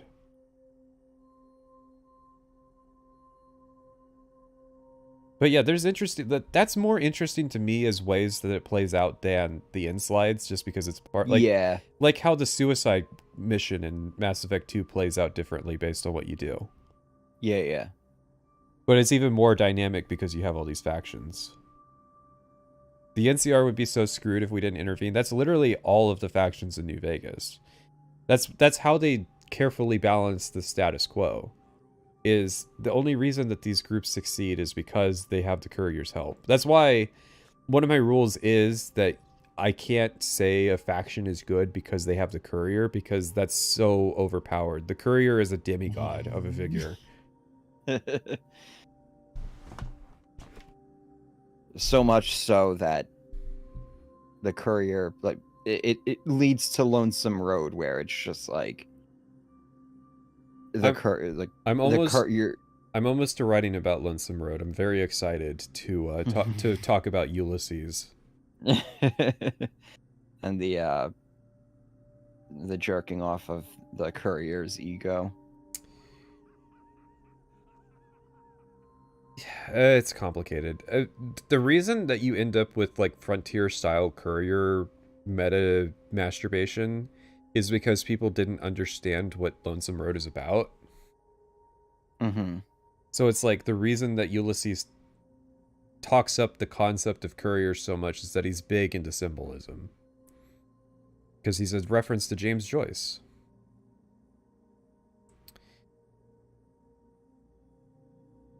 But yeah, Ulysses is borderline incomprehensible, like James Joyce. And as a result, a lot of people don't understand what the fuck he's talking about. And so I only like Ulysses because you kind of get to confront him. Like, it's very funny getting the line where he's just like exasperatedly trying to explain for the 5th time. Oh my god, here's what happened. You walked the road. The bear followed you. The bull followed them. You destroyed the divide. You destroyed the place that I could have lived. That's why I'm upset. Like, even when he, like, tries to explain it for the lowest common denominator, it still could be confusing because he's speaking in symbols and not words. Yeah. Like, it's a very straightforward story as told by James Joyce, so it makes no sense. The followers of the apocalypse, and the player can go to those groups and try to shift alliances. There are literally 125,000 factions in Fallout New Vegas. Wait, what did he say? He said that there are literally 125,000 factions in New Vegas. I don't understand why the editor included that. Like, so the editor includes a thing where it says... Are literally 100... So it says... he's kidding. So, like, why include it? Because it's just going to cause people to be confused. Yeah, because I wasn't even looking at the screen when he said that. Yeah. So it's just like... 125,000 factions in Fallout New Vegas. We're probably going to have to cut some of them. There's the NCR. Okay, so he's doing... We are going to have to cut some of them. He's doing a bit. Hello? Let him finish. He is doing a bit. Streamer? There's Caesar's Legion. I don't think the joke's worth it. There's the PTA, Mickey Mouse Club, Alcoholics Anonymous is in there right now. Each of the factions has their own style about them. Like the Rangers have a very distinctive style in terms of the Dusters, and the Chairmen, the gang that runs the tops, you know, they have a very...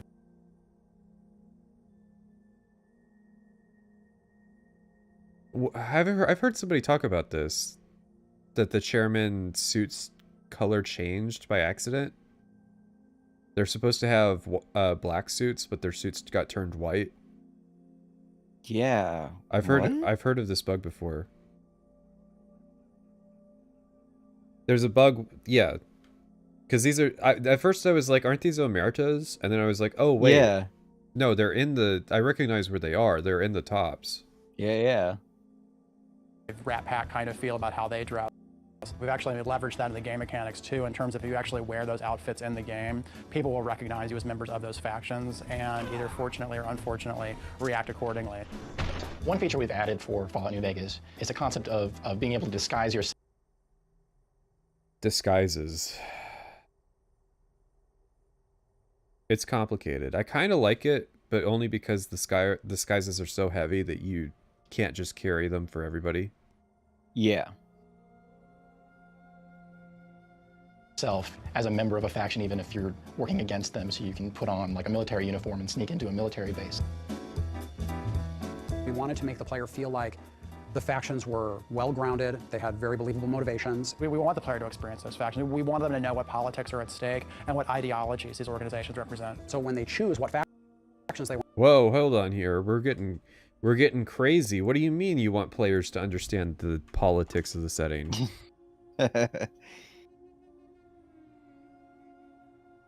They're not going to talk to Kaiser. They think he's a fascist. No, I just go in there and start shooting. Go into there with boons, so it's an instant bloodbath. Yeah. I think people are a bit cringe with the killing Kaiser thing. What, with... I just do it because it's funny. I think that the way that you write a situation where you kill Kaiser is you have to let the president get killed. And then you just do it as retaliation. Yeah. I mean, as an agent of Mr. House... Oh, wait, no, House wants the president to survive because he takes a political fall. Yeah. Darn. Which it's funny that you can fail that stuff. Like, when I do the Yes Man playthrough, I'm gonna try to, like, get the worst ending possible. Where Yes Man just has to be like, wow, I can't believe you wiped out the boomers. We really could have used them. Because he has lines like that. Where he has to put a positive spin on you just fucking it up.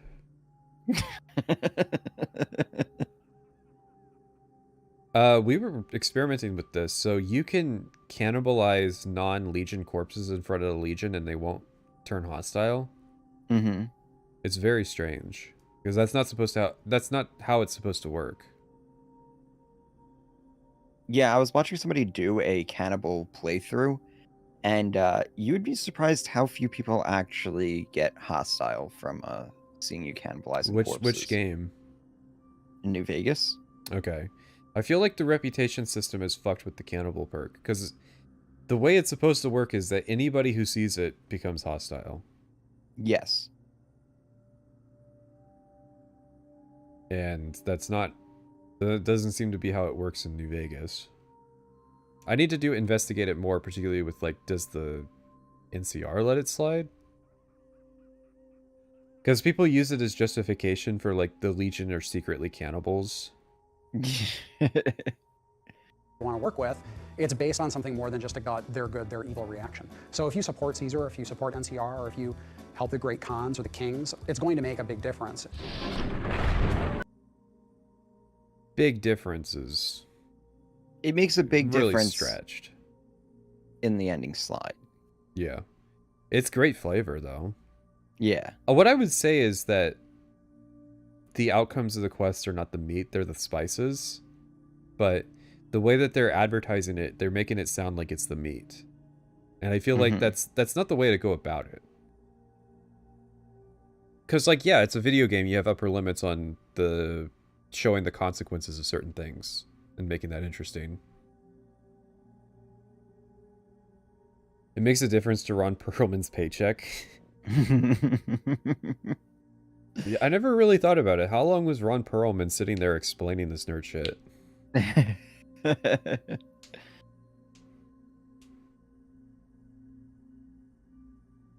No, I mean, yeah, you can write if you want to go in guns blazing to kill Caesar, that's kind of cool. Like, you take the boat up the river, show up at the camp, and just start blasting Legion at the front gate. That's badass. You can do something with that. It's just that most people that I see that have done, like, let's go kill Caesar, are usually cringe about it. Because it's usually like, we gotta do this for feminism, guys. I think that you should just have a more developed reason for it than I don't like that guy. But hey, at least they let you kill the guy you don't like. Yeah. Yeah. Can't say that about other things. You can decide, you know what, I don't think any of you are really particularly well suited to be running this place, so I'm going to fix that. That's where you essentially are either the active champion of Vegas, or you basically just said it's anarchy now. Yeah, and that's cool. Yeah. I think they're not naming... I don't know why Yes Man is being treated as like a secret.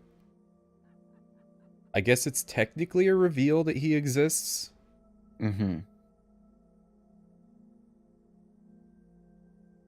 Yeah, it's weird because it's like I felt the impact of the reveal for me was, holy shit, you mean I can run this shit? Mm-hmm. Not that, oh my god, there's a robot here. Yeah. It's a shame that, you know what, I get depressed every now and then that Shivering Isles ends the way it does. I feel like there should have been more Shivering Isles for being Sheogorath. Yeah. Like, there should have been a second wave of side quests that opened up once you were Sheogorath. Yeah. It's cool that some of them will acknowledge that you're him, but I don't really think it's enough. I wonder if there are mods for that. I would hate to make mods for Shivering Isles, to be honest. Yeah. Shivering Isles is so cool, but man. Like, it was weird realizing there's no player house in Shivering Isles. Yeah. We did a stream about this, so I told you. Yeah. Isn't the Oblivion modding scene practically dead now? You want to talk dead? Let's talk about Fallout 3's modding scene, because holy shit. I have a mod from 2008 that makes the VAT scenes faster. Hey, you know, if it works. It actually does work. It makes VATs feel a lot better. That it's just like, it's real time, and they cut out a lot of like the tedious, like lengthy scenes and stuff, and it makes it a lot better mechanically. And I don't really give a shit about the spectacle of VATs. Yeah, you just need auto aim because you cannot play that game like a first person shooter. Yeah, especially with the energy weapons. Like, I'm running around with the plasma rifle using VATs. That's pretty fun.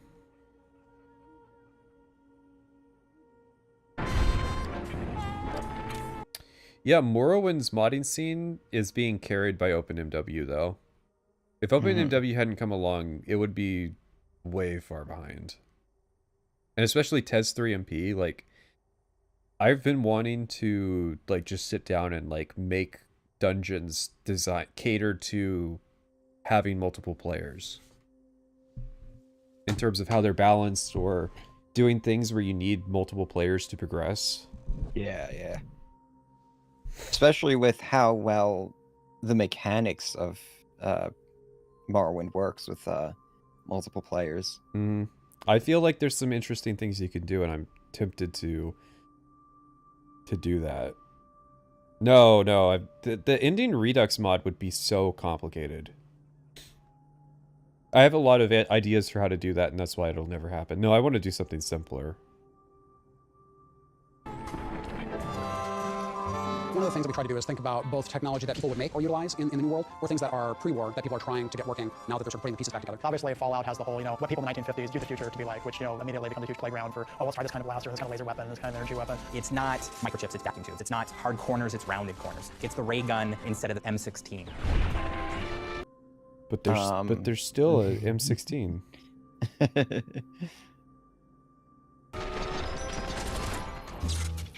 So one of the Oh man, I was thinking about Fallout 3 Endless Dungeon mod. Can you imagine? Have fun with having no equipment. Everything's just broken. I mean, if you use the Raider gear, you could get that fixed up. Yeah, true. What would be the skills you would pick for that mod? Repair, obviously. Yeah. You get to skip speech, so yeah. Repair, weapon skill. Yeah. What's a good third pick? Medicine? To stretch? No, you got beds. You can use beds to full heal. Yeah.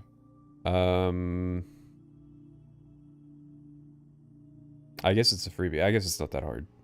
Yeah. I guess the attributes and perks would be where it would be. Grim Reaper Sprint. Wow, you're telling me that this level 20 perk that you're gonna get, like, you're gonna get to level 20 in the Endless Dungeon mod? You crazy? Lockpick would be alright, yeah. Because there's a lot more locks than terminals. Oh yeah, I always go lockpick over science.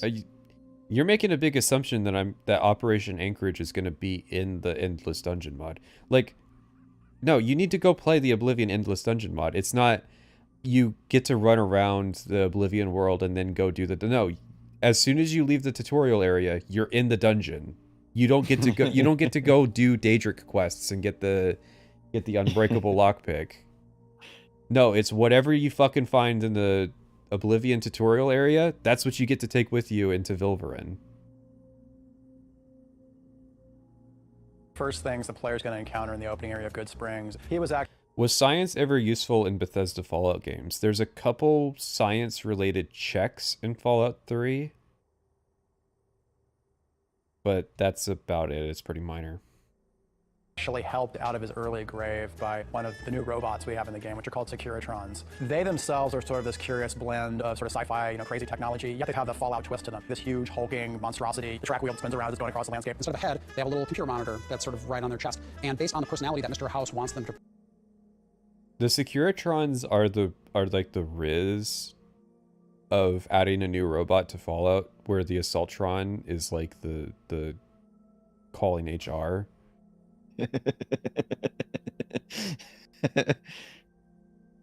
Cannon without courier. What the fuck does the phrase cannon without courier mean? Are you joking? portray, because Mr. House invented them, they'll switch the sort of cartoon image. So it might be an image. I feel like people forget that when the war ramps up towards the end, where it gets to the battle, there are like even more not, I want to say powerful, but that's not the right term, more experienced rangers that were in Baja that are coming to the Mojave. So it's not just that the Legion is sending their best troops towards the end of the thing, but the NCR is sending their best troops as well, which is why it maintains the status quo without the player. Image of a cowboy, Victor. And Victor's the guy who rescues you at the beginning of the game. Howdy, partner. Might I say you're looking fit as a fiddle? When you see them in the video... You know, I've always been kind of disappointed that the Endless Dungeon mod never took off on, like, YouTube. I feel like you're the only person that's ever played it. Is it available anywhere except for your Patreon? You don't need to pay on the Patreon, though. Yeah, but I mean, it's not on Nexus mods. No. Yeah, well, there's your problem. Yeah, but it's free. Yeah, but it's not on Nexus. Yeah, but it's free. Who would want endless dungeons? I thought it was fun. It was actually a really refreshing way to play Oblivion. Yeah. Video screen, it kind of like disarms you for a second. You're having a friendly conversation with this very large robot that could potentially level an entire city block. And the contrast there is, I think one of the fun things that just makes Fallout Fallout. Okay. Some of our companions are... This is the what's it called? the Vasco. I will what get they did- exposure on the Nexus, which we've just talked about. Nobody's doing anything on with Oblivion. No, I'm not talking about like, oh, people are gonna Google it and find the mod. No, I'm not talking about shit like that. I'm talking about YouTubers who hear about the mod playing it. I just don't think people have heard about it. Yeah. Also, that's what's disappointing about it. Yeah. Also, like, how many YouTubers are there out there that would actually play it? You know, there's a decent number of like challenge runners and stuff that would be interested. Maybe I'll give it. I'll make a video about it. Actually, you know what? That could be February's video. I'll do a quick playthrough of the Oblivion Endless Dungeon mod. Are pretty heavily tech-based. And the nice thing about them, too, is that you get a chance to modify their technology over the course of the game. And I'm not talking about just repairs and upgrades. For example, Eddie, the sort of floating eyebot that you encounter early on in... No! I've been saying it wrong all along! Prim. He has a lot... Oh yeah, I shouldn't promise videos.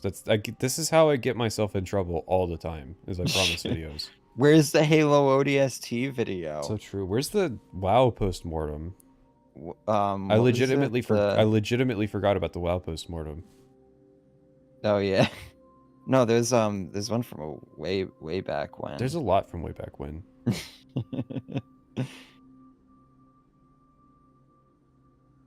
Oh, I never promised the Forced Unleashed video. I just said that it would be a good idea. A lot more depth than it may seem from his initial beep-boop conversations you have with him. I think it's really important that you have a Pip-Boy, not just for the interface reasons, but it's very Fallout-y.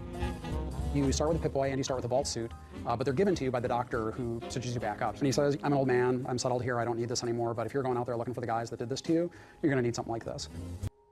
But how did he take it off? How did he take it off? That Stanley says that you can't take it off. You know, it's an optional dialogue. That I don't think it's not only is it an optional dialogue, but I think it's unlikely that anybody would actually ever get that dialogue because you have to pick the root option with him. So it's a NPC that you don't have to talk to, and you have to use the root option when you talk to them. I don't think people would really pick that option.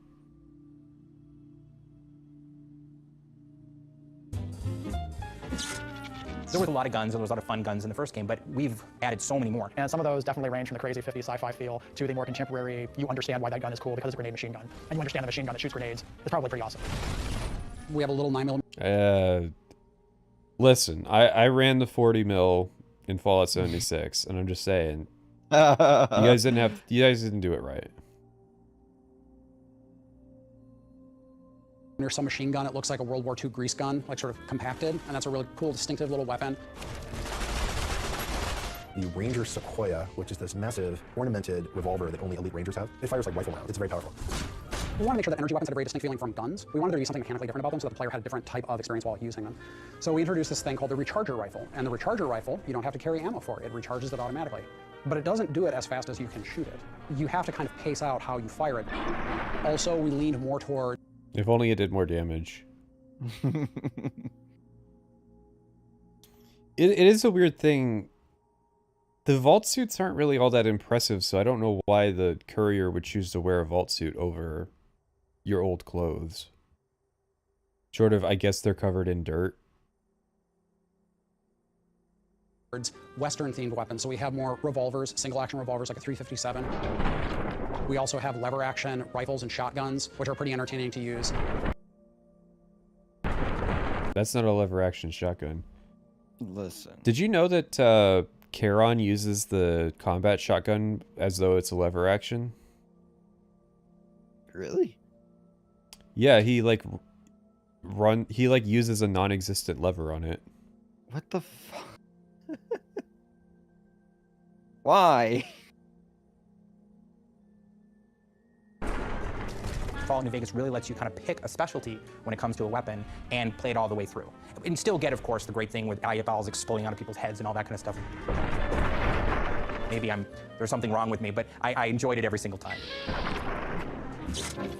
One of the big centerpieces is Helios 1. We have this company in the Fallout universe. Which is why I've yet to do this quest on any of my New Vegas playthroughs.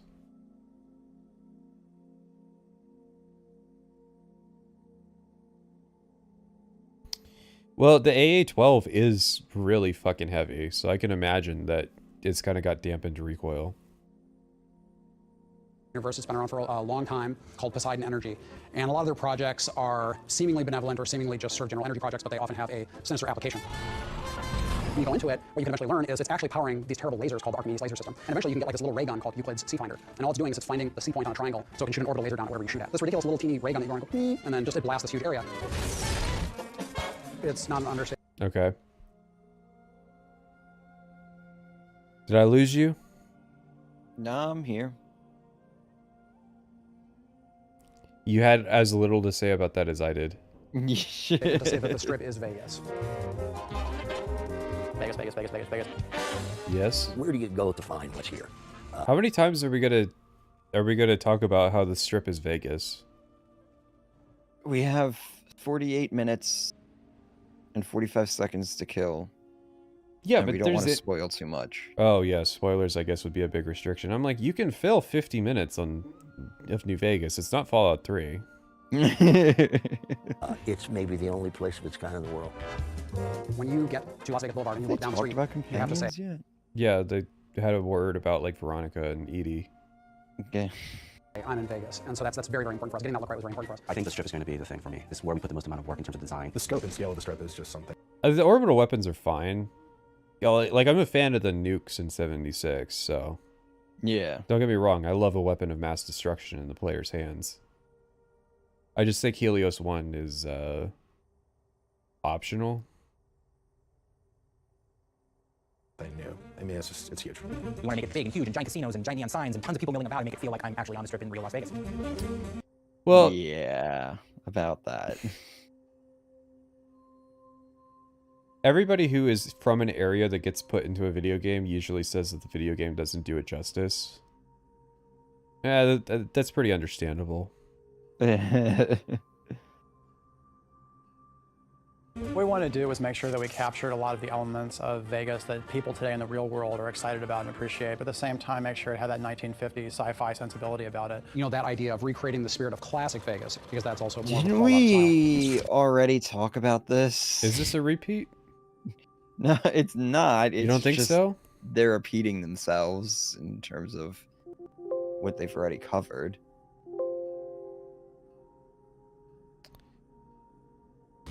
One of the things that kind of excited a lot of the artists and designers here was the ability to sort of take an amusement park city and just play around with all the visual themes and the energy that Vegas has. Our lead artist, Joe Sanabria, went through and started making just silhouettes of the shapes of the casinos. We blocked out a chunk of land and started. They've definitely cut it up in a weird way. You could recut this where the first time they talked about it is after this section, and it would probably work a lot better. Just placing individual buildings to get a feel for how big things should be. And those are profiles that we could look at from a distance in a wasteland, and because we wanted to make sure that when you saw these things from a distance, you're like, lasers called the Archimedes laser system. And eventually you can get like this little ray gun called Euclid's C Finder. Main themes of Las Vegas when you go there, and you know, things that always come up are. We also have Gomorrah, which is run by the Emeritus, who are basically like the mob past of. And that's supposed to reinforce a lot of his character in that location. We also have the Ultralux, which is the super.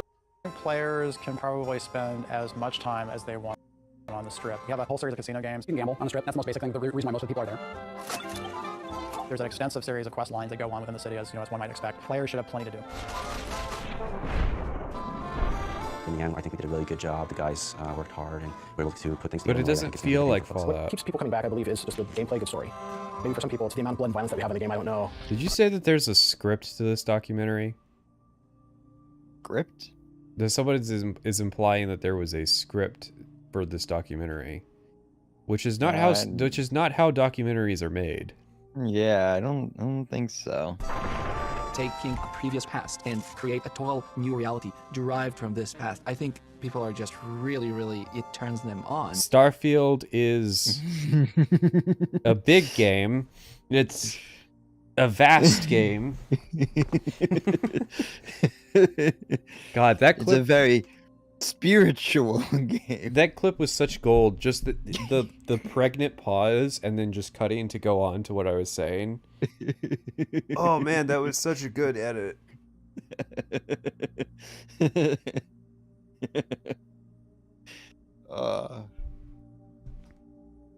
know, if you enjoyed Fallout 3 when you get to New Vegas, You're going to get a lot of shocks, you're going to get a lot of surprises, a lot of reversals, and you're going to get another classic Fallout experience. It's happening again. What song do you think they used? Sound design. Ooh, are they going to talk about how they compressed the audio to fit 15,000 more lines of dialogue into the game?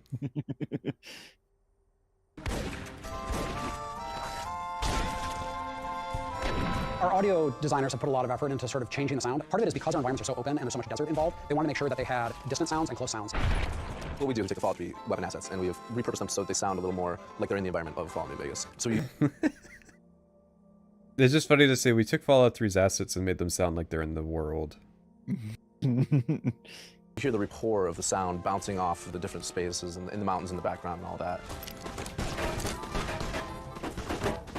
They did a lot of desert sound recording, and it really makes the gunfights and stuff especially feel very different. I went out to Azo Borrego Desert National Park a couple months back, and we're just out there. It's dead silent. There's no one around for 30, 40 miles at the very least. We're out there digging through the rocks and causing rock slides down there. They've also put a lot of effort into... Whoa, whoa, whoa. We can't admit that here. You're upsetting the local wildlife? In a national park? In a national park, no less? Dude, the fucking rangers are gonna show up at these guys' house. we heard about the rock slide. To shaping the sounds of the desert, and it can be very unnerving walking around because you hear these like little crinkles and rock shifting and things like that. Really, they want to make sure that there's a very strong reactive element to where you travel, especially with the music too.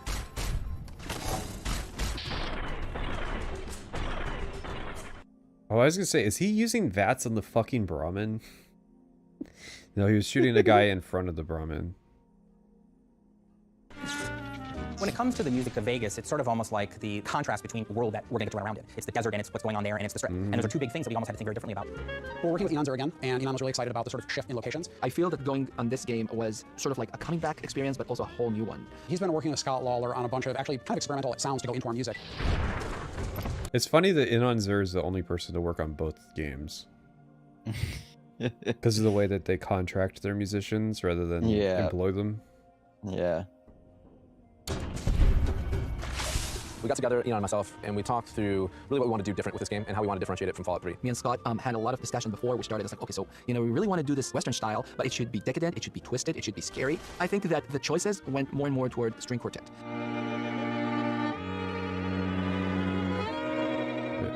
God, it sounds so cursed when it's sped up. The reason we chose that is I wanted the score to be very textural and have this sort of grit to it that you can really get from those close mic'd instruments as the rosin moves across the strings. When the player's moving around, they don't feel that the music is just playing without purpose. It always sort of evolves with the action and devolves with the action as well. Oh, I do a Glup Shido playthrough of all RPGs. I feel like that's the essential test, is can you do a Glup Shido playthrough?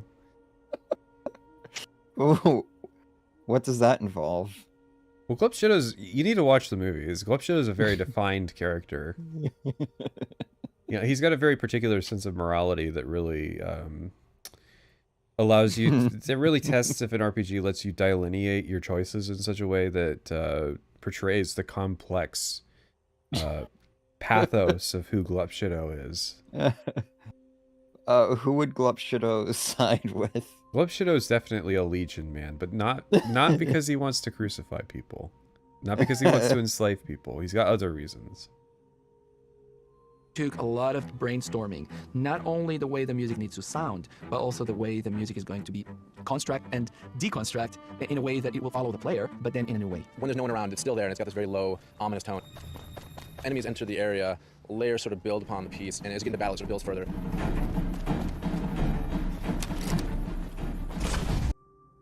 Nice. Whiffed the first shot. That's me. And this is why we use VATS. Then we have to take it into Vegas. Whoa, whoa, whoa, Because no, we no, want no. to, of course, have the ambient sort of feeling, but also once you get into the strip, a lot of the radios in that environment are playing Radio New Vegas, which has Mr. New Vegas, which is Wayne Newton, and will have sort of classic songs of the era. It really just kind of went from there, and it was smooth. And Yeah, ain't it weird that House runs state propaganda through the radio system? And working with Enon was an absolute pleasure. He came up with amazing pieces. It was exciting to come to work and look at my inbox and find, you know, these amazing pieces of music every day. People are understanding that music for computer games is something that needs to be a very, very high level. I feel the pressure. I feel the demand. But for me, it's just fueling me. It's not really, you know, scaring me. I think it's all right. We've been and the best Well, sound Fallout designers. New And- Vegas' soundtrack? Yeah. I like it. Well, are we talking about the score or the stuff they licensed? The score. All right. Well, that was took us 4 hours and change. Yeah, So, New so- Vegas. Fallout 3 bad? Fallout New Vegas good, yeah. I don't even know why you're bothering to make the video. It's just... Yeah, I should just record myself saying that over and over. I thought about doing a shitpost video, like a teaser release of like a couple minutes of the full video, and it's like it devolves into me saying in different intonations that Fallout 3 good, Fallout New Vegas bad.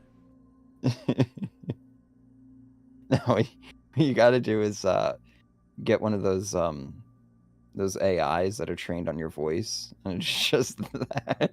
Yeah, the only issue is I don't know if it can handle the intonation changes that I'd like.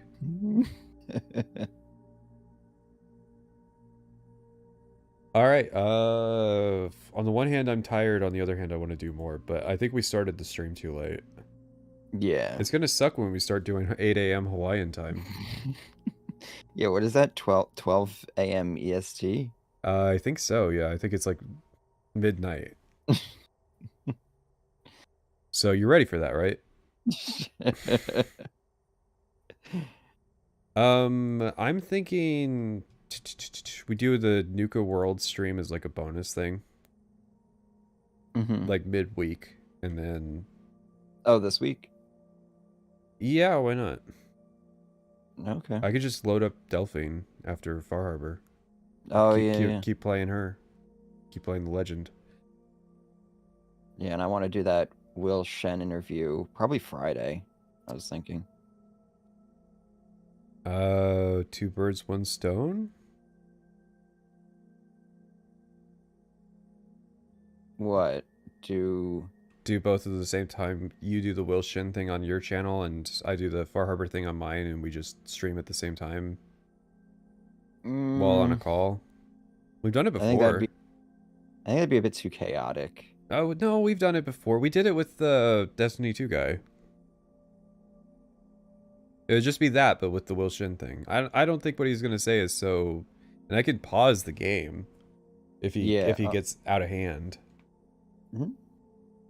Yeah, I guess so.